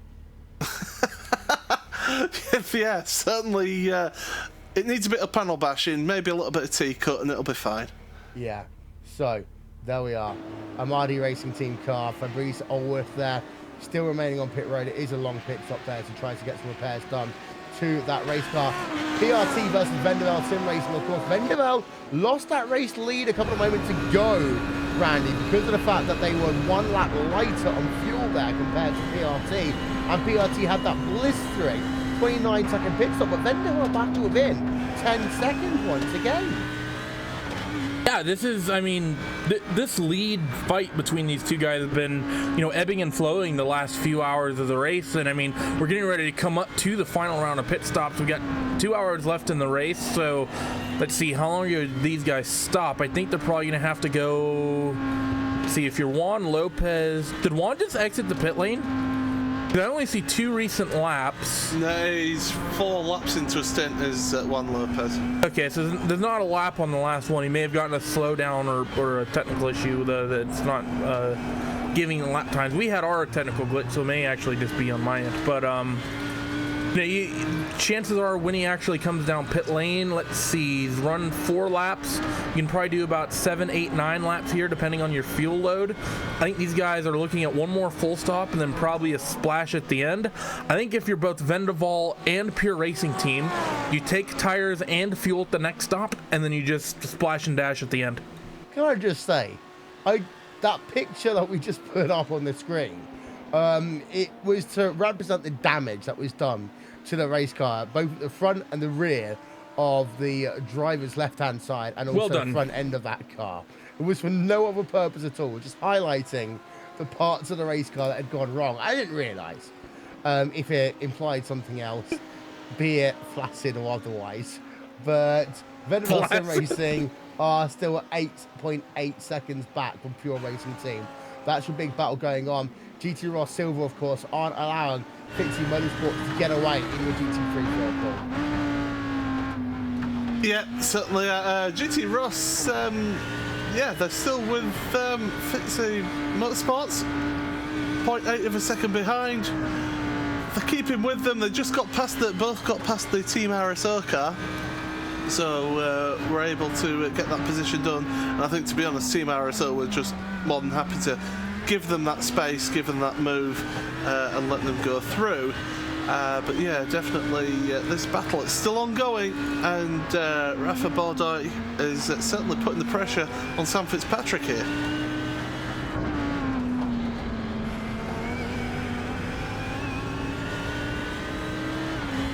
The gap between the two of them remains at about half a second. Have a look down in your other classes. Well, we talked earlier on about this one. Team Potato versus Team RSO, #397 Alex Zerny. Well, the incident for Team Potato there basically meant that they're now 1 lap behind the Team RSO machine. And that's a shame because Dries Nice and the other Team Potato cars were really, for the majority of this event, Randy, don't what they do so often in 24-hour races? Go off, sunset, see you later. Yeah, I mean, they were having a really good run, so it's definitely really unfortunate for them. But at the same point, you have to say, Team RSO, I mean, they've been one of the dominant MX5 teams in your VLN Endurance Championship. They ran really strong all of last season. They've come in, in the first couple rounds of this season, been running really, really strong. So not a surprise to see them running up near the front as well. We've been told that we're pronouncing Team Fitz-Die Racing incorrectly. It looks like Fitzy, we're going to call it Fitzy. Yep. It turns out if you make your team names look like something, people are going to say it that way. Look, if you're a Pokemon fan, you see Misty and you pronounce it Misty. I don't do Pokemon. So. Yeah, I'm the same. Okay, moving on. 1 hour, 55 minutes remaining in this event right now. It's been a good race overall. We have to say, Randy, both for you, Randy and Paul, we came onto air thinking, okay, these gaps are huge. We're going to have nothing to talk about, but we actually have.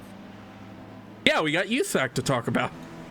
But no, yeah, it's actually been a really good race. We have the fight for your Porsche lead, which although isn't super close, it is.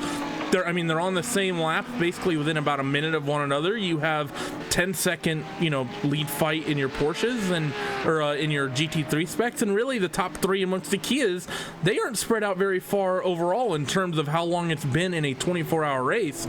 This is still a very, just for reference, Torque Freak guys, they're about midway through the GP circuit, and then the third place team of Dennis Melkart in the Team Mad Red car, they're just entering the Dr. Ho. That's about 4 minutes, and when you talk about the top 3, 22 hours into a 24-hour race, especially with as much fuel saving and as many pit stops as that Kia has to do to get to the end, 3 to 4 minutes isn't a lot of time. If you were to go to any amateur team at a real VLN race, nonetheless the 3-hour race is, God forbid, the 24-hour race, if you were to tell them you would be 3 minutes off your class leader, they would be ecstatic. Well, both PRT and Team Mad Red are going to be coming on pit road this time by So Talk Freak Racing are just going to extend that lead for a lap until they come in at the end of this lap that they're on now. So again, it's the fuel strategy, it's the pit stops, it's how it cycles, and with this Kia, you've got a lot of pit stops, that's for sure. 5 laps, isn't it? Yeah, 5 laps on if you're fuel saving. If you're fuel... Yeah. You've got to fuel save every lap in the Kia, that's the issue. Yes. Paul. Yeah, you do. How hard does it make one of these races to not even be able to go full pelt? I mean, the thing is, I say you're having to fuel save, you're just lifting and coasting into your braking zones. So if you've got any braking zones at all, you're just lifting off about 20, maybe 30 metres beforehand, letting the engine slow it down naturally, and you're braking a little bit later, or just not braking as hard. That way you're also looking after the tyres as well, so it's actually beneficial for you. With it being a front-wheel drive car, you're not burning up those front tyres, so actually you're getting better tyre wear from it as well as the fuel consumption. As Iberica come on pit road as well. Iberica come down on a pit lane. I actually don't know which Iberica. We've got a pit lane battle as well, because Fitzai and also GT Ross Silva are both on pit road at the same time. Yeah. So that's interesting. Paul, I was going to pose this question to you before you said Iberica's on pit lane, which they're not. Last week at Blanc Pond, Evolution Racing Team shocked the world, making the 3-stopper pretty much work, getting themselves second and third. In the Kia, is it not conceivable that you could just run 4 laps flat out? What is the time loss over a lap that you lose, saving everywhere around this racetrack? Now, you might just be lifting and coasting, but you consider there's 170 turns out there, probably roughly 90 to 100 braking zones, I would gather, maybe a little bit less than that. How much, you're probably talking 7 to 8 second, probably loss per lap? About 5-6 seconds is the loss per lap, but you've got to remember that it takes, you've just seen Pure Racing Team come out now, it takes you to go from pit entry to pit exit 2 minutes 14, 2 minutes 15 seconds. Well, for a full tank, however, if you... Yeah, you're gonna. It's only gonna be about 10 seconds quicker if you do a 4-lap stint, because you're only putting in about 16 gallons for that. So really, you're gaining yourself 8 pit stops of times. That's roughly speaking 8 to 16 minutes if you do the 5-lap stints. Curious what the math would be. It works out quicker if you're able to do it as a 5-lap stint with a little bit of fuel saving. Interesting. Will, what do you think? You're the mastermind. I am in terms of pit lanes. In terms of strategy,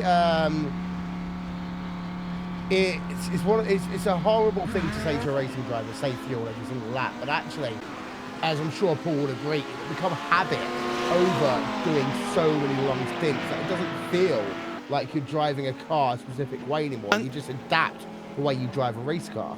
And I will say also, from my experience of actually racing the car, I actually found it more comfortable to be doing the lifting and coasting, especially around the Nordschleife, because it actually made the car more stable. If you're pushing the car on every lap of your race, the car's on edge, and you can it's so much easier to make the mistake that ends your race. So actually, I was more comfortable doing that lifting and coasting, and being more smooth with the car, and it meant that it's a relatively undamaged car compared to some others in the Kia class, and it's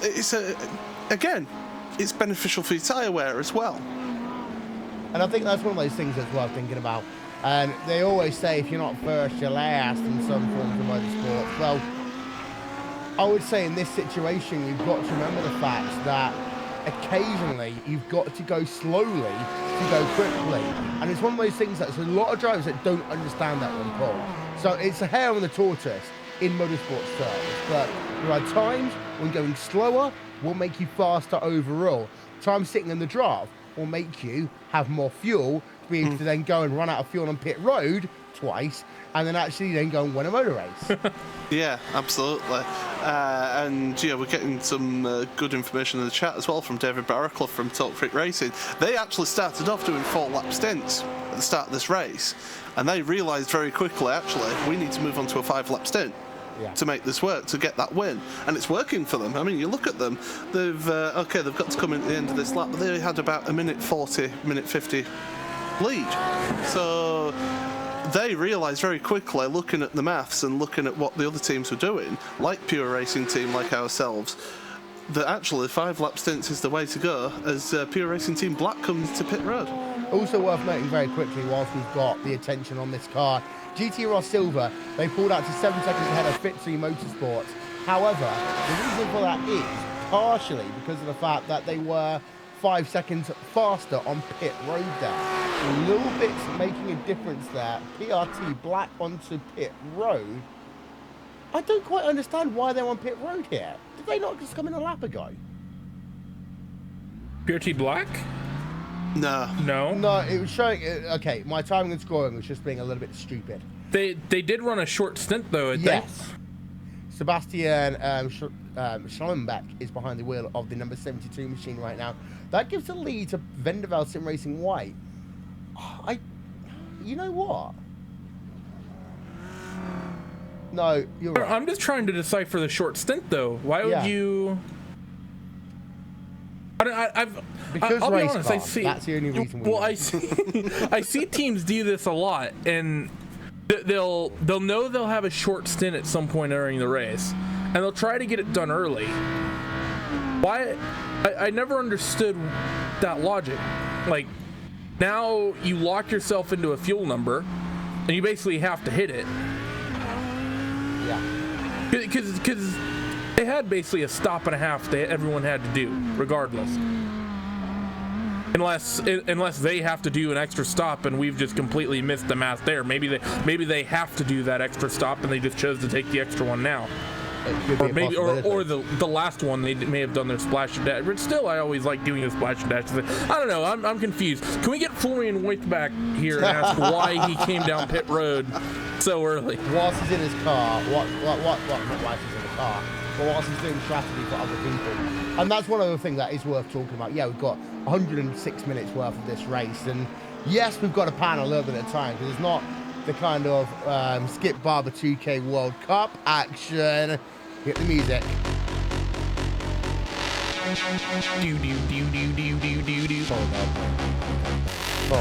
Because of course the Skip Barber 2K World Cup is back for a double header tonight here on Racebot TV, streaming live on iRacing Live. They are at Silverstone, and you can join Paul Smith as well as Cam Walsh and Jake Sperry for that one.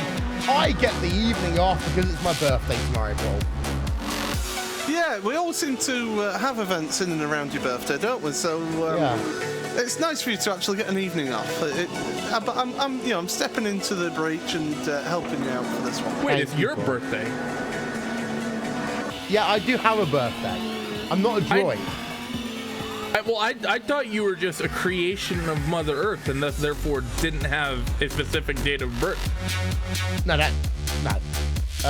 But of course, that race is tonight at 8 p.m. GMT. Catch it on Racebot TV and on iRacing Live.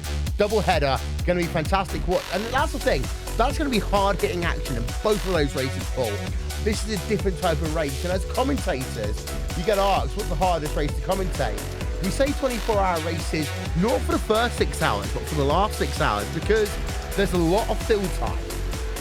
I always say that, the mark of a good commentator is being able to make not the most exciting race sound like the most exciting race. And well, we failed.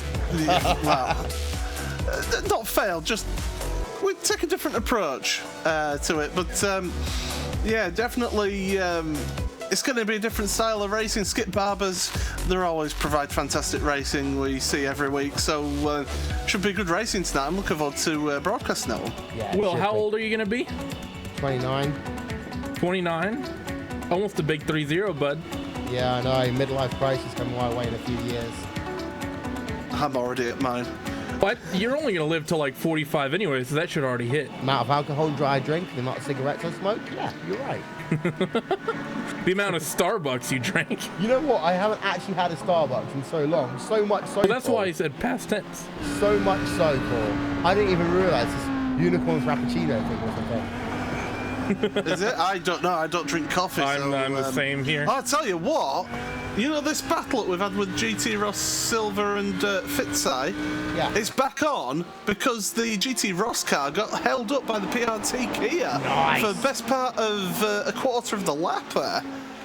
And they're going on to Dottingham right now, so these two are back at it, battling away. I don't think GT Ross will be too happy with PRT there. When you talk about your most important corner on the racetrack, Paul, because of that Kia, Juan Magamas, he doesn't able to get a good run, and now come to driver's left, here comes Fitzy Motorsports. Yep, side by side they go. So, side by side they go in the battle for what is the 5th position on track right now. But actually, Fitzy doesn't have the run there. They couldn't get the draft they needed to. They have to slot in behind the GT Ross machine. That doesn't surprise me, actually, and Paul will somewhat attest to this with all the VLN races we've done. Going down that long Donger Ho, if you pull out of the draft too early, there's going to be a point where the aerodynamic drag actually kicks in and is going to slow you down. So if you don't wait long enough, it's actually it's a little bit counterintuitive. If you try to pull out too early when you have a run, you won't be able to get fully past. And you have the actual double effect of if you do get past, now the car behind you can actually draft you. A lot of times you're best off for about the first third of that run, basically essentially saving gas and just sitting right behind.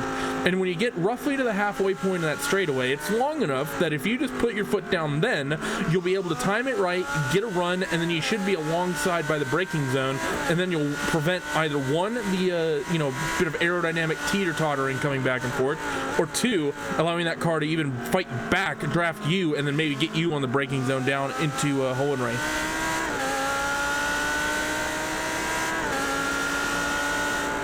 Paul says no. No, he's absolutely spot on. I don't need to add anything else. I was throwing to Will. Oh, you're throwing to me? I was waiting for you to speak, Will. I'm sorry. I didn't realise that. I thought we lost the team speak again. No. 1 hour, 41 minutes though remaining in this event. And, well, before we go to commercial, let's run you through then your field as it stands. Vendavel Sim Racing lead by 1 hour 24. 1 hour 24? Wow. 1 minute. 22 hours left. 1 minute 24 there over Pure Racing Team Black. Only 2 cars in the lead lap in the GT3 division. Let's have a look at the PRT Black car. I still think, Randy, that something amiss has happened because having a look at the stint time for these cars. Actually, no, because Vendavel will be on pit road this time by. Well, I mean, that was still a short stint there from Pure Racing Team that Sebastian Schmallenbach just did, because he went out on track, he pit in on lap 152, was out on 153, and then he did 154, 155, 56, 57, and he came in on 57, and he's on his out lap now. We know these cars can do like 7 to 8 laps, and he only did about 4. Yeah. So something is amiss. Either they just didn't need that much fuel and they just decided to do a 4-lap stint then because, maybe we can bring the gap down and with the draft work it. There is some black magic that can actually play with race strategy in the middle of the race, which can get very complex. Oh, well. But it's I don't see what they see just yet, but then again, I don't have the numbers they have, so. Insightful stuff. Yep. But regardless, Vendavel are on pit road as it stands right now, and they are doing a pit stop. That will put them out. Having a look at the lap times and the pit times coming on towards pit road, I would say about 15 seconds ahead of the PRT black car, Paul, if I'm not very much mistaken. Very short stop. Could be more than that. They're rolling away. Yeah, it's just a fuel stop. I think that's probably just enough gas to get them to the hour, and then they're gonna probably fill up then and then go to the end. Very short pit stop. The reason why I say that is says PRT Black. They're only just heading themselves now on towards the GP track, Paul. I mean, That's a huge lead with 99 minutes to go. 99 red balloons, 99 Luftballons, 99 minutes. Oh, it's a very good song, it's 919 Luftballons. Yeah. 37.3 seconds is the gap. It's just come up on my... Oh, no, actually, it's still sorting itself out. 33, I'll let it settle down a little bit more. The gap is currently X. It is about 33 seconds, yeah. 33 seconds is the gap there. So, 28.4 second pit stop compared to a 1 minute 6 pit stop for Pure Racing Team Black. So, that tells you that they're going to do it at the end for their final pit stop, as you alluded to earlier, Brenda. Well, yeah, if what's happening, what I think might be happening, happens, we might see Pure probably just did one of their longer stops. They will probably skip tires at the top of the hour. Vendaval might take tires, and that's 28 of your 33 seconds. I think right now it's easy to look at Vendaval and say they have a pretty big lead with about 90 minutes left in the race. I think it's all going to come down to the strategy call that happens on that final stop. Yeah, indeed so. As we just tried to show you there how much of this racetrack we can get on with just one camera angle, there's the answer. About 10 corners of the GP layout here, as there we'll see the cars now heading themselves, the car of Pure Racing Team Black heading himself down into the Vidal chicane. The Vidal chicane, of course, got himself so many different ways of going through it. You turn left and hello, welcome to the green hell. I'll tell you what, it's a challenge. To say that chicane is challenging to get right, actually, because you think that you can carry more speed through it than you actually can, and clipping those apexes right is very tricky to do. And then, yeah, as you say, you've got to get yourself onto the Nordschleife then at that point, and yeah, then the fun really starts around here. Well, let's have a look then at your Porsche Classer.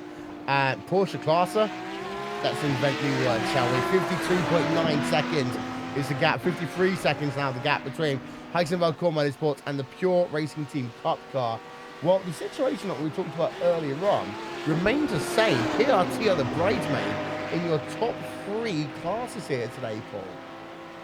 Yeah, I don't know what's happened with them today, not really bringing it up, but you know, they've got some stiff competition there. I mean, when you look at it, Vendaval Sim Racing White, that's a very, very strong lineup in that car that's leading overall at the moment. Heisenberg Core Motorsports in the GT Cup class, they, again, absolutely top endurance team there. And Toll Creek Racing and the Kia, they seem to specialise in that Kia in this type of event. They certainly did last season in the VLN. So they're going up against some stiff competition, that's for sure. And a few mistakes here and there, and that's cost them as well. I will say though, that PRT GT3 Audi, it does look to be the car with the most straight panels on the track, apart from the Vendaval Sim Racing White car. Yeah, but it doesn't matter how the car comes back into the garage. It depends on the position it finishes in. Yeah, true. You know, that's the whole thing. You don't bring a race car out, especially at big races like this, to bring it home in one piece. I mean, yeah, maybe if it was a very short race, you'd be like, you know, don't crash the car. But here, 24-hour event when the entire car pretty much is going to go into a big furnace afterwards. Drivers have at it. We're going to step aside for a few moments here, ladies and gentlemen, on Racesport TV and on iRacing Live, but do not go anywhere.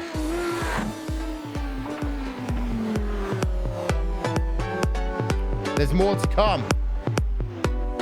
94 minutes remaining in the second annual 24 Hours of the Nürburgring here on Racesport TV, streaming live on iRacing Live. Don't go anywhere.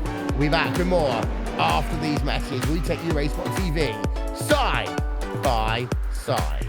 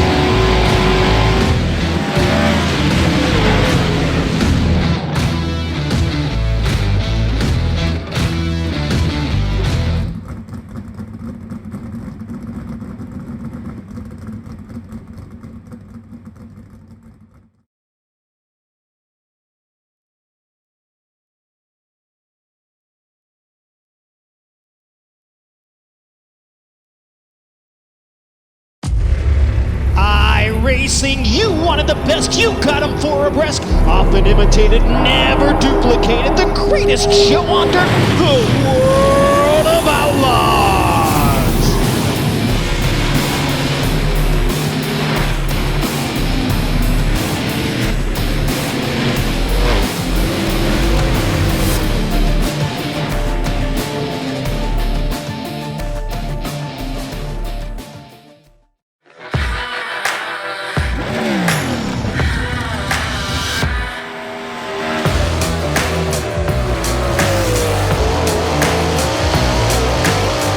Hey guys, Christopher Bell here. As you guys know, iRacing is coming out with dirt and it's been a long time coming. So I'm here today to kind of show you around the sprint cars and hopefully give you some insight for whenever you first drive it.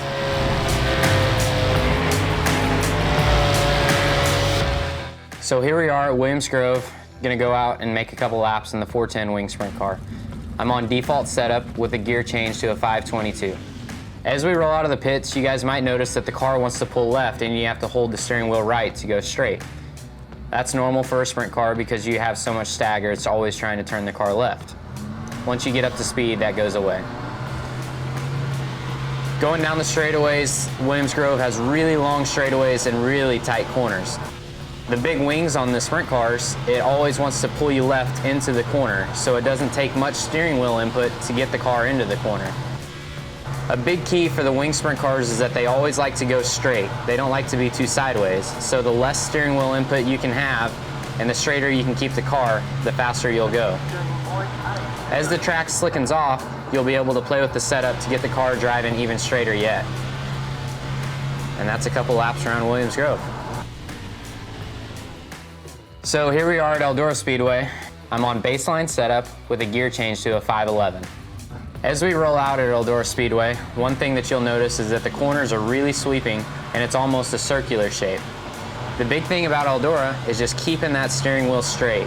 The straighter you keep the wheel and the less steering input that you give the car, the faster you'll go.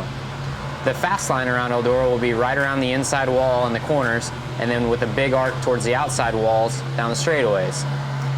Then once the track slicks off, you'll be able to follow the groove up towards the outside wall, where the famous Eldora High Line comes into play.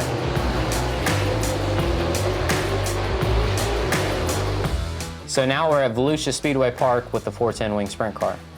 I'm on baseline setup with a 511 gear, the same as what we ran at Eldora. Whenever you roll out on the racetrack, you'll notice that Volusia is similar to Eldora. They have long sweeping corners and it's kind of circular in shape. At Volusia, whenever the track is fast, you'll want to be right down against the concrete wall in the corners with a nice big arc down the straightaway. Whenever the track starts to slicken up, you'll be able to follow the groove up higher and higher. Whenever you get into turns 3 and 4 though, the groove might get up onto the shelf, which is the flatter section of the racetrack. And then it becomes very difficult to exit turn 4 without getting into the wall. And that's just one of the characteristics of Volusia Speedway Park. Hope you guys have fun.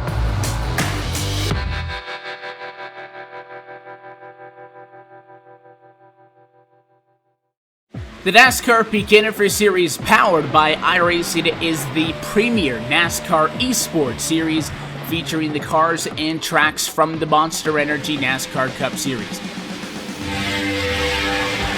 The 2016 campaign saw a return to the top of the mountain by Ray Alfalla as a 3-time NASCAR World Champion. The march to that championship was not easy though, despite the fact that Ray Alfalla took home the most points in series history.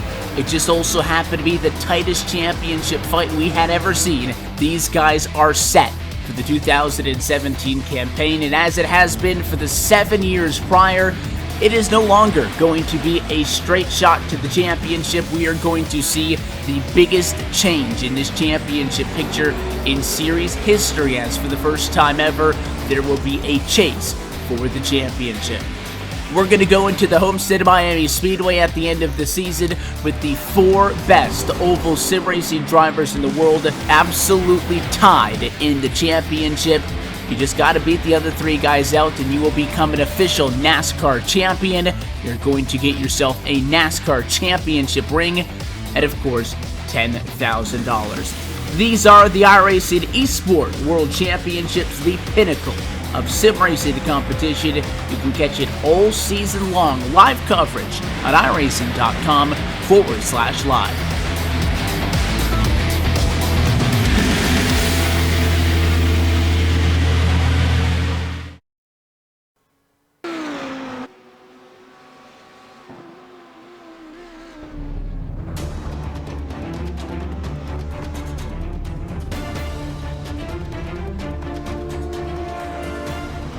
The NASCAR Peak Antifreeze Series heads itself into the desert for round number 5 of the championship. It's Phoenix, and a series where Ryan Loser has become the man to beat. Can Ray Become Alfala, Ryan winner. yeah, can Ray Alfala, can any of the other drivers find a way of stopping Ryan Loser as we head ourselves to Phoenix International Raceway for the 5th round of the championship? Find out on April 25th, 9 p.m. Eastern Time, here on Racespot TV, streaming live on iRacing Live, your home for the iRacing World Championship Grand Prix Series. And well, Randy, this has been a fascinating championship. It is the Ryan Loser story right now. It really is. I mean, what a story it's been. He gets himself, I mean, he goes through the Pro Championship, the qualifiers. He wins every single race that he's in. There was 10 races won.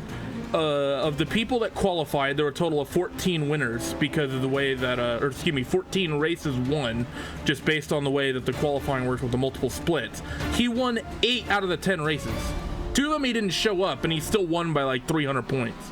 It was absurd. And then he comes out into the big series and he just basically just starts raffle stomping again. It is just incredibly ironic that someone who starts dominating the way he is has a last name of Loser.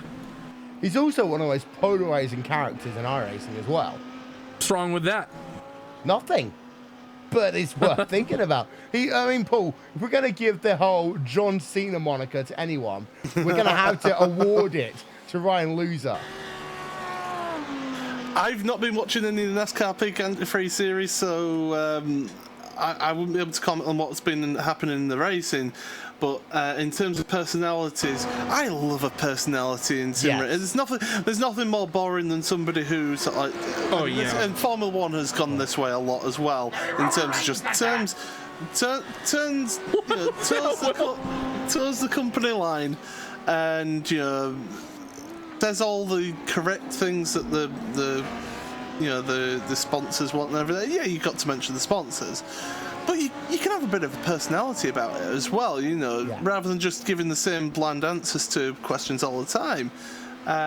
Okay, we're not asking you to come on here and start effing and blinding. S-bomb is like someone did earlier. Yeah. But it was in good faith, so it's okay. Yeah. But, it's... You want characters. People always remember the characters. People always remember Kimi Räikkönen. He's a massive character.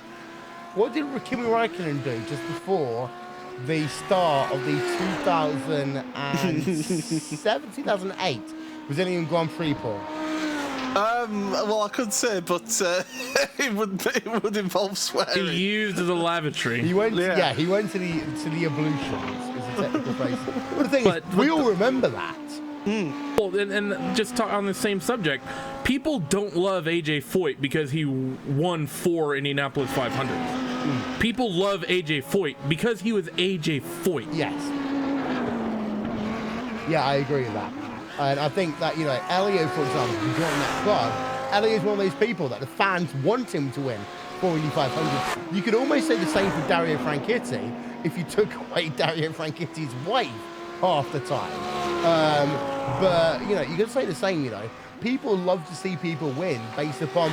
that's the reason why, Paul, we all, had so many emotions at the end of the 24 hours of Le Mans last year with Toyota, because we wanted Toyota to win, because Toyota have that heart to them, that, honestly, as race fans... Porsche wanted Toyota to win. No. Yeah, because as race fans, we kind of don't feel that emotion from Porsche. We got a car spun around. This was Neil Petro in the P&D Racing Audi. There may have been a Miata involved with this. Replay. Nope, take that back. It's just Audi self-spin coming out of the mini carousel. That's what, the third one we've seen in the last few hours. We'll say something. Top Creek Racing, the leading Kia, they're set on pit road for about 2.5 minutes, nearly coming on to 3 minutes now. And that is going to make a big difference. They're down to third. Yeah, and you hear Paul typing frantically, go, go, go, go, go. Move to the music. Let's have a look. Let's see if we can figure anything out. Well, I've been looking back and I can't see anything. I'm just wondering maybe if they've had some sort of issues in terms of connection or something like that. I mean, they've got everybody of the team in the session. I couldn't find anything on that. Yeah, no one's DC'd. They were struggling down the Dottinger Hoe. We're going to have to try and replay this tape back, and I'm going to need your help here, guys. Yeah, I'm looking through that previous lap now. Just to see if I can find something. Because that's crucial for that class. You know, they were crucial for you. No, but I'm looking at this as a general. You know, I'm trying to be objective here. It's difficult for me to be objective in this class. Oh, right. Okay, I found it. It is coming through towards Arnberg on lap 141. That's the right-hander before you go under the bridge. You have the uphill left that you have to dab the brakes. Quite early on the Nordschleife. It's like after Flugplatz. Yeah, we're not going to get that on a replay. I'm sorry. I really am sorry. Okay, well, what I could do is I could describe it to you then. Yes. Using the power of the English language, let me describe to you what happened here. So they're coming in towards the really fast left-hander that you have before Arnberg. Get onto the brakes. The car back end just seems to slide out on them there, and it ends up just getting onto the grass. A rear wheel gets onto the grass there, and they're then sent flying across into the barrier. Took a heavy hit into that Armco barrier on the left-hand side, and yeah, that's a big moment for your leading Kia. There's going to be a lot of damage on that front left-hand corner. Well, Gruber's in the car. He is in the car. They've been in the pits almost 5 minutes now. Paul, can you give me a timestamp? Yeah, I'll see if I can give you the timestamp of when they're coming into that area for you. I shall put it into our TeamSpeak chat. Magical TeamSpeak chat. There we are. And we are looking for it. It's not actually a TeamSpeak. We can actually just read each other's minds, viewers. Just okay. No. Can you give me the UK time? If that's possible. Oh god. No. You're not using. Are you using ATVO? Yes, I am. Yeah. Can you give me? Do you want the ST plus the weird time stamp? I need to know. I can get that for you. You know what? We'll just go ahead and we'll carry on. I've just used the iRacing time code that's there on the system. But the sad thing is that changes up things a lot. PRT, they're no longer the bridesmaids in the class, but they have got a 42-second advantage over Team Mad Red, who last time by was 6 seconds slower a lap there, Randy. Yeah, and that's not good for the Team Mad Red guys. But right now, if you're Pure Racing team, you have to be really happy that you've just gotten yourself into a race lead when all of your cars have run so strong all day. But you've just had competitors who've just been that little bit better in some way or form with about an hour left to go. Quickly coming up on that mark. Yeah, as there's a look there at the hilliest mountains that are pretty much this Nordschleife racetrack, as PRT are 43 seconds ahead of the Team Mad Red car. Out front, Vendel Sim Racing, they have themselves a half-minute advantage pull over the Pure Racing Team Black car, number 72 machine, and well, the lap times are identical. Pretty much identical, about 1/10 of a second, isn't there? So definitely Pure Racing team, they're pushing on and pushing hard. The thing is, they've got one more pit stop. Both teams have one more pit stop, and it's that pit stop that will be the crucial one. It's going to be difficult for them, and it's going to be interesting to see how that pans out, because if that Van Devel Sim Racing white car doesn't take tyres again and just does fuel, then possibly you could see them ending up getting the lead, but then having to run around on the used tyres. Will, check the team speak. Is that the stamp you need? That makes no sense to me either. All right. Well, Hugo's asked for that in the past, and I don't know what it means either. But he's what he asked. Yeah, I haven't the clue. That means nothing to me. I need the kind of a time in UK time. It was basically 15 minutes ago. 15 minutes ago, so that's one. Almost exactly. PM. So it would have been about 1 PM then. Yeah, what's the worst that could happen, right? When I hit this button. Oh no. It'd be about 1 or 2. Yeah. Goodbye, we'll see you later. And we're looking at, of course, the Talk Freak Racing machine, Talk Freak right? Racing, yeah. Well, you know what? We're on a replay. Let's live a replay on board of Talk Freak Racing. We know it's going to happen. We think this map. Let's ride it on board of them.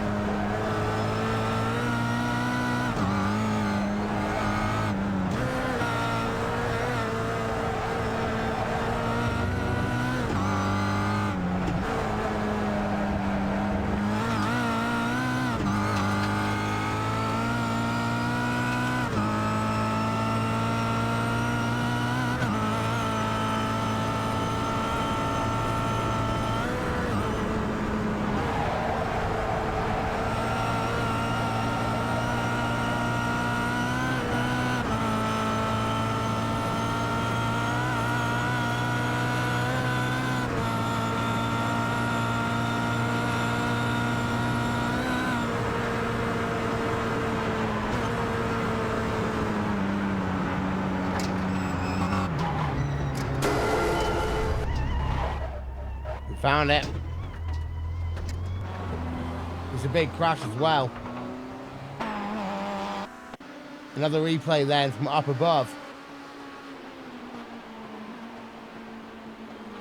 Important to note, they are back out and circulating. It was just a white line incident there, Randy. Yeah, it definitely wasn't nice, and for those guys, it's that has to be heartbreaking. 90 minutes from the end of the race, and just get it wrong, get it on the grass or on that painted white line, and have the car just basically thrown to the left-hand side. That's one of those situations where whoever was driving at that time, the replay says Gore. It was Mika in the car at the time. Replay, the overlay is wrong because Gore Gruber is currently in the car.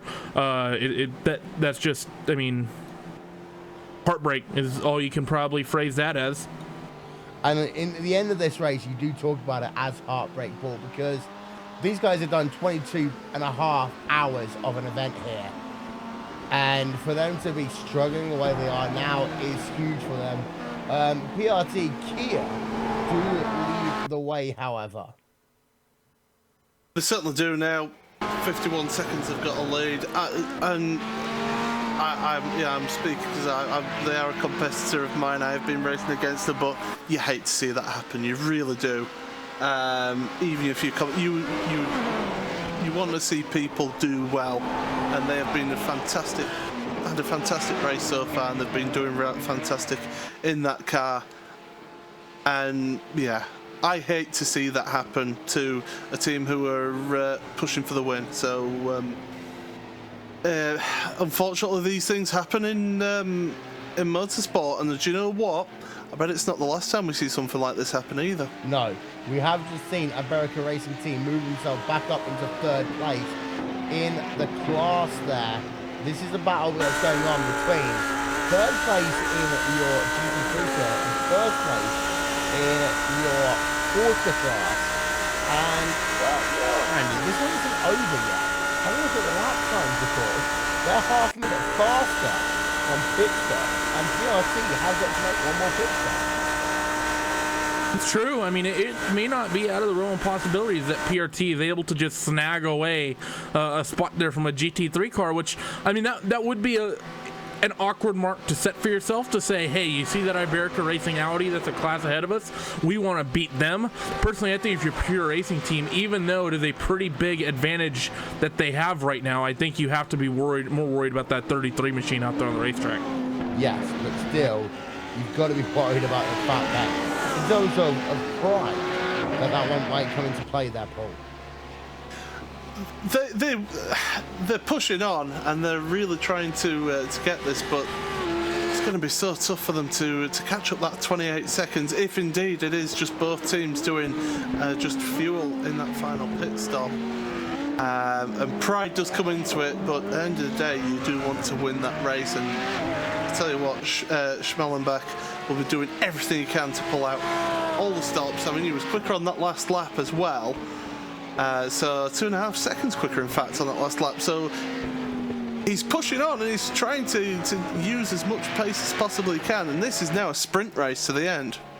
It is a sprint race to the end of this event. And that's what we love seeing in these endurance events, because it really does highlight the analogy that we talk about here, Paul. That, you know, it is an endurance race, but within it, there are many different predictable races that go on. They go on at the start, they go into the middle of the night, and they go on through the morning again. And for a driver, you race another driver. You don't necessarily race the entire field, you race another driver for another position. I mean, the endurance events is so fascinating, these types of events. It's absolutely brilliant racing to watch, because it does evolve. And, you know, years ago, endurance racing was just purely that, a test of whether you could actually make it to the end. Yeah. Nowadays, endurance racing, it is a full-on sprint from start to finish. You look at Le Mans. Look at how much that's evolved over the years. That is just a full-blown sprint race to the end. And those drivers are having to put in blinding laps one after the other. And we're seeing the same here in this race today. You know, Van Devel and Pure Racing Team, both absolutely on it. I mean, Pure Racing Team, they're only 2 seconds off of their ultimate fastest lap on their last lap. So that tells you how much that they are actually pushing that car and trying to get everything out of it. Indeed so there. And of course, you know, Le Mans, you're right, many years ago, you know, they would call the last 4 or 5 hours a sprint race to the end in terms of mechanical and aerodynamic efficiency. That is no longer the case here, Randy, because these drivers will race it until the very last minute of this motor race, and you've got to pay attention to that battle for your overall race lead, because PRT still have the opportunity to go for the race lead.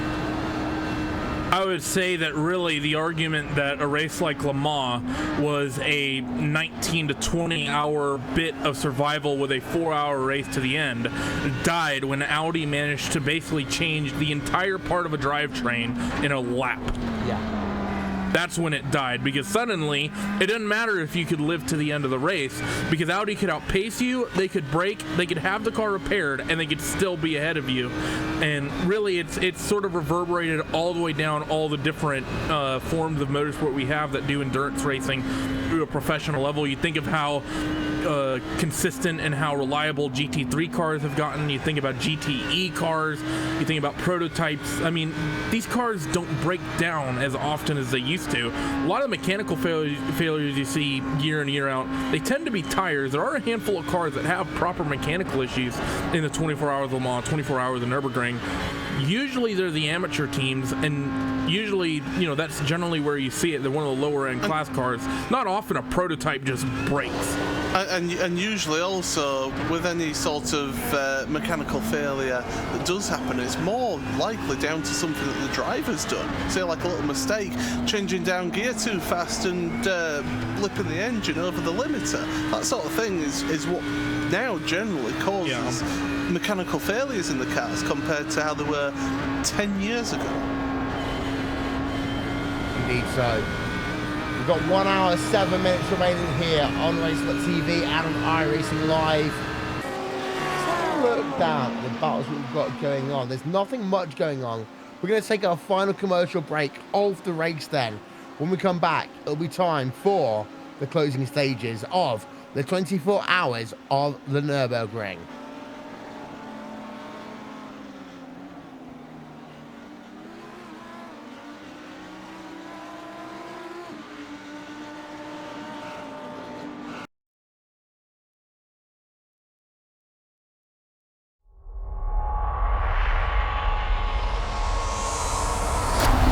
There are 3 different paths if you want to call yourself a world champion of sim racing. NASCAR, open wheels, or endurance racing. But no matter which one you take, you can guarantee that the journey will always be tough, which few will ever complete.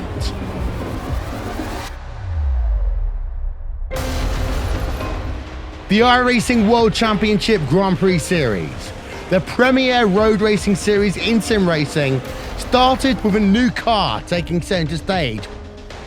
Then, it was Martin Kroenke resisting any challenge thrown at him to break the 5-year stranglehold of Gregor Hutu as being world champion.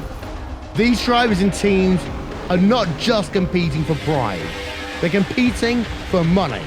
And with over $20,000 in prizes for each of the series up for grabs, drivers really do put it all on the line. The NASCAR Beginner Series powered by iRacing is the premier NASCAR eSports series featuring the cars and tracks from the Monster Energy NASCAR Cup Series. The 2016 campaign saw a return to the top of the mountain by Ray Alfalla as a 3-time Oval World Champion. The march to that championship was not easy though, despite the fact that Ray Alfalla took home the most points in series history. It just also happened to be the tightest championship fight we had ever seen. These guys are set for the 2017 campaign. The Blancpain GT Series hosts the top GT3 endurance teams in sim racing, with groups of 3 or more drivers sharing the wheel. This is a championship you can't win alone, and you need the same determination, passion and drive from your teammates to be successful. They often say that it takes just one mistake to lose a championship, and in team racing, it may not be your mistake that costs you the win. Last season, VRS Coanda SimSport won the championship by a single point. This year, who will step up to the plate?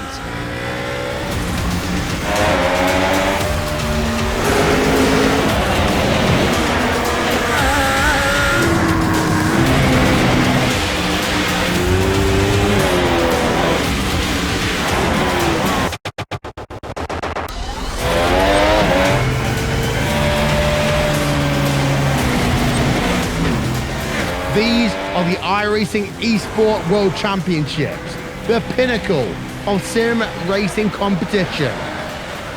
Catch it all season long with live coverage on iRacing.com/live.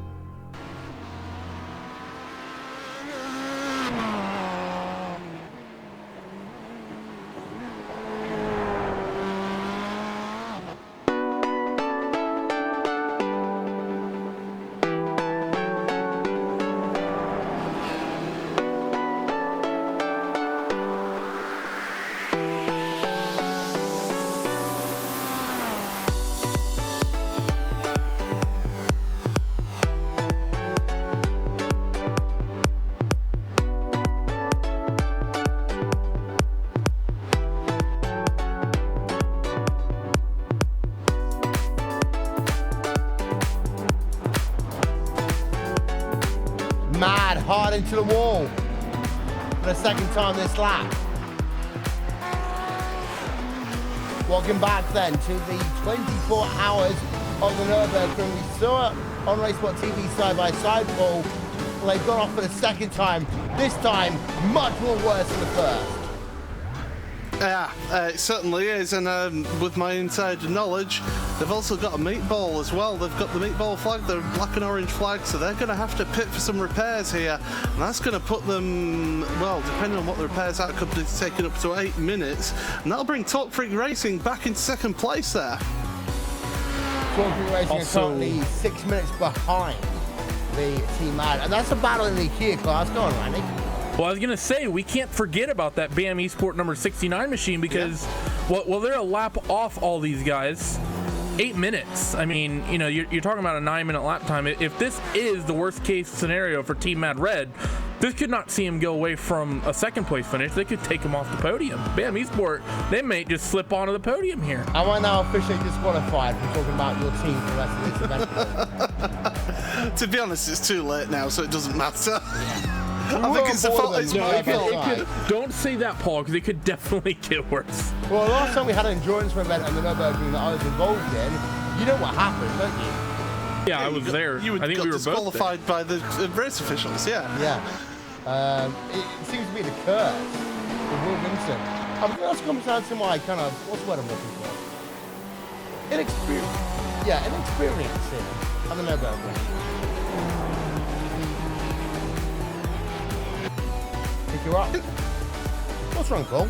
I was going to say inexperience is one word for it. As you said earlier on, you've only sort of done one broadcast around the Nordschleife. I've done more laps here today in the 6 hours we've done, 5 hours we've done, than I've ever done at the Nordschleife. I mean, literally, I have got the track map up next to me. I mean, I know everyone has the track map up to the Nordschleife, but I honestly don't know this racetrack. It takes a while to learn, doesn't it, Randy? And they're off again. That's not good. Okay, hold on. Big stuff happening. Vendevol's in the pits. And that is from the race lead. Over what does Pure do? PRT. 57 minutes. Can I make it from here? Yeah. Yes. Yeah, I was gonna ask a question, and when we got to it, Pure Racing team stays out. Which team had the long stop last time with a Vendevol? It was no, it was Pure Racing team. Okay, so I think I was actually gonna say what's probably gonna happen here. If you're Vendevol, or if you have to take tires, you want to come in at the earliest time you can. Yes, you want to get the tires early so you have new tires for as long as you can. I think right now if you're Vendevol, you should take that rubber because no matter what, they had approximately a 30-second lead. Even if Pure Racing team skips, they're going to be pretty much equal on the racetrack because they're going to basically need the same equal amounts of fuel. If you're Pure Racing Team Black, I think your hand is pretty much forced here, Will. You have to skip the rubber. But to go with that, you need to go as long as you can. 1, to make your fill shorter, and 2, to keep your car on average lighter from when the last time you came down pit lane was to the end of the race. They're taking tires as well. Yeah, they are taking tires. That's smart. That's smart by Vendevol. Sim Racing. Okay, Paul, Randy, lap Vendevol Sim Racing as they come out of pit road. Talk us through it, because this is important. Well, I mean, it's sitting waiting for these guys, but it looks at things they should have relatively clean track. There is a damaged car coming for Vendevol, and they drop down off to Jax. Juani Lopez is going to have a clean track out in front of him, and that's exactly what you want if you're that number 13 car right now. You're out there, the car is going to be heavy, yes, but you're out there on new rubber with 54 or so minutes left in this motor race. You can make it to the end on this tank of fuel. You have to push to reel in Sebastian Schmellenbach, and here's the actual big question. If you're that 72 team, do you keep Seb in the car, or do you get Florian Voigt back in it? Do you put one of those other drivers that Pure Racing team has in their stable that might be available into that car? No, Seb's been in the car for 18 laps at this point. That's a pretty long time around this racetrack.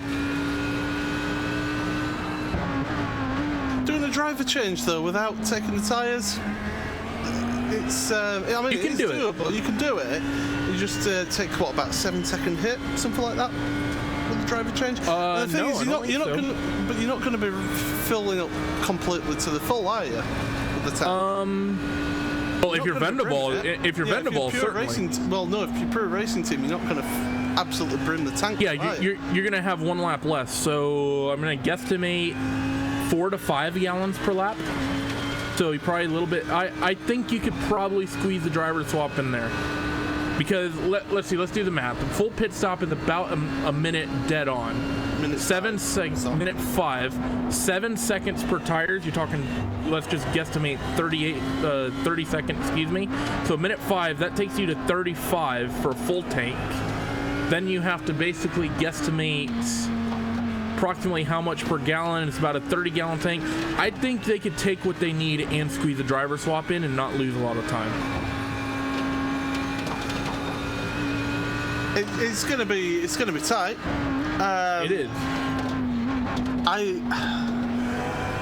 Sebastian has been in the car for 2 stints now, hasn't he? So it's a question of whether he can see it out to the end and whether he feels comfortable to be able to push on towards the end.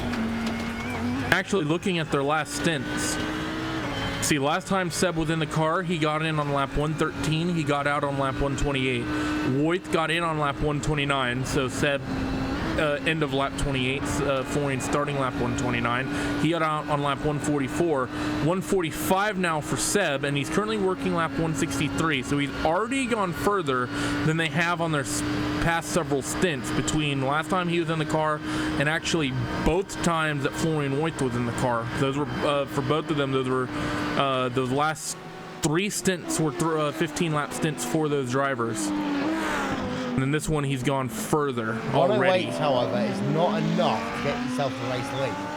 Because the lane time, actually no, if they don't take tyres and they don't do a driver change and do it quickly, can well be just about enough.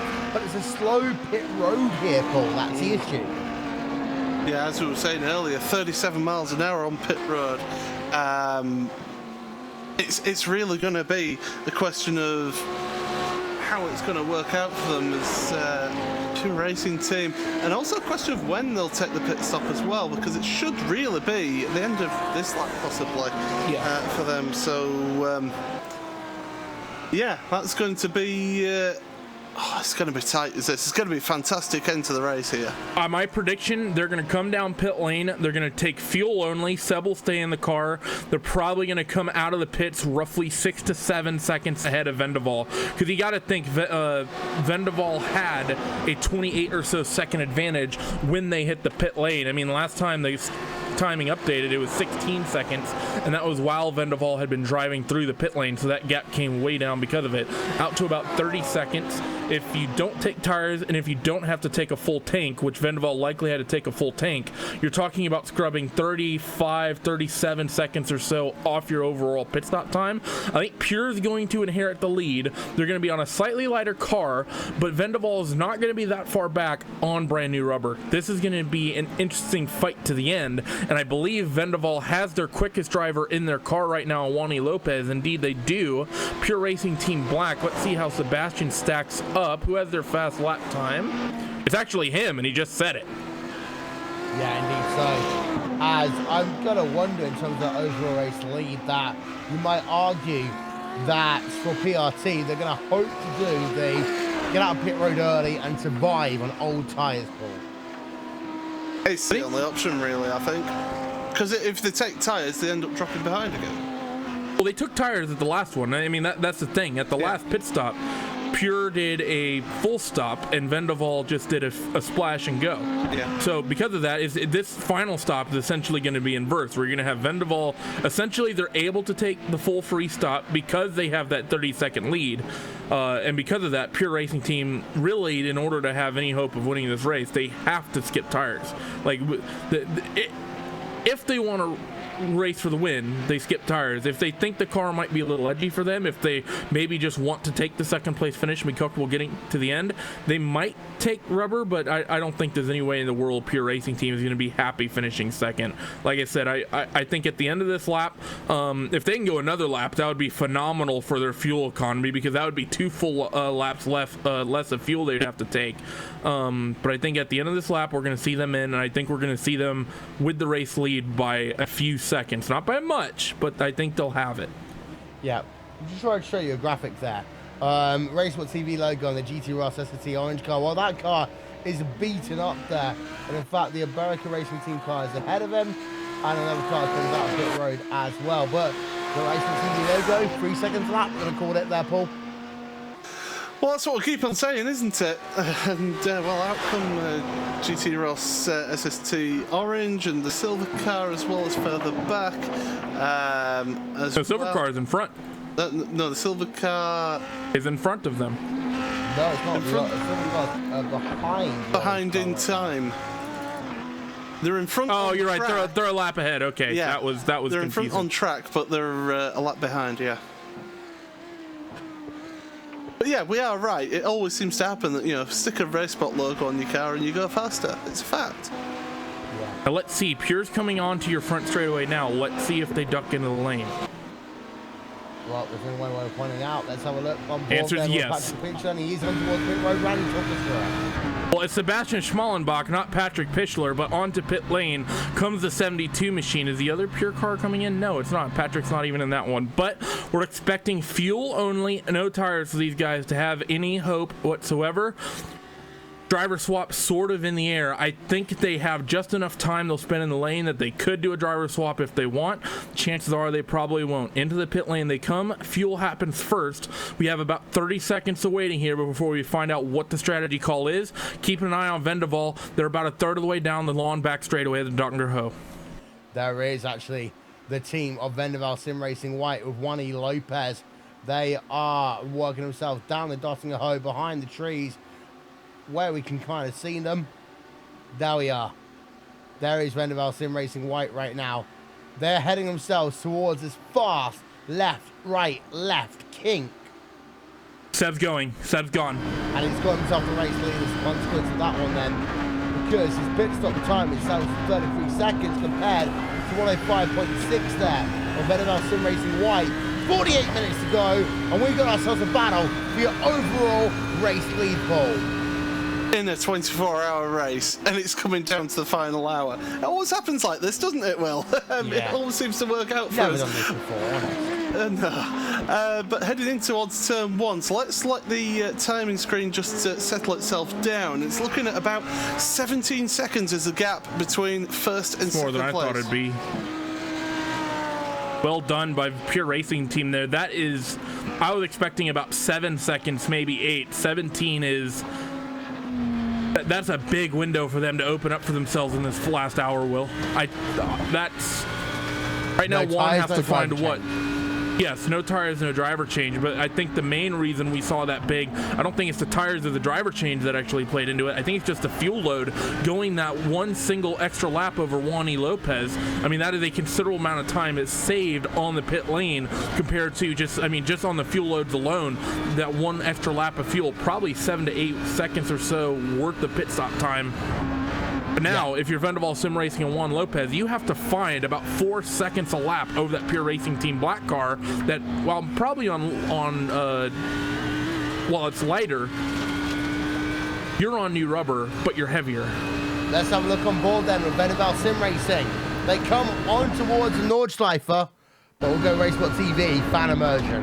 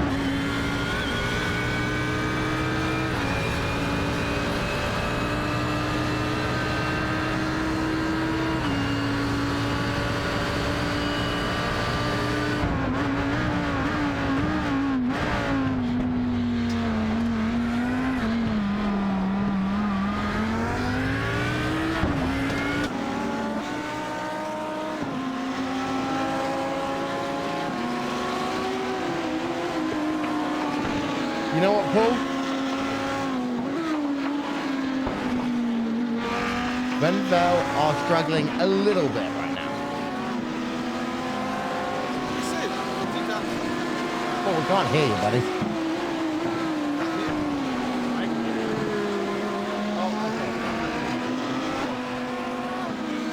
Rip ball. There we are, Paul. Go ahead. Yeah, thank you. Can you hear me now? Yeah. Ah, good. I'm glad. Yeah, you say that they're struggling, but they did catch up 2 seconds on that last lap, but they need a little bit more than that per lap to be able to get up with the race leaders. So Juan Lopez is going to have to give it absolutely everything for the final 39 minutes of this race. And it'd be interesting to see when the white flag comes out as well, whether the leading car pops over for another lap, or whether we'll get it part way around that around the course. Yeah, as the gap is come down to less than 15 seconds. Bit of an interesting stat here. Last time Juan Lopez skipped tires was actually not the pit stop he just did, the pit stop before. His outlap time, 9:04.823. For Sebastian Schmallenbach here, his outlap here, taking just fuel, no tires on probably a lighter car, outlap time 9:07. So right now Juan looks like he might be 3 seconds quicker on the same strategy, and he's got new tires. I actually think Juan is somewhat favored here. He's going to have to push really hard, but I think the major talking point, Will, here, there's not a lot of traffic left out there on that racetrack. You cycled through some of the cars ahead, mostly class cars, not a lot of MX-5s, not a lot of Audis. That's going to make it good for both of these drivers, potentially bad for both of them, though, as well. Yeah. For Vendavel Sim Racing White, though, they've got to be gaining a little bit more than this. I mean, we're talking about 10-minute laps, though, Paul. I mean, they've got 4 laps to go next time they come past the start-finish line. I mean, there's a second and a half gained already. It's going to be what I like to call pretty darn close. Well, we're looking at about an 8-minute lap for these cars. It's a 10-minute lap for the MX-5. Yeah, you know what I know what you meant. I knew what you meant, so don't worry about that. It does give you the extra lap, though, and that can be big. Yeah. I mean, my software is having a little bit of a fit trying to work out how many laps are left in this race. You've got that issue. I've got the same issue. Yeah, I've got that issue as well. So looking between 166 and 172. Mine says 173 actually. We're on lap 166 now, and it's if you look at the time yeah. remaining in the race and the lap count, is it having an epilepsy moment? Yes, it is. Same thing. I'm glad it's not just me then. But yeah, it's busy trying to figure that out, and to be honest, you'd be looking at about 5 laps in this race if, and that's it.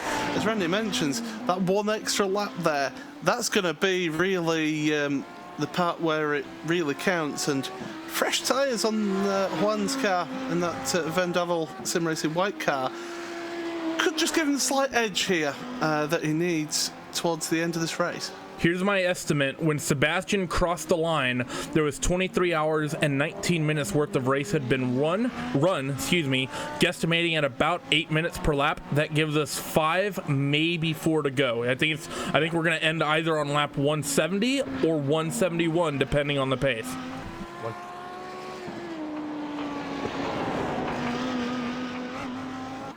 You say that though.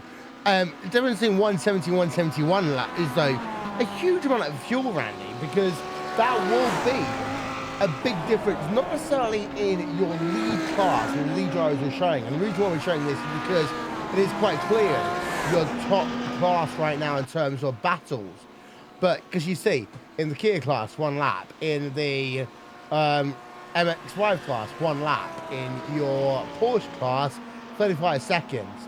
It is really only in your GT3 field that we've got any form of a battle, but 1 lap means a huge difference on a track where it is 8:14 per lap minimum. I think right now, if the team that's most interested in that number is Pure Racing Team Black. Luckily for them, they're the ones who can control it. They would have wanted to take as little fuel on as possible at that last stop just to get the gap as big as they possibly can. if they think they're short, they can actually have Sebastian slow down to the point that he could potentially control when that white flag comes out. It is sort of a catch-22 of, if you're short, you have to slow down to ensure the race doesn't go that extra lap. But if you slow down, you potentially fall into the back of the 13 machine of Vendaval Sim Racing White. But at the same time, if you don't slow down, you maintain a gap, but you run out of fuel going into Arenberg, so it doesn't matter anyways. So this is potentially really close for Pure Racing Team Black, depending on how much fuel they took and how much fuel it'll take to get to the end. Vendaval, because they did tires and I think a driver swap, they likely would have, actually no, they didn't do a swap, but we know they did tires. I think they likely pretty much would have just filled the car to the brim anyways, just to be safe, especially considering the fact they pit that 1 lap earlier. But then again, pitting 1 lap earlier, they could be in the same boat. They could well be there. We've got ourselves like 33 minutes remaining on this motor race in Port. This is what we love about endurance racing, because the field, you can't really tell until you get yourself right to the end of a motor race. That's it, yeah. I mean, basically, you know where people stand right at the start of the race, and then it's that final 45 minutes, half hour, is where you know how it's all panned out, and that's where you get the final results of how the strategy game has worked and things like that. And these guys, they're playing that strategy game, and Juan Lopez is absolutely wringing every little ounce of energy out of that car. He's flinging it through all the corners, clipping all the apexes here. He's absolutely just on the limit here. Still 12.5 seconds behind, and when they went across the line it was 15.5 seconds behind, so that's 3 seconds so far. That's this enough. lap. That's enough.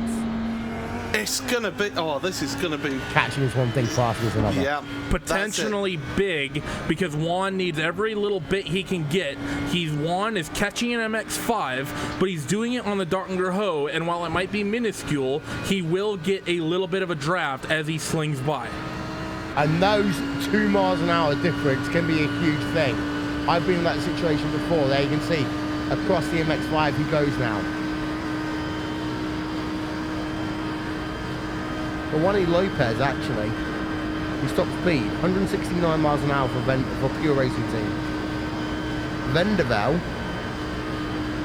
171 all of a sudden there, 172 miles an hour as he goes up the hill.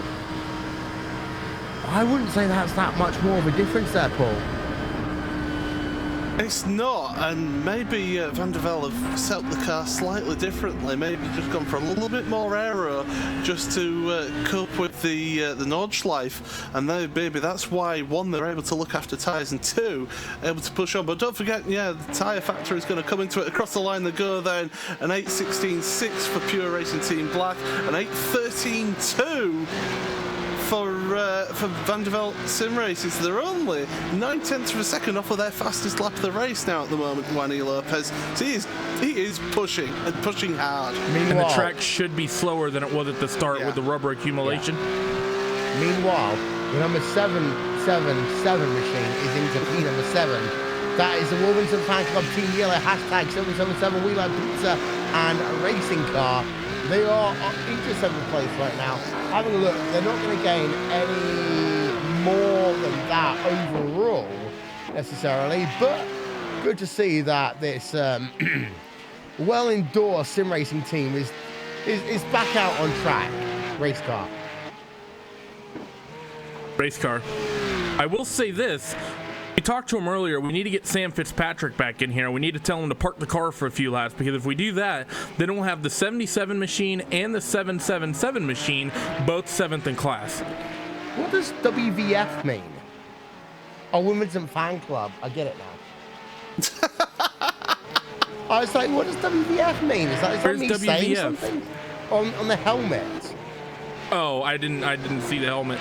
I'll give you a bit of an insight into that car. The actual silhouette was made by Andy Werner, who is our graphics meister here at Racebot TV from the And One design chart. Now, it's got a bubbly eye packed into that, which is useful because I have no eyesight. Everyone knows I either wear contacts or I wear glasses. But I didn't know that. Yeah, you should know that. Have you not seen I a don't photo pay of me? attention to you. To be fair, you're almost always wearing sunglasses, and you're almost always either on a carousel or in a children's playground. whenever I see There's a video nothing of I you. can really say, Paul, to come back from that without Wow. getting myself a very, very, very big, stern word from someone. Yeah, that's for sure. Yeah, definitely gonna be. Yeah, you don't like horses, do you? It doesn't have an engine. It's got horsepower. The other problem is it's 1 horsepower. Yeah. You see, what you didn't see, Randy, is that when we were at Silverstone, we also had ourselves a little go on the Dodgems. And on the Dodgems, I had 2 things. The first time, every time I saw someone else, I just shouted race car. The second time we did it, when all of us were on there, every time anyone came up to each other, we just started screaming like little children. Which is what I mean, imagine what Isn't happens. that how you snagged Sophie? You know, we had our 1-year anniversary yesterday. Oh, congratulations. Congratulations. Yeah. As the Vendevel Sim Racing white car has closed up now to less than 11 seconds.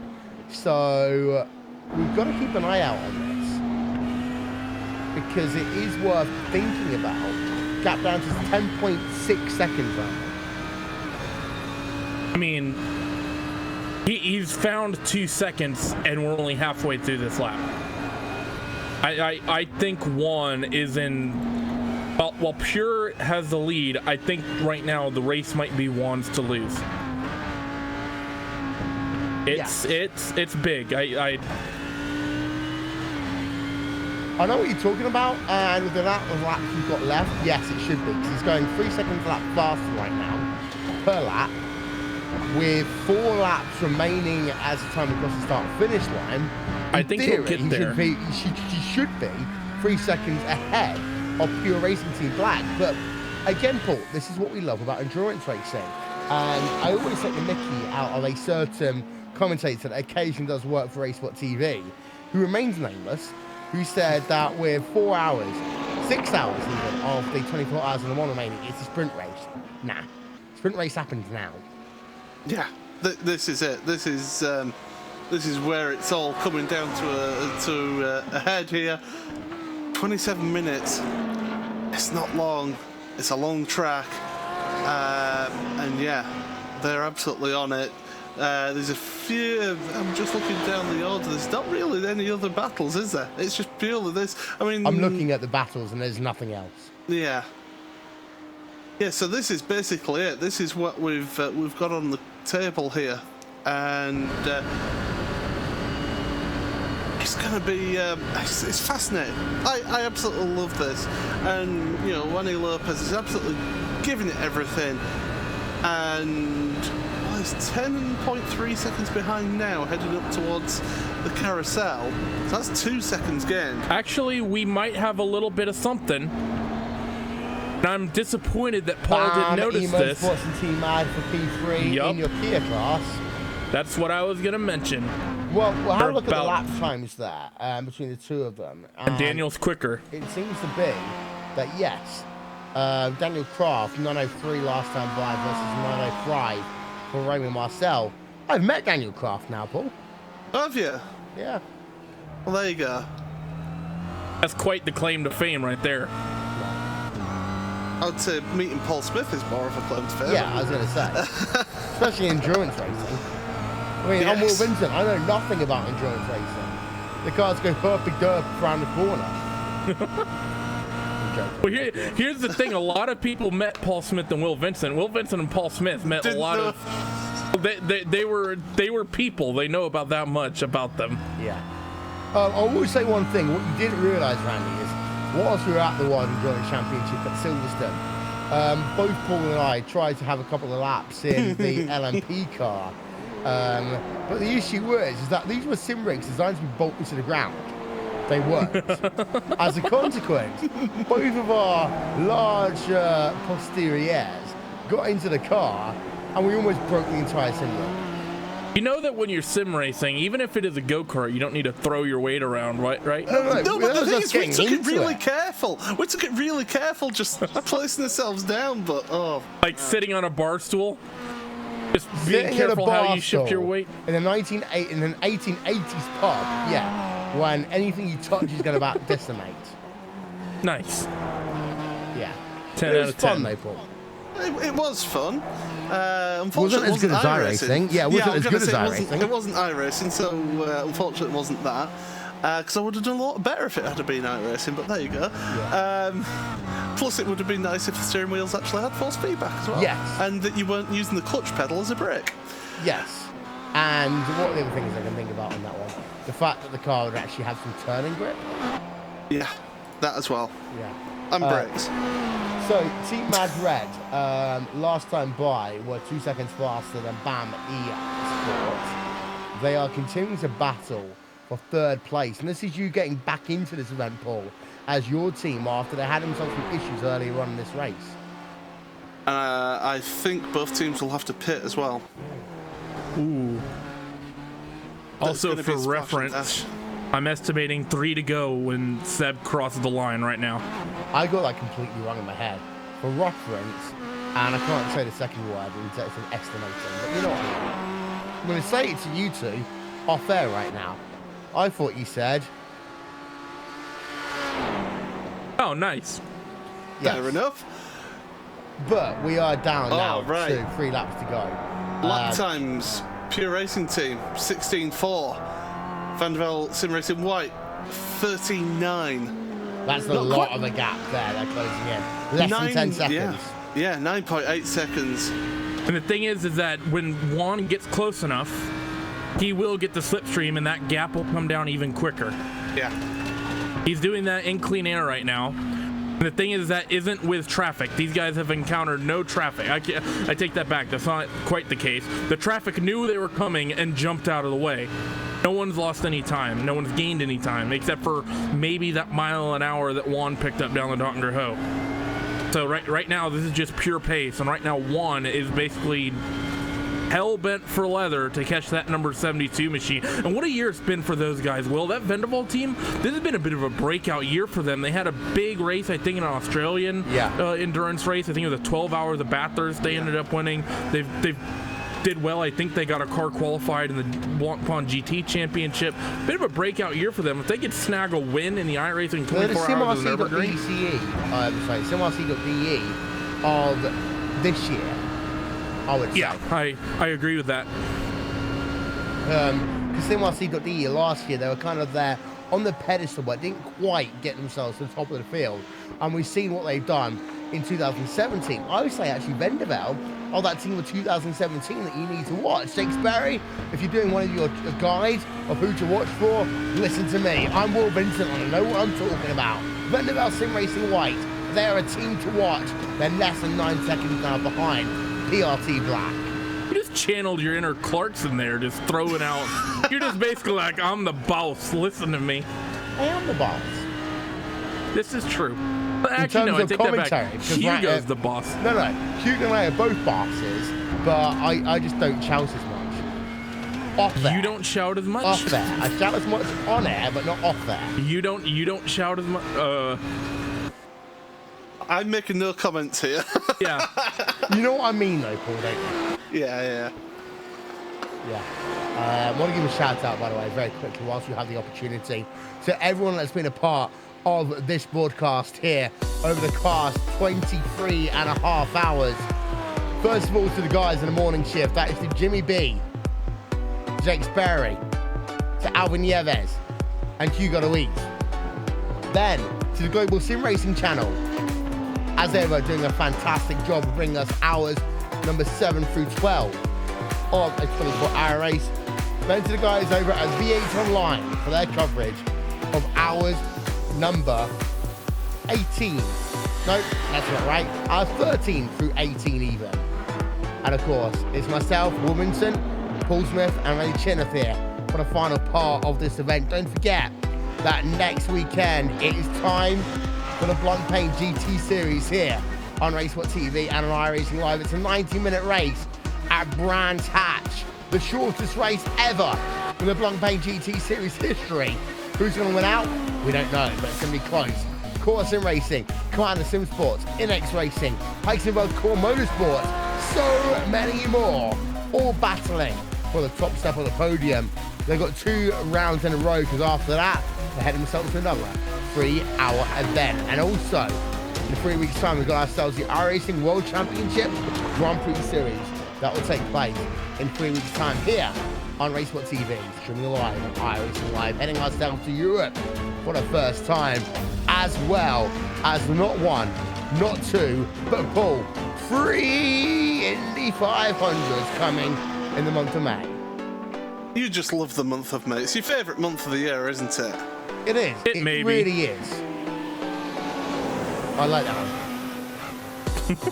I really do. Also, Will, you've claimed to be the boss, and yet you proceed to thank Alvin Nieves for helping during this broadcast. He was never on air. I'm just giving him thanks anyway, because I like him. Oh. We all love Well, congratulations, Alvin. We all love Alvin. But yeah, it was Cam Walsh that was on the broadcast. It was Cam Walsh. I do like Cam Walsh. Oh, that's as well, even more broken English. Well, the thing is that Cam Walsh will be with us for Sunday Night Skippies a little bit later on today with Jake Sperry and Paul Smith. It's a double header, Paul, at Silverstone. Should be good races. I'm looking forward to it. Always great racing around Silverstone. Should be good. Well, that's the end of the promos for the time being. I've not got anything else in my head. Wait a minute, I've got one more. Sunday Night Skippies tomorrow night. Dennis Bornstrom, Rachel Whiteford, Skippies, Racesport TV. Watch it. That's it. I'm done.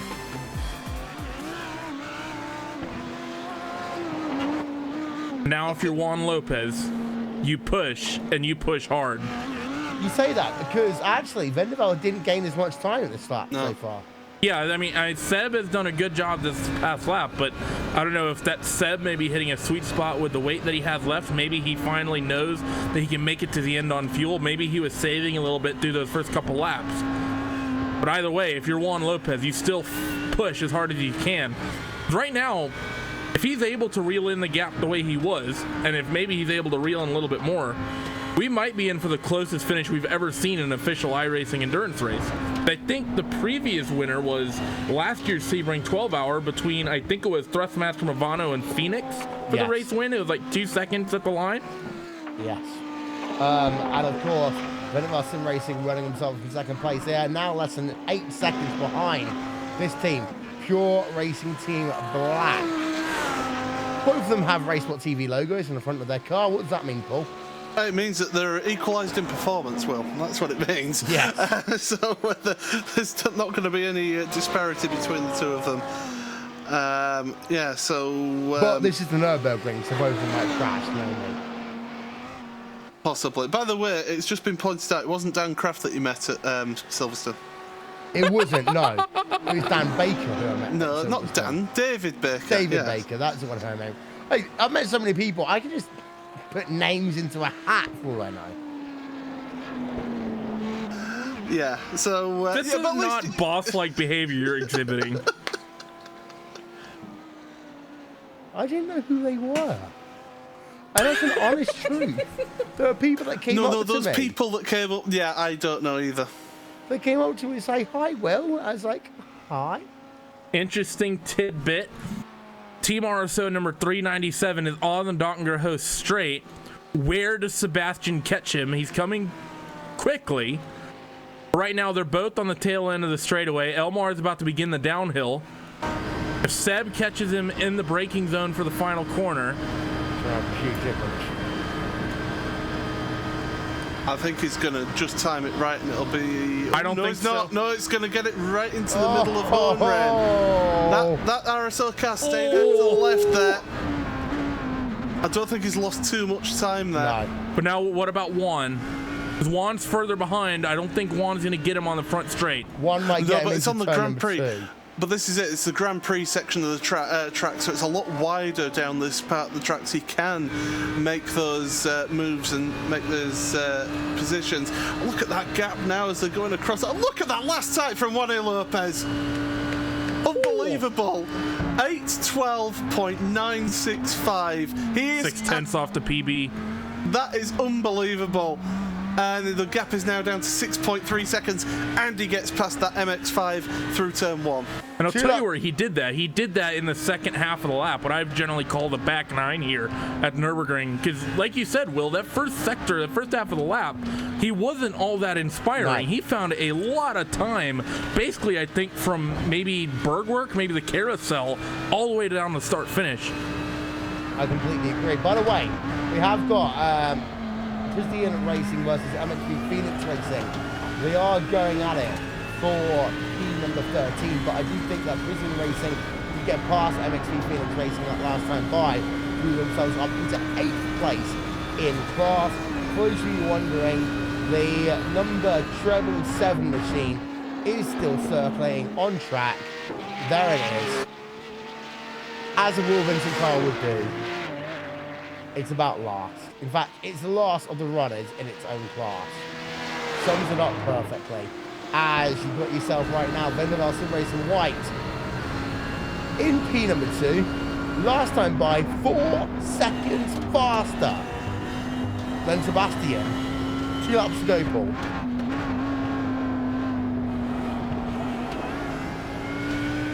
Paul, are you ready? Paul can't hear me. Randy, hello. No one can hear me right now. That's okay.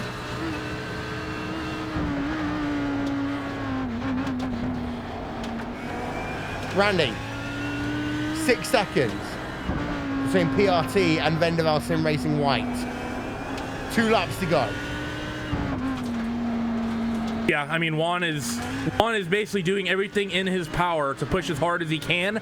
Here's the other big tidbit. There is no more traffic on the racetrack that they can hit. Sebastian Schmallenbach right now is just working himself. He just exited Flugplatz. He's on the run down to Arenberg. The next car on track is actually going through Mexfield. That's basically a full 2 straightaways ahead of where he is. That car is about a minute and a half up the racetrack, and he's only about 12 seconds or so quicker than that car in front of him. It's going to be clean track for our top 2 all the way through this final lap and a half. Pure pace decides this.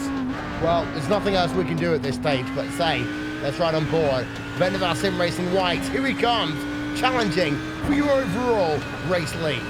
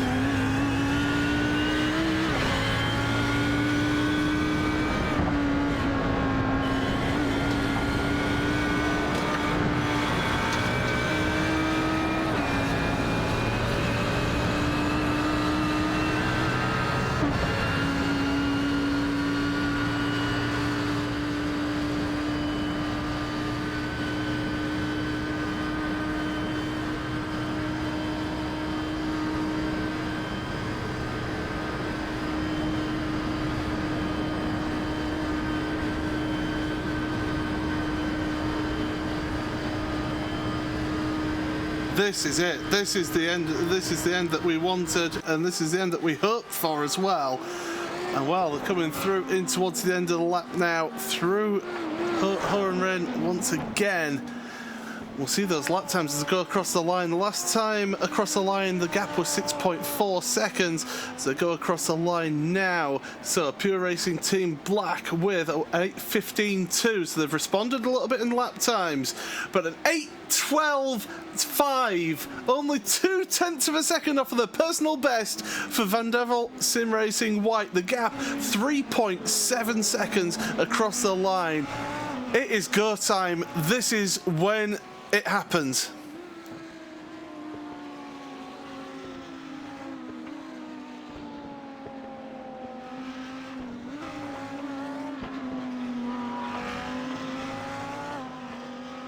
I want to hear Will Vincent break his pledge, and let's be honest, white flag in the air, final lap of your motor race, 3.7 seconds, and second place is reeling in the leader by 3 seconds a lap. That'll put him in the draft going into the Dongerho straightaway for the final time. Right now through the Michael Schumacher S, and you can already see Juan Lopez, I think, closing in the gap that little bit, Will. What's going to be important, I think, is where Juan Lopez is quicker. I think fortunately for Juan, he's not as quick through the first half of the lap, but he's quicker through the second half. That's going to set him up well for that Dongerho straightaway. It'd be a much more difficult job for him, I'd say, if he was making most of his time on this section of the racetrack, but reeling it back out, say, from the carousel to the Dongerho.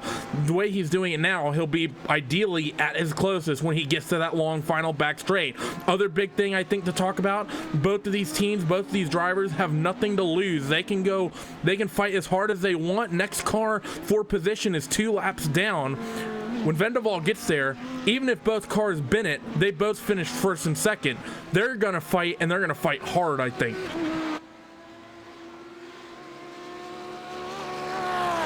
This is on, and it's absolutely fantastic. And the thing is, when he gets to under a second gap there, if he does make it to under a second gap, he's going to get that draft. That's going to draw him even closer to the car in front. Look at him, you can see him there out of his windscreen. He's got that target there, and you always find as a driver, when you can see that person you're chasing down in your windscreen, you know, right, I've got a target now. I can physically and visibly see how much closer I am getting, corner after corner after corner. It's such a motivational tool, is that, being able to see your competition and know that you've been charging them down for the last 5 laps. And this is it. This is where it all comes down to this, and it's going to be fantastic. It's going to be spectacular. Hopefully Randy's prediction doesn't come up, well, not prediction, but hopefully Randy's thoughts don't come true and that we have a crash there. But these two, they've put on a hell of a display all throughout this race, both teams.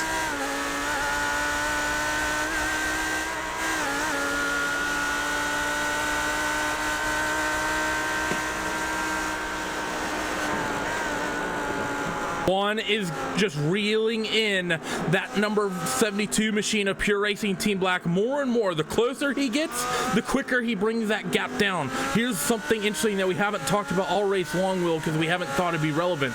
We always talk about updates in these cars. We talked about the new tires, the fact that they're on a harder compound. Last update, they updated the slipstreaming to these cars and made it a little bit less efficient. That means Juan's going to have to be closer to Pure Racing Team than he would have had to say maybe 2 months ago, 3 months ago in order to get this pass done. Normally you'd be looking at about a second to maybe a second and a half. I think now, Paul, he needs to be about 0.8 or so off the back of that Pure Racing Team car coming on a Dongerho, especially because that Pure Racing Team car seems to be quicker down the straights, running a little bit more trimmed out. And your leading GT3 Cup car is on pit road as well. Huizenveld Co Motorsports having to do a splash and dash here, so obviously not going going further than they expected to go. Pure's coming onto the front straight. Yeah, so that's going to be an interesting one. I think Huizenveld should just be far enough ahead for them not to get caught, but Pure Racing Team, they're catching up to them there, so that's an interesting one to the end there. But yeah, this Van Devel Sim Racing white car, 2.2 seconds behind now as they're heading uphill, this long uphill high-speed section. Actually, no, it's just before that, actually. I'm getting my bits of corners mixed up. Through Lauda links. Through the Lauda links, yeah. Now they're going to be going uphill. through Bergwerk and then up the hill, and this is where you want to be carrying as much speed through Bergwerk as possible to then carry the speed up this hill. And look at him, 2.1 seconds now. That gap is just eking just closer and closer as they go along. You know what? Go ahead. Honestly, there's not much we can say at this point in the race. It's these two drivers that will make the difference, that will tell the story more than we could ever do, Randy. That's absolutely right. I mean, everything we can offer right now is just conjecture, is just waiting to see what happens. We're waiting in anticipation to see what the result of this is going to be, just as much as you guys watching live right now are. The only people I think to have any idea how this might play out is Juan Lopez and Sebastian Schmallenbach. Well, let's ride on board then with NFL Sim Racing. Let's bring you to the end of this motor race with RaceSpot TV fan immersion. The engine noises, the car drivers, the emotion means so much more than we do right now.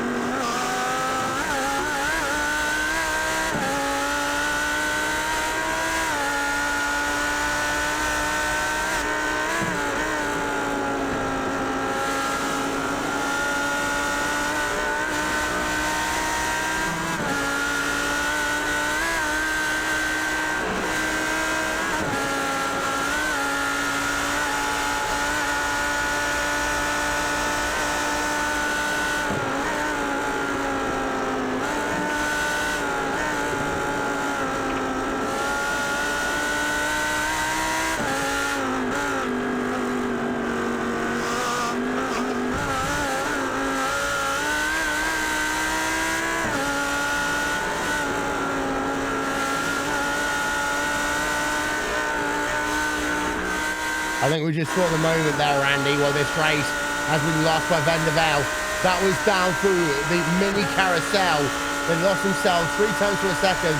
Those 3 times to a second means no draft for them, and that means that Pure Racing Team are likely going to win this one out. Heartbreaking for Juan Lopez. He was actually quicker through the carousel, dropped off the banking and up over the top of them somewhat unfavorably. The car bounced through it just that little bit off on the grass, like you said, Will. He's close. He's the closest he's been for a long, long time, but it's not going to be enough into the final braking zone for the final time. Well, after 24 hours worth of racing, it comes down then to this, but it is going to be Pure Racing Team Black who exit the final corner. The Pure Racing Team are going to win out here at the 24 hours of the Nürburgring by just about 1.5 seconds over Van der Velde Sim Racing. Paul, what a race. Fantastic race, absolutely brilliant stuff from them, and gripping stuff to watch there. I've loved every minute of it there in this one.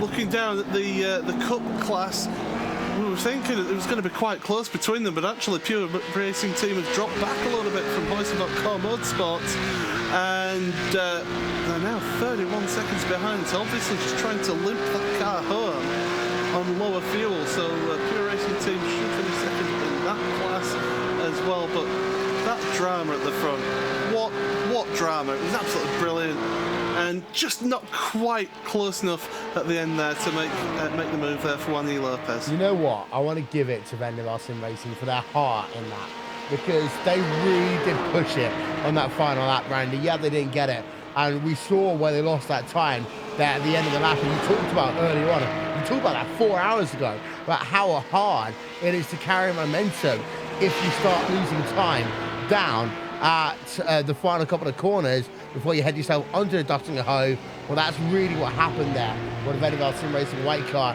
as now we see Heisenberg Core Motorsports with a 32-second advantage as they're going to start to win out here in your Porsche field. It is just such a difficult situation to be in, and I have to say, for Juan Lopez, that's probably going to be, unless that team gets a lot more competitive than they are, not taking anything away from that team, that's going to be one of the highlights of this team's career. That was probably the hardest stretch of racing Juan Lopez will probably have to do, probably the most stressful bit of racing that Vendevel Sim Racing will ever be involved in, to go 170 laps of the Nordschleife, 23 hours and 52 minutes, go through the final lap, and have a slight bobble that in any other race would be more or less meaningless, be the difference between being on the top of the podium and being on the second step. I think it was a fantastic drive by Vendevel Sim Racing. They've had a fantastic breakout year here in 2017, I think. Second place finish in the biggest race of the year, fighting and pressuring Pure Racing Team, one of the most successful teams on the sim. They need to come away from this with their heads held high. They do. And that's the thing. You don't necessarily win endurance races, Paul, but you do, you have to take that. In fact, you come second and you were the fastest car on the final lap. That's got to be something. I mean, they started second and finished second, so, they've not had that go through towards the end there. Pure Racing Team, though, starting fifth on the grid. Grid positions in endurance races generally don't mean as much as they would, say, in a shorter race or in an hour-long race, something like that. But an event like this, it kind of shows where the pace was, and yeah, they may not have had the out-and-out pure pace for Pure Racing Team on a lap, but over the race distance they had that in spades. The GT3 Cup cars, the leader just coming on to the Dottinger Hoe. Yeah.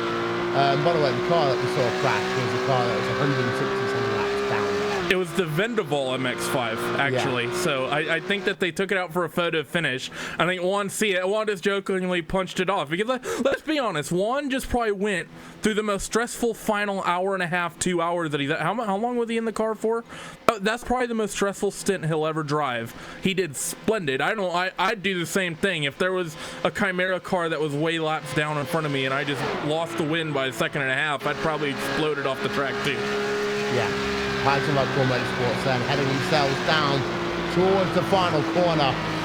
Let's get them the victory then in your Porsche class out the final corner. Heisenberg Core Motorsports win here in your Porsche class. DRT second place. And then in your Kia class, there is your PRT Kia machine. Well, 2 hours ago, Bam's not on track. Half a lap. Bam's not on track anymore. No, they're not. And that's the thing, Paul, I was going to talk about, is that Pure Racing Team, they call themselves a bridesmaid. We call them the bridesmaid with about an hour to go, but they've now won in your GT3 class and your Kia class. I'm just looking at the numbers here. Had BAM got their fuel numbers wrong? I have no idea. I'm looking through to see what happened. Have they run out of fuel? No, I don't know what's happened They there. might have run out of fuel, or they've had an incident because they've not been on pit road the last few laps. No, they were on to lap 5 of their stint. Well, you can only do 5 laps in this car if you're doing fuel saving. I'm watching the lap back. I know Team Mad went and came in on that before at the start of that last lap to do a splash and dash. It's really weird. Either my replay is messing up and he ran out of gas with the Michael Schumacher S, or he had a technical failure through the Michael Schumacher S. By the way, the MX-5 leaders have completed their race. Well, yeah, that is Team RSO. Let's get a replay with them very quickly as we can. Nope, we can't. Unfortunately, our timing and scoring is just saying no to us right now, which is a shame because we want to find out what really happened to Team RSO. Team RSL have won the race. Yeah, they already They've won. crossed the line and won Yeah, the race. no, I want to find out what happens to BAM Esport even. That's what I was talking about. It was going through the Michael Schumacher S on their lap 150. It's just he just blinks out. Huge shame. I don't know if he ran out and towed, I don't know who was in the car. We'll find out find out the intricacies of that in our Yeah. post-race show here on RaceSpot TV. Yeah. We're going to show you your race results here. This is your overall race results. You see that PRT Black win out. It's not by much at the end, and you've got to give that heartfelt congratulations to both the top two teams. Pure Racing Team wins out by 1.5 seconds there. Overall, over Vendaval Sim Racing White, Juanito Lopez second. It all really came down to a poor exit towards the Duttinger home, meaning he couldn't get the draft. He couldn't even compete for that final chance to get himself a race win. It ended up being that we do get ourselves a Porsche on our podium. Axel Motorsports in third, Pure Racing Team in fourth. American Racing Team fall back into P number 5. Find out more about that on our post-race show. GC Ross SST Orange in 6th, and then the silver car is in 7th. Team RSO in 8th. Fritz Free Motorsports in the 9th position. Momentum Endurance rounds out your top 10. Then, Jim Sorg in Rainsport there in 11th place. Evolution Racing Team in 12th. MSP Phoenix Racing, Wave Driving Revolution. There's more of the drivers that failed out in your GT class. To go then have a look at your first place driver in your Kia class is Pure Racing Team Kia. They went out by a lap over Torque Freak Racing in the end. It was a close race for a period of time. It wasn't at the end. BAM Esport third place in that class. Team Mad. Well, they come home and We'll figure this one out in a moment. I was going to say Team Mad are yet to come across the line, so we don't know fully yet until they come across the line for that. Well, the next... Actually, we do know because the next spot for position is 4 laps down. They've already finished. We'll find out that one out in a moment. Let's have a look if we can. And then you'll see that's what it is at the moment. But Team Mad haven't yet crossed the start-finish line. I'll tell you what we'll do. We'll step aside for a moment. Oh, yeah. We'll step aside. We'll come back. We'll go through your final race results in a moment's time. This is what happens when you're on a 10-minute lap here. RaceSpot TV, Nürburgring, 24-hour race. Back in a moment.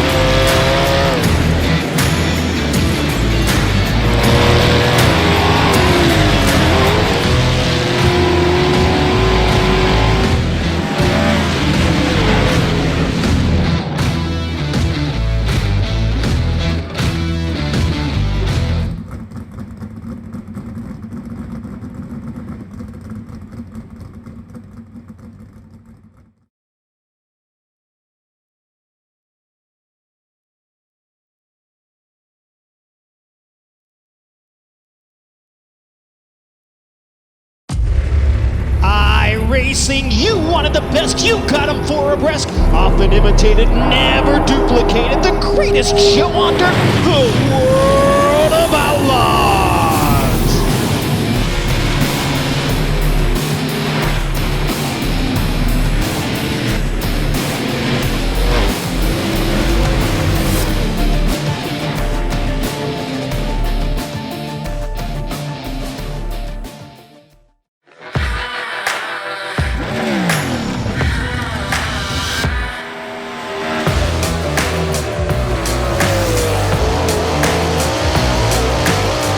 Hey guys, Christopher Bell here. As you guys know, iRacing is coming out with dirt and it's been a long time coming.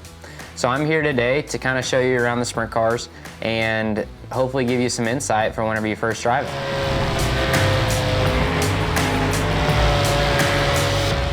So here we are at Williams Grove, gonna go out and make a couple laps in the 410 wing sprint car. I'm on default setup with a gear change to a 522. As we roll out of the pits, you guys might notice that the car wants to pull left and you have to hold the steering wheel right to go straight. That's normal for a sprint car because you have so much stagger, it's always trying to turn the car left. Once you get up to speed, that goes away. Going down the straightaways, Williams Grove has really long straightaways and really tight corners. The big wings on the sprint cars, it always wants to pull you left into the corner, so it doesn't take much steering wheel input to get the car into the corner. A big key for the wing sprint cars is that they always like to go straight. They don't like to be too sideways. So the less steering wheel input you can have and the straighter you can keep the car, the faster you'll go. As the track slickens off, you'll be able to play with the setup to get the car driving even straighter yet.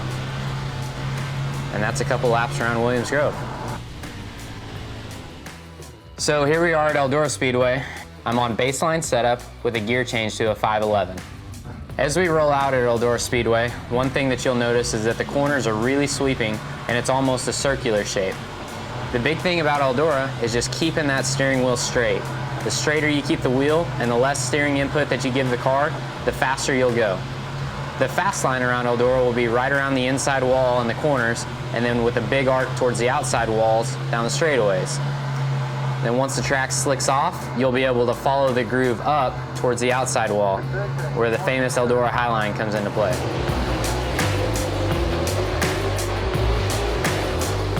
So now we're at Volusia Speedway Park with the 410 wing sprint car. I'm on baseline setup with a 511 gear, the same as what we ran at Eldora. Whenever you roll out on the racetrack, you'll notice that Volusia is similar to Eldora. They have long sweeping corners, and it's kind of circular in shape. At Volusia, whenever the track is fast, you'll want to be right down against the concrete wall in the corners with a nice big arc down the straightaway. Whenever the track starts to slicken up, you'll be able to follow the groove up higher and higher. Whenever you get into turns 3 and 4 though, the groove might get up onto the shelf, which is the flatter section of the racetrack, and then it becomes very difficult to exit turn 4 without getting into the wall. And that's just one of the characteristics of Volusia Speedway Park. Hope you guys have fun.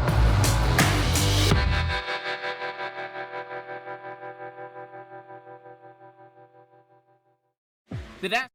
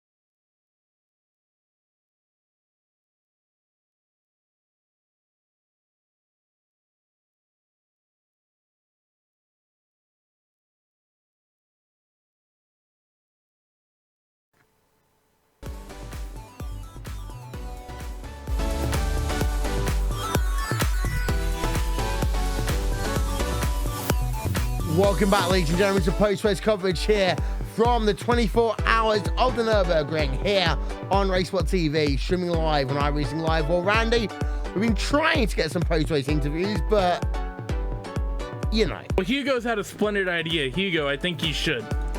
For those who might be curious, if you have the info, we're currently in the iRacing Brazil team speak.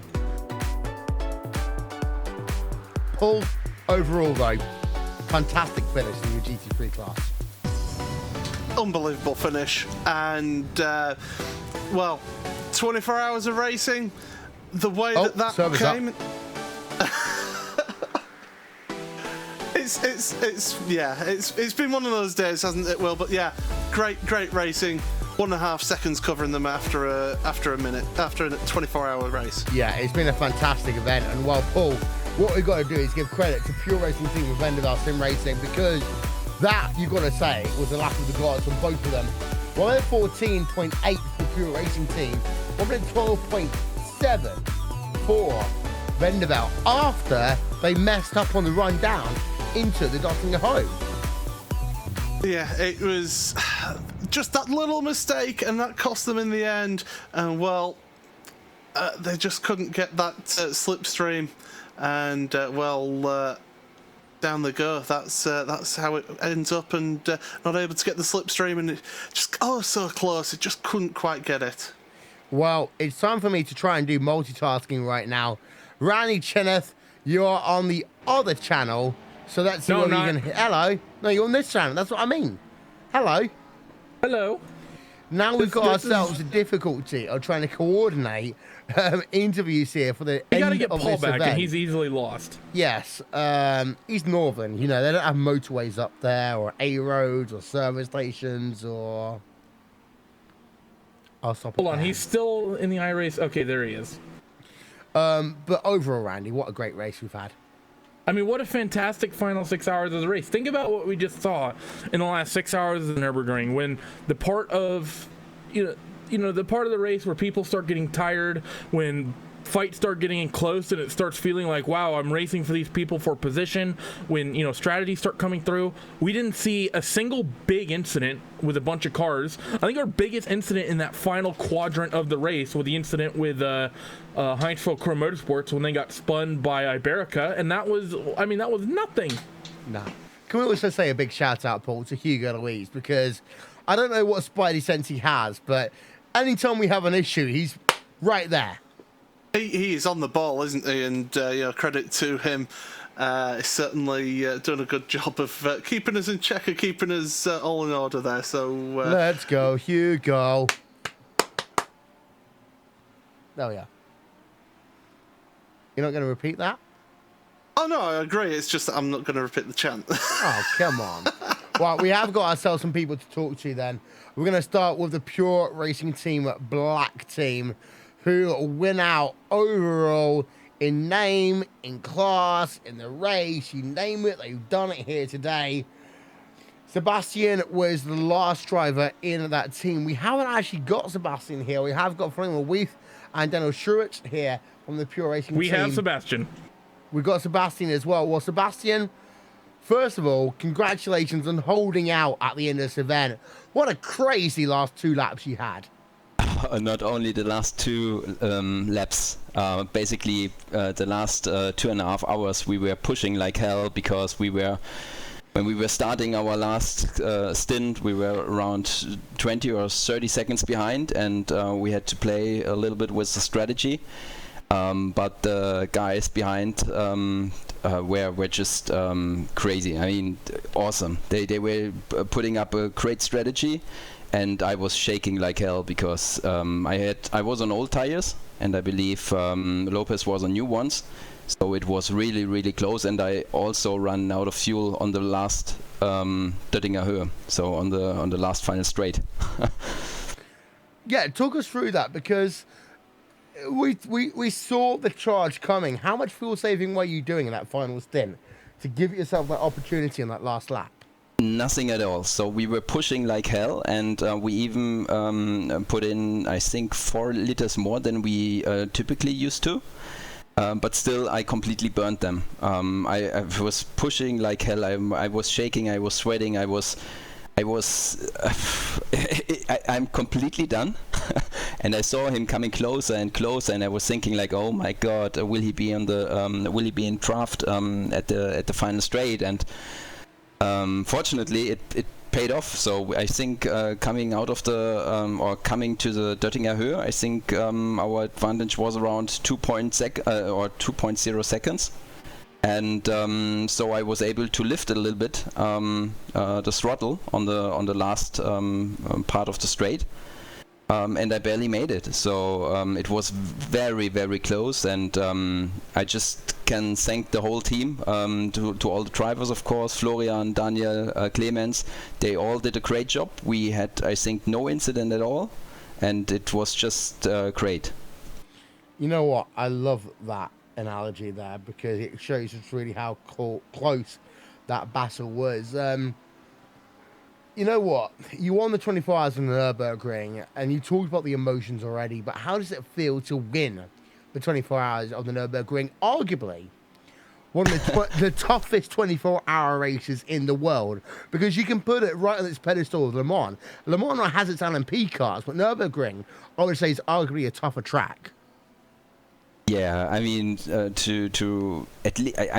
to finish the 24 hours on the Nürburgring is already amazing, because it's really so challenging, and especially through the night, when you have like 4 different car classes here on the grid, you really have to give to pay respect to every driver on the track. I mean, you just can't bump Mazdas or whatever just because you're faster.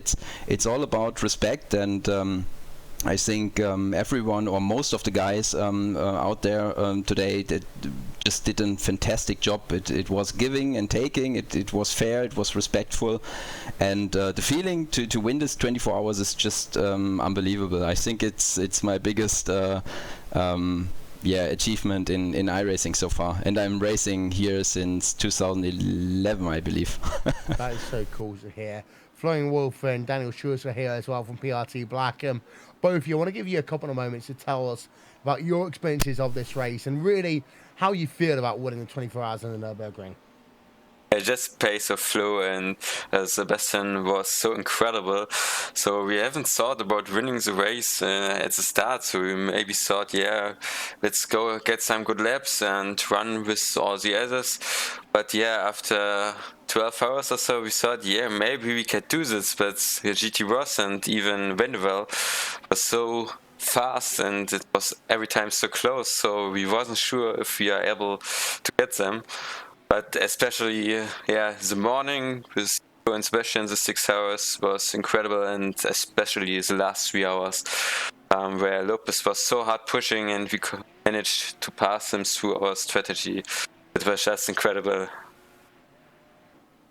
Yeah, maybe I go on. I think for me it was the most intense 24-hour race I've ever driven here. This is absolutely incredible here. I was sitting here. I think I nearly had the same heart rate that Sebastian had in his last laps. This is I think this was crazy. We were starting this race by planning the strategy, lifting and coasting, and really just make it very, very safe.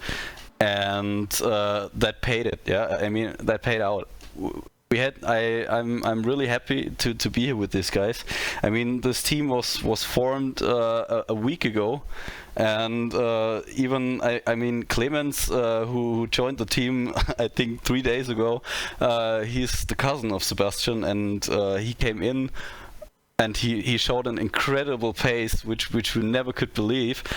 And also Sebastian and Daniel, they were so consistent. This was really fabulous. I mean, I loved to watch this at the end. I mean, I loved also to ride it, and it was such a great fight. I thank all the teams joining here. I thank also GT Ross and Vanderwell for that unbelievable fight.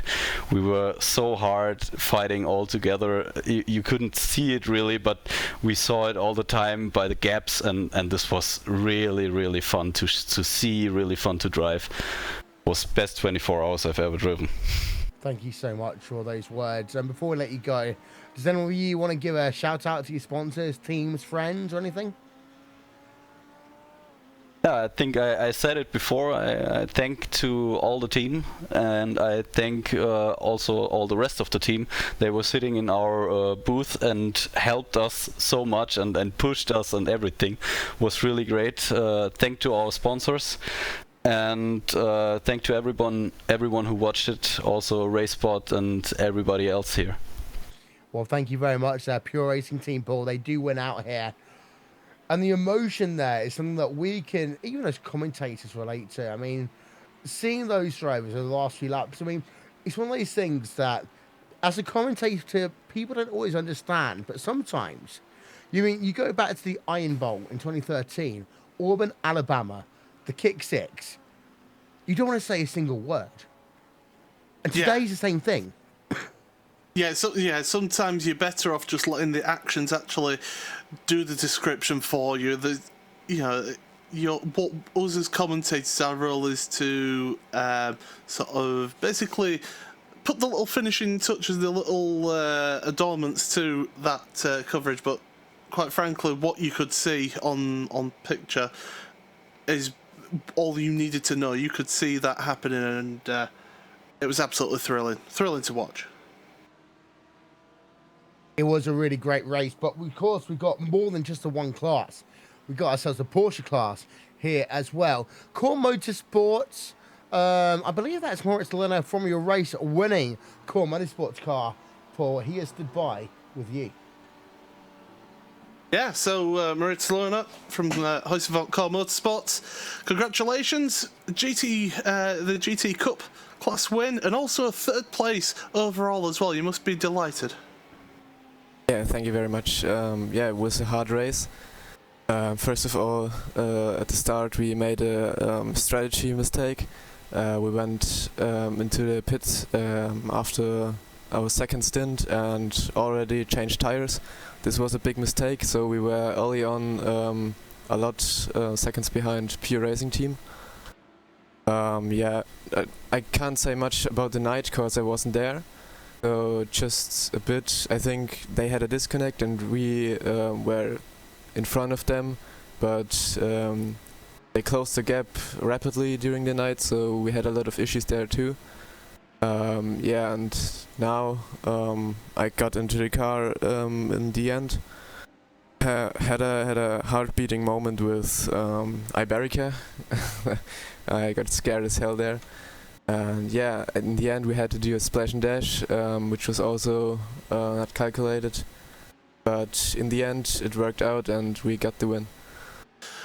And this is it, you were mixing with the GT3 cars. How was that for yourselves in that Porsche 911 GT3 Cup car? Yeah, having to, not so much fight, but having to work around and working with GT3 cars to make sure that you yourselves in your class stayed ahead and stayed in the lead. Yeah, it was very hard because they are faster in the corners and faster at accelerating, but the Porsche has a higher top speed. So and sometimes in the braking areas you're better too. So it's hard to drive these two classes, especially at the start. It was very chaotic.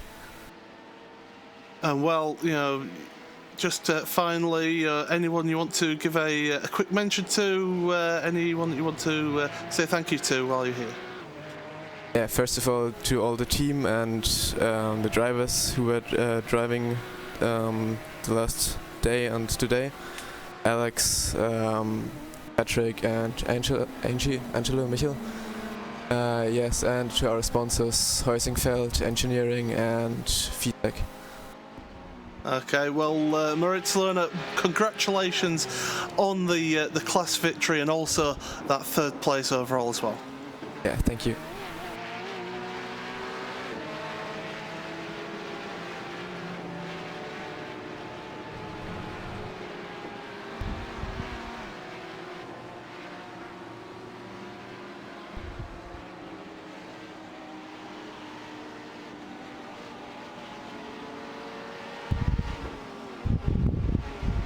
Well, I mean, look at it this way. They had cars in all your classes except the MX-5. They win the GT3, second in the Porsche, and a win in the Kia. What a big race it was for them.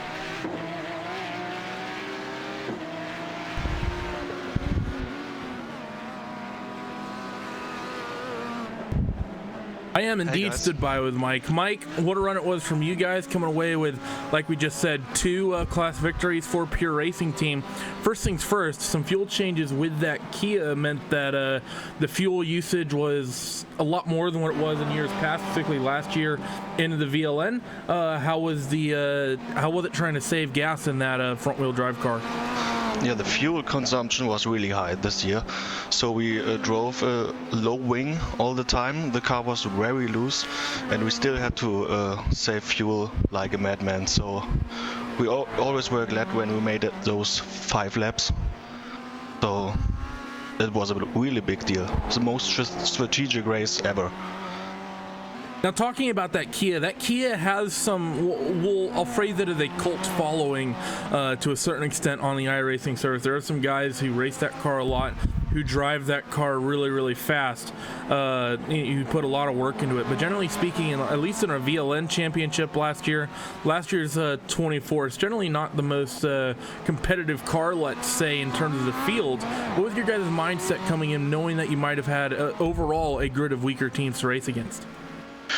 Well, you saw there were good teams, and there are really good Kia drivers in general, but I don't know why those people don't like to drive the Kia. I mean, it's a very competitive car, it's really fun to drive, it's hard to drive, and I don't know, maybe everyone wants to drive a Porsche or an Audi or Mercedes.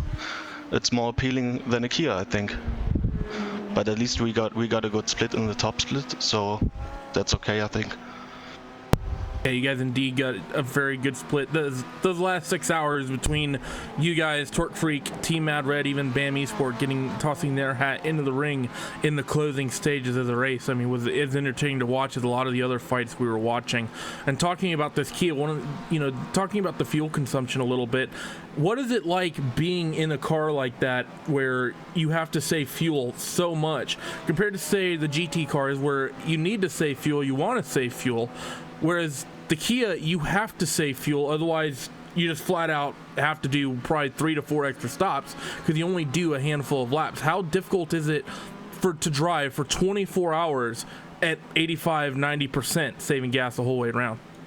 Well, you get used to it pretty fast, but if the car gets damaged, and the Kias all get damaged, you have to change your lift and coast. Your consumption increases. It's really difficult to adapt to that. So you're always checking your fuel black box on every checkpoint you make, and yeah, I hope you get through. All right, well, thank you for joining us, Mike. Congratulations to you guys on the strong class victory today. Congratulations to everyone at Pure Racing Team that took part in today's event. Strong finishes all the way through. Before we let you go, who would you like to shout out? Who would you like to thank? Yeah, of course, big shout out to Pure Racing Team, to our sponsors, obviously to you guys. Excellent streams again. And yeah, congratulations to Core and RSO for their wins. Well, thanks for joining us again, Mike. Will, back to you. Yeah, thank you very much for that one there, Randy. We have got ourselves P2 in that Kia class. And this is that time that I'm just going to be an absolute arsehole and hand it over to Paul Smith to interview his own team. We'll actually finish P3, but there you go. Yeah, this is going to be a tough interview. So then, who do I start with? Well, I'll start with the man who put in qualifying times and basically did quite a big chunk of the driving, Dan Craft. And Dan, Team Mad Car, it was very beaten at the end of the race there. Just talk us through how that was for yourself. Yeah, the last stint was incredibly difficult with the additional car damage. The fuel consumption was a lot more, as Michael was saying. It almost caught us out. That last lap we had to fuel save a lot more, a lot of coasting. But we made it, and then we done a splash and dash because we were keeping an eye on the relative with the leader in GT3 to make sure that we would complete our lap before they caught up to us, just so we could do a splash and dash and get that extra lap in at the end.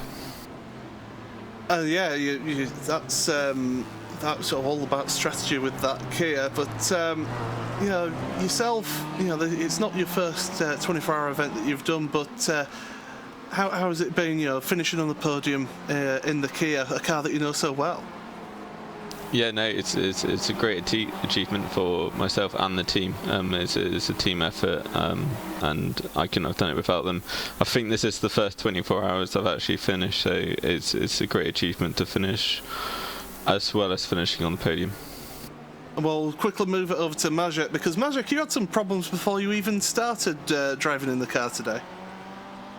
Yes, this race has probably been the most exhausting race I've done in my iRacing career. Starting with technical difficulties and a internet outage in my normal place meant that I had to, at 11 PM, get a taxi, pack up all my gear, and go to this place, which is my girlfriend's house. So shout out to that person right there for being so lovely and basically welcoming me at 11 PM. That person, yeah. My girlfriend. And he fondly referred to her house as this place. I'm not good with this words thing, okay? Can I just say one thing? Did you get an Uber or was it a normal taxi? It was a normal taxi. I'm not fancy enough to get an Uber. Splurging. It was. Yeah, go on, Kev. It was an interesting start to the 24 hours, with basically having to reset my whole laptop, my wheel at a desk that is not suitable for this. The screen was wobbling manically whenever I was driving, especially on curbs, and the chair was giving me a dead leg after just 2 laps. So it was a real endurance race. It really was. But I had a great team to keep me company, so it was, despite the pain, it was actually quite a nice experience.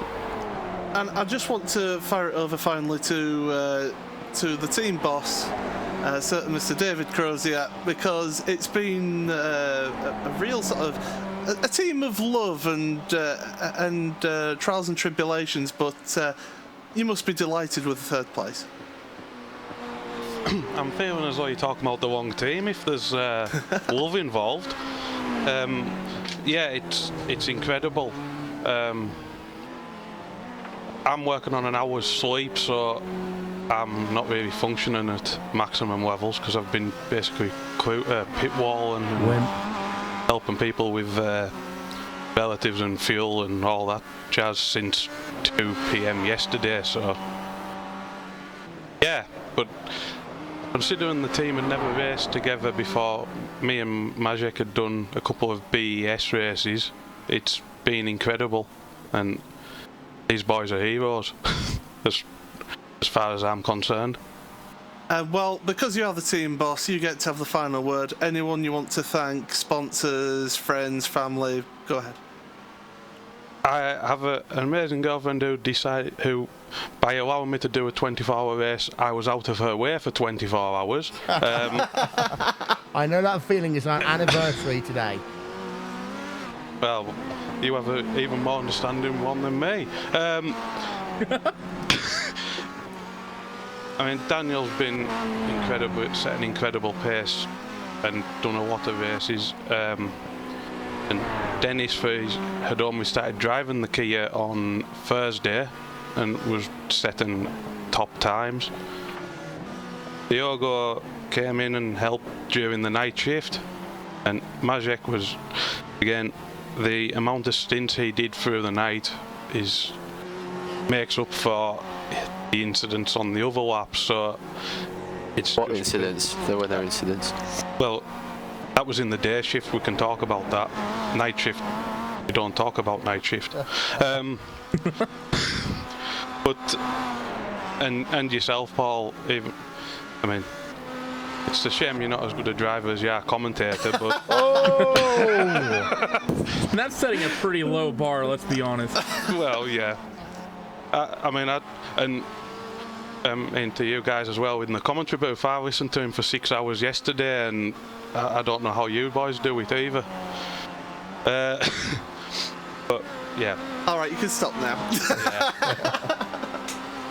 The best bit is I've got a 6-hour drive to work in an hour and a bit. Good luck with that. Yeah. Well, anyway, congratulations on finishing third in the Kia class, and I'll speak to you again later. Okay.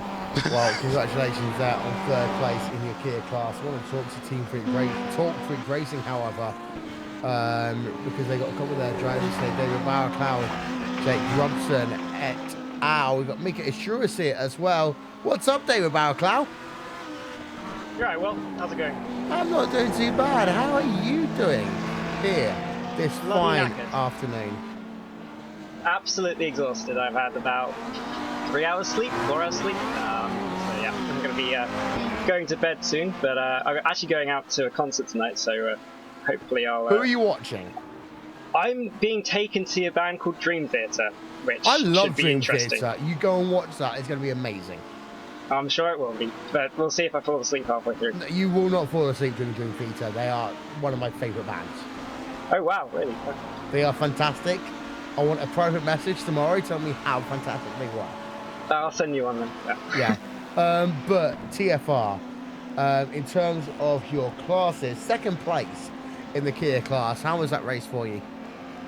Yeah, it was an epic race. I think that's the right word to describe it. I mean, we teamed up with our super sub Mika from TBR, the Bushrinks, for this one.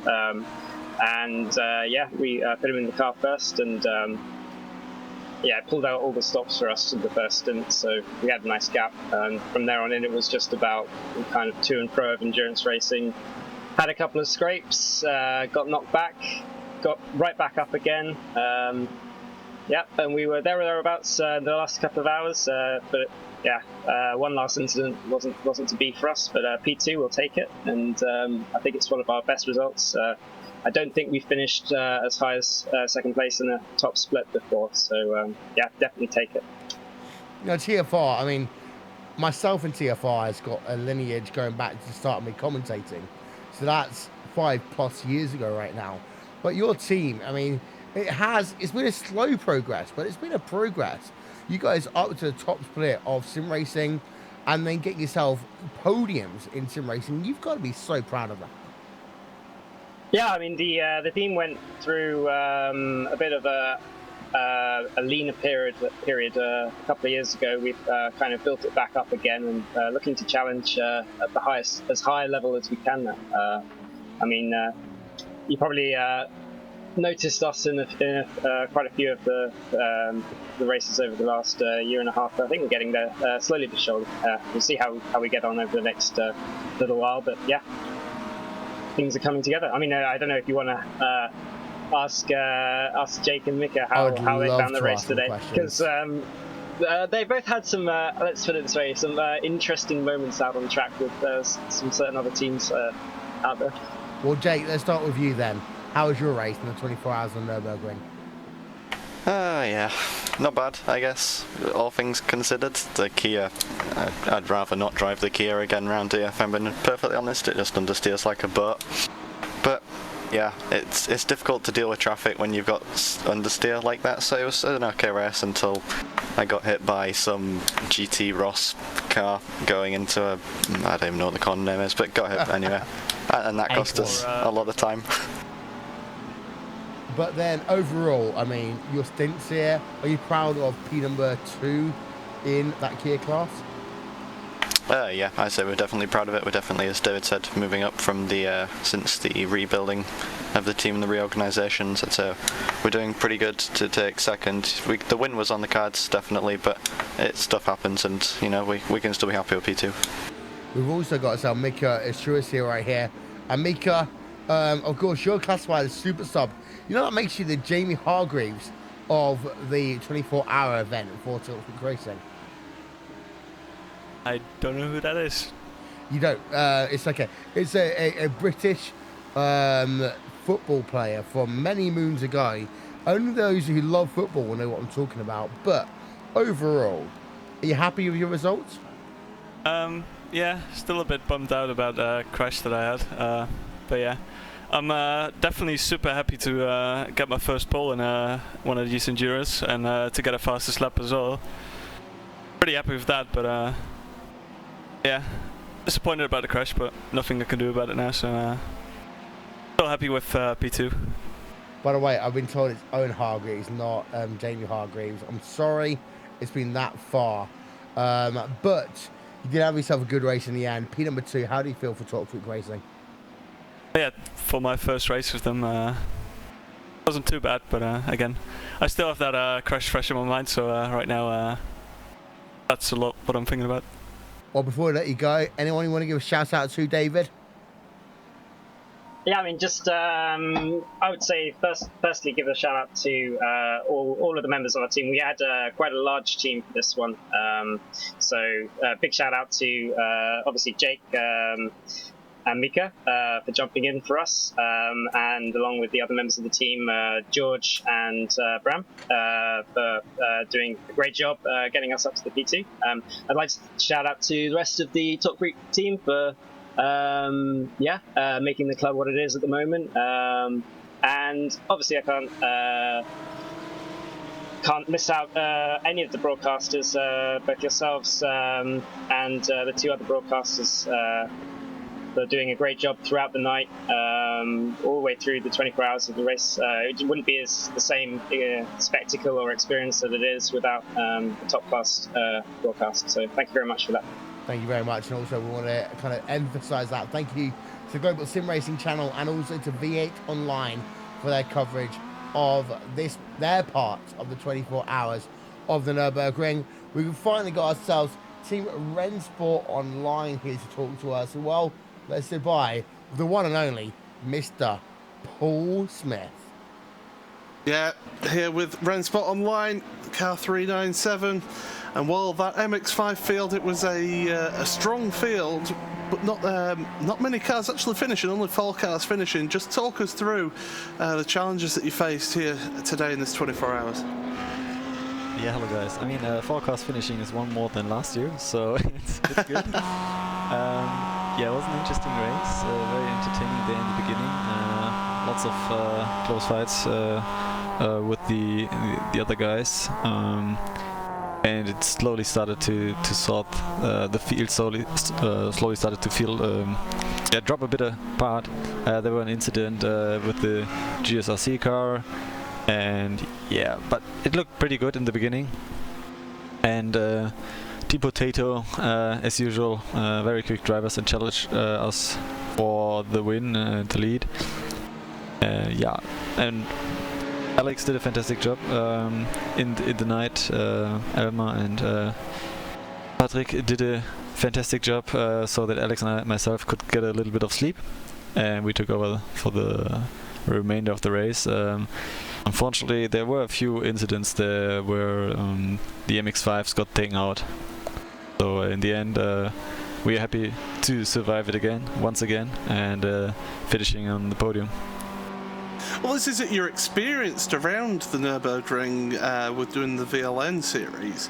So, I mean, how much of that do you take into an event like this, running that Mazda MX-5? Yeah, actually, it really helps a lot. I mean, in the beginning, it's also not about the pace you have on track. Yeah, even though you start a bit battling and try to run away from the other guys, in the end, it just comes down, especially in this long race, that you need to survive. And there, the pure pace doesn't even really matter. And you have to read the situations on track. You have to be aware of the other cars, where they, even though they should not go into to the inside of you, but they could. So you have to look into the rearview mirror and jump aside if they decide to go for a dive bomb or launch, and that's really the main key here. And during so many laps with the MX-5s here, gave us a lot of experience there. You touched on it there. It's all about survival when you've got the faster cars coming through there, and yeah. You do spend a lot of time looking in your rearview mirror, don't you, around this track, especially around the Nordschleife section? Yeah, there are a few points on the track, like the end of Fuchsröhre, where it goes left there. When a GT3 car is going to the inside there, you just push the brakes and hope that you do not run off the. Or at Galgenkopf, or so many weird positions where I think it's nearly impossible to give room with the MX-5. But a lot of people don't know.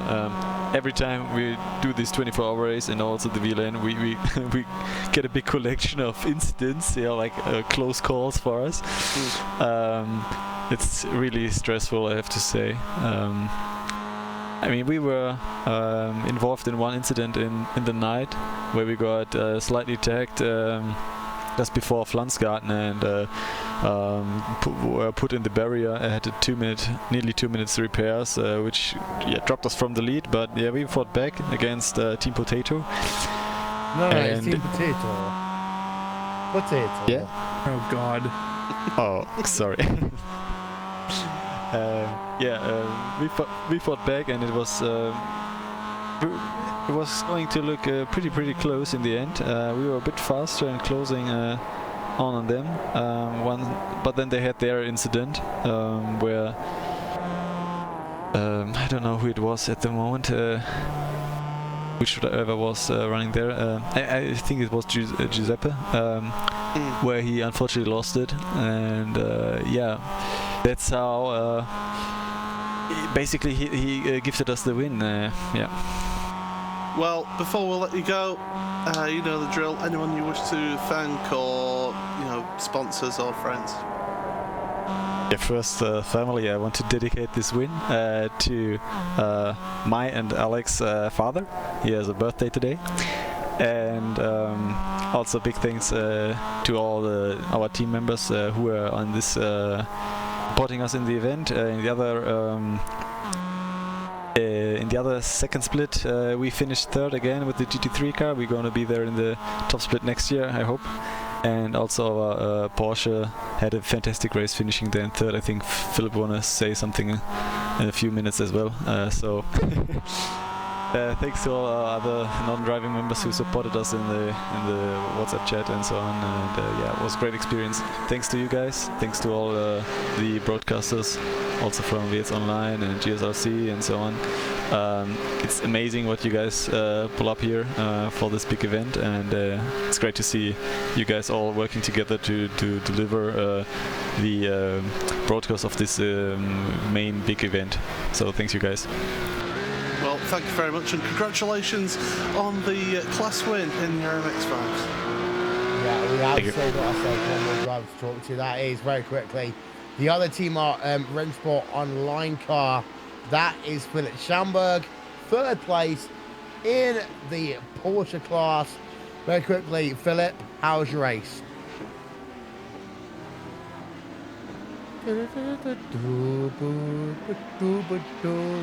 Philip doesn't want to be here to talk to us. We'll give him 10 He's more just seconds filling contractual obligations. And does this, but he doesn't want to be here trying to now. get to him. Wait a second. He's in the other TAs. Right, in the meanwhile, before we do that, let's give ourselves our final thoughts here then from the Nürburgring. Paul, very close race in terms of your overall race lead. That's what we love about 24-hour races. Yeah, and you don't really get much closer than that one. It was certainly a fantastic race, and yeah, fantastic race. It was really well done. Right, okay, he is here now. Just talked all over Paul. I think he's trying to talk to the other team speak still. Yeah. Hi, Philip. How's it going, buddy? He's here. I'm pretty tired. Can tell. Yeah, I'm fine. I mean, I hope you can understand me. I don't know, like we expected actually to go on P2 or P1, having a close battle with Core and PRT, but unfortunately we had a weird start. Like we got banked in the first corner, and yeah, like we lost like 4 seconds per lap in the first, I don't know, like 3 hours, but like actually in the night or like in the morning we had the same pace, and like at the top 2, except Lauren, who was crazy. But yeah, actually, I don't know. Like I think the difference to Core and PRT is just that they have a more professional way of driving. So, and also preparation and strategy. So we had actually some issues with triple stints. We didn't really, use the optimum. Like we changed the drivers within the stint. So we had some, I don't know. We didn't use the optimal pace. Had some like 2 off tracks which happened in the damage, but yeah, I think in general we learned much and are going to apply this next year, maybe even in the GT3 class. That's almost all I asked for from you. Before we let you go, anyone want to give a shout out to? First it was an honor to have this fancy paint on my car, on the car. So from Porsche Centrum Village, which is connected to Pro Sport Performance, which is a racing club. And so that's pretty an honor. Also, at least to my teammates Markus and Hauke, who did the spotting, and of course to the other teammates and my parents who watched the stream. And last but not least, you guys. It was pretty interesting, especially with this fancy car.